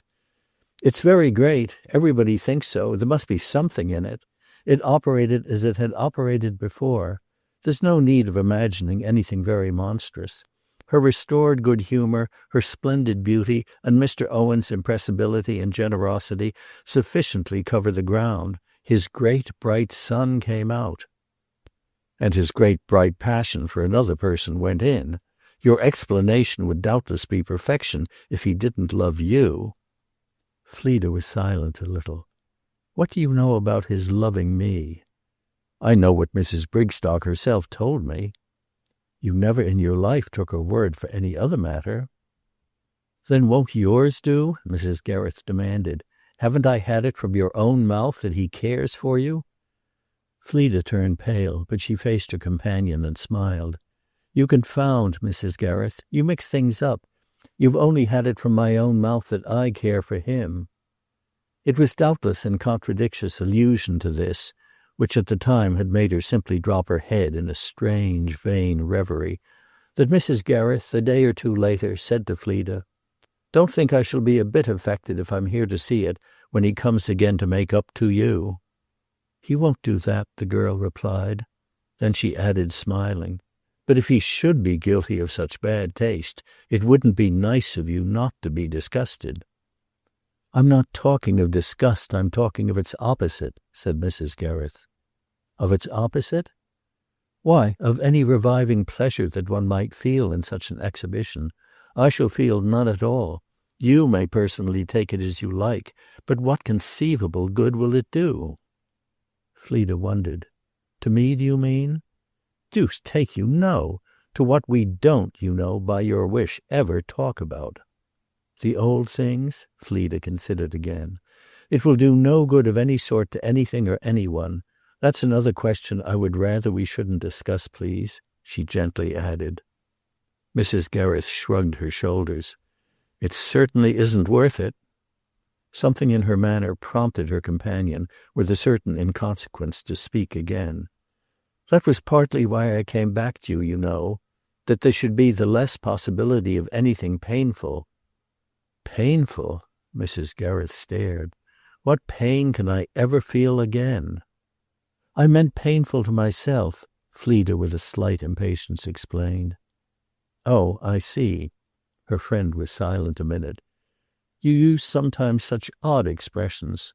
Well, I shall last a little, but I shan't last forever." "You'll last quite as long—" Here Fleda suddenly hesitated. Mrs. Gereth took her up with a cold smile that seemed the warning of experience against hyperbole. "As long as what, please?" The girl thought an instant, then met the difficulty by adopting, as an amendment, the same tone. "As any danger of the ridiculous." That did for the time, and she had, moreover, as the months went on, the protection of suspended illusions. This protection was marked when, in the following November, she received a letter directed in a hand at which a quick glance sufficed to make her hesitate to open it. She said nothing, then or afterwards, but she opened it for reasons that had come to her on the morrow. It consisted of a page and a half from Owen Gereth, dated from Florence, but with no other preliminary. She knew that during the summer he had returned to England with his wife, and that after a couple of months they had gone again abroad. She also knew, without communication, that Mrs. Gereth, round whom Rix had grown submissively and indescribably sweet, had her own interpretation of her daughter-in-law's share in this second migration. It was a piece of calculated insolence, a stroke odiously directed at showing whom it might concern that now she had Poynton fast, she was perfectly indifferent to living there. The Morning Post at Rix had again been a resource. It was stated in that journal that Mr. and Mrs. Owen Gereth proposed to spend the winter in India. There was a person to whom it was clear that she led her wretched husband by the nose. Such was the light in which contemporary history was offered to Fleda, until in her own room, late at night, she broke the seal of her letter. "I want you, inexpressibly, to have as a remembrance something of mine, something of real value. Something from Poynton is what I mean, and what I should prefer. You know everything there, and far better than I, what's best and what isn't. There are a lot of differences, but aren't some of the smaller things the most remarkable? I mean for judges and for what they bring. What I want you to take from me and choose for yourself is the thing in the whole house that's most beautiful and precious. I mean the gem of the collection, don't you know? If it happens to be of such a sort that you can take immediate possession of it, carry it right away with you, so much the better.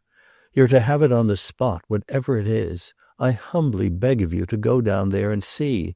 The people have complete instructions. They'll act for you in every possible way and put the whole place at your service. There's a thing Mamma used to call the Maltese cross, and that I think I've heard her say is very wonderful. Is that the gem of the collection?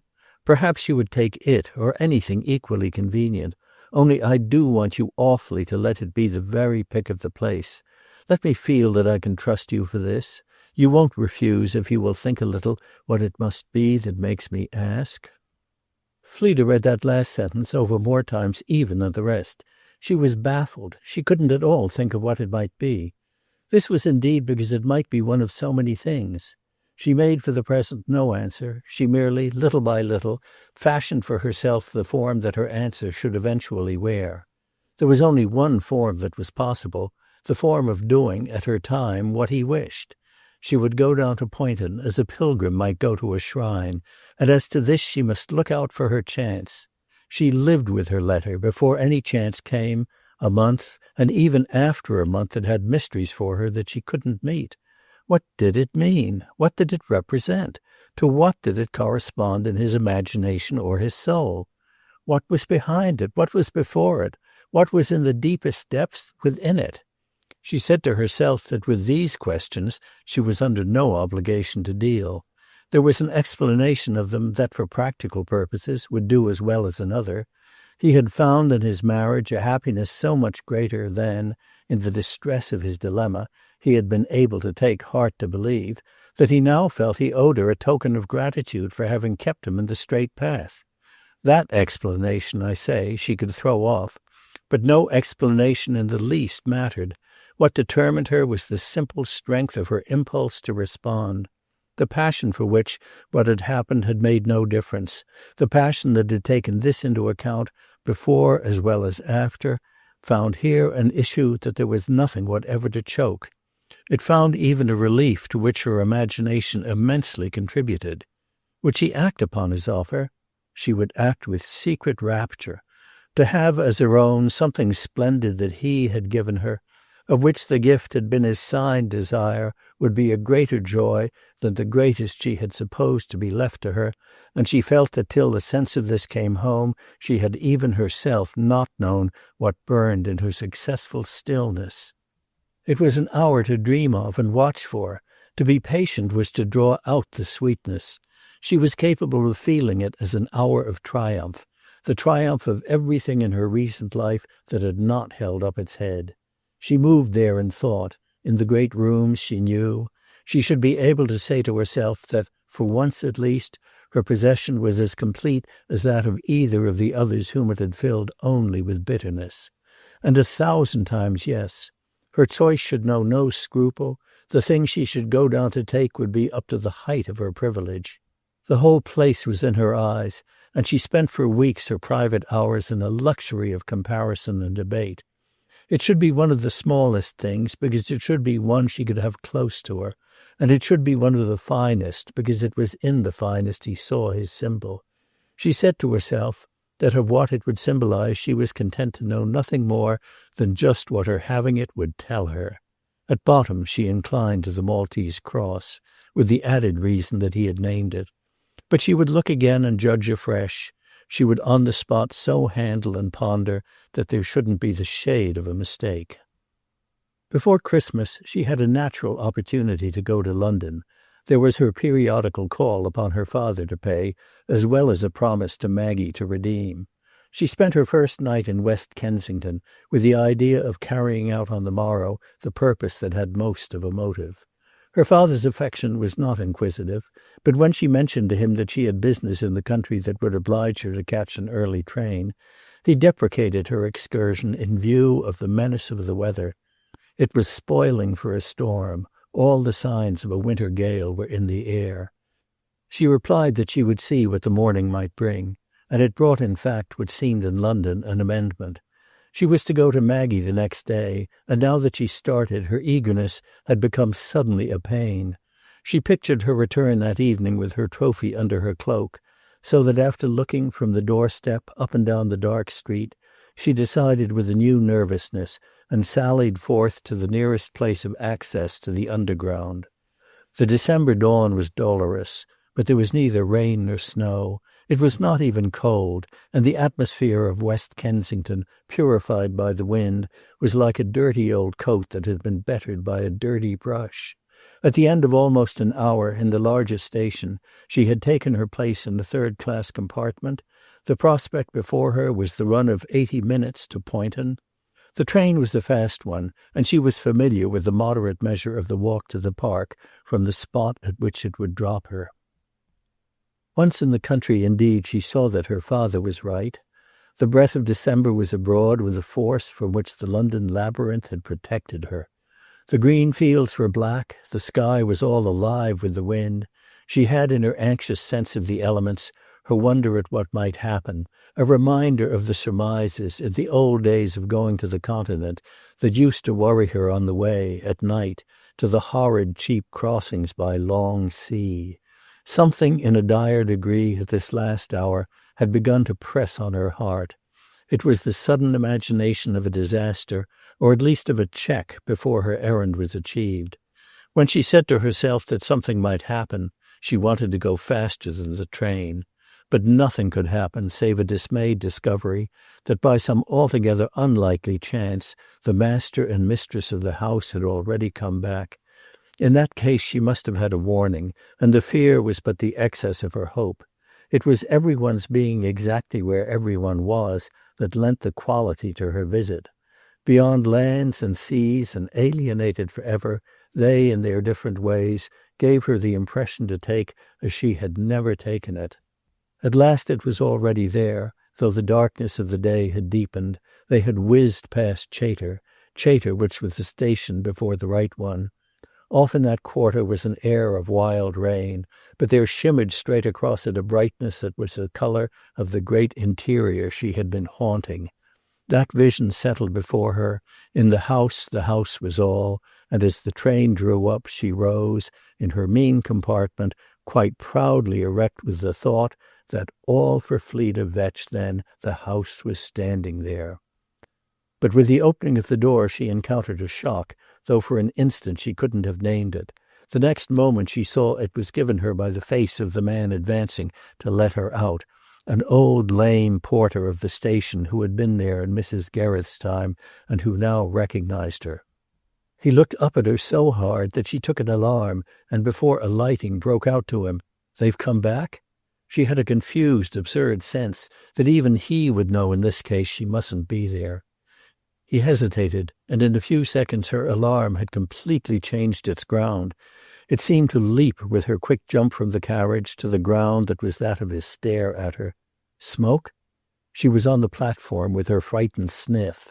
It had taken her a minute to become aware of an extraordinary smell. The air was full of it, and there were already heads at the windows of the train looking out at something she couldn't see. Someone, the only other passenger, had got out of another carriage, and the old porter hobbled off to close his door. The smoke was in her eyes, but she saw the station master, from the end of the platform, identify her too, and come straight at her. He brought her a finer shade of surprise than the porter, and while he was coming she heard a voice at a window of the train say that something was a good bit off, a mile from the town. That was just what Poynton was. Then her heart stood still at the white wonder in the station master's face. "You've come down to it, miss, already?" At this she knew. "Poynton's on fire?" "Gone, miss, with this awful gale. You weren't wired. Look out," he cried in the next breath, seizing her. The train was going on, and she had given a lurch that almost made it catch her as she passed. When it had drawn away she became conscious of the pervading smoke, which the wind seemed to hurl in her face. "Gone?" She was in the man's hands. She clung to him. "Burning still, miss. Ain't it quite too dreadful?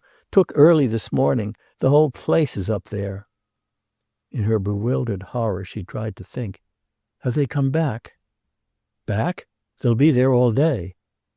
"Not Mr. Gereth, I mean, nor his wife?" "Nor his mother, miss. Not a soul of them back. A pack of servants in charge. Not the old lady's lot, eh? A nice job for caretakers. Some rotten chimney or one of them portable lamps set down in the wrong place.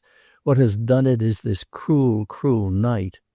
Then, as a great wave of smoke half choked them, he drew her with force to the little waiting room. "Awkward for you, miss, I see." She felt sick. She sank upon a seat, staring up at him. "Do you mean that great house is lost?" "It was near it, I was told, an hour ago. The fury of the flames had got such a start. I was there myself at 6, the very first I heard of it. They were fighting it then, but you couldn't quite say they'd got it down." Fleda jerked herself up. "Were they saving the things?" "That's just where it was, miss, to get at the blessed things. And the want of right help, it maddened me to stand and see 'em muff it. This ain't a place like for anything organized. They don't come up to a real emergency." She passed out of the door that opened toward the village and met a great acrid gust. She heard a far-off windy roar, which, in her dismay, she took for that of flames a mile away, and which the first instant acted upon her as a wild solicitation. I must go there. She had scarcely spoken before the same omen had changed into an appalling check. Her vivid friend, moreover, had got before her. He clearly suffered from the nature of the control he had to exercise. "Don't do that, miss. You won't care for it at all." Then she waveringly stood her ground. "It's not a place for a young lady, nor, if you'll believe me, a site for them as are in any way affected." Fleda by this time knew in what way she was affected. She became limp and weak again. She felt herself give everything up. Mixed with horror, with the kindness of the station master, with the smell of cinders and the riot of sound, was the raw bitterness of a hope that she might never again in life have to give up so much at such short notice. She heard herself repeat mechanically, yet as if asking it for the first time, "Poynton's gone?" The man hesitated. "What can you call it, miss, if it ain't really saved?" A minute later she had returned with him to the waiting room, where, in the thick swim of things, she saw something like a disk of a clock. "Is there an up train?" she asked. "In 7 minutes." She came out on the platform. Everywhere she met the smoke. She covered her face with her hands. I'll go back. End of Henry James, The Spoils of Poynton.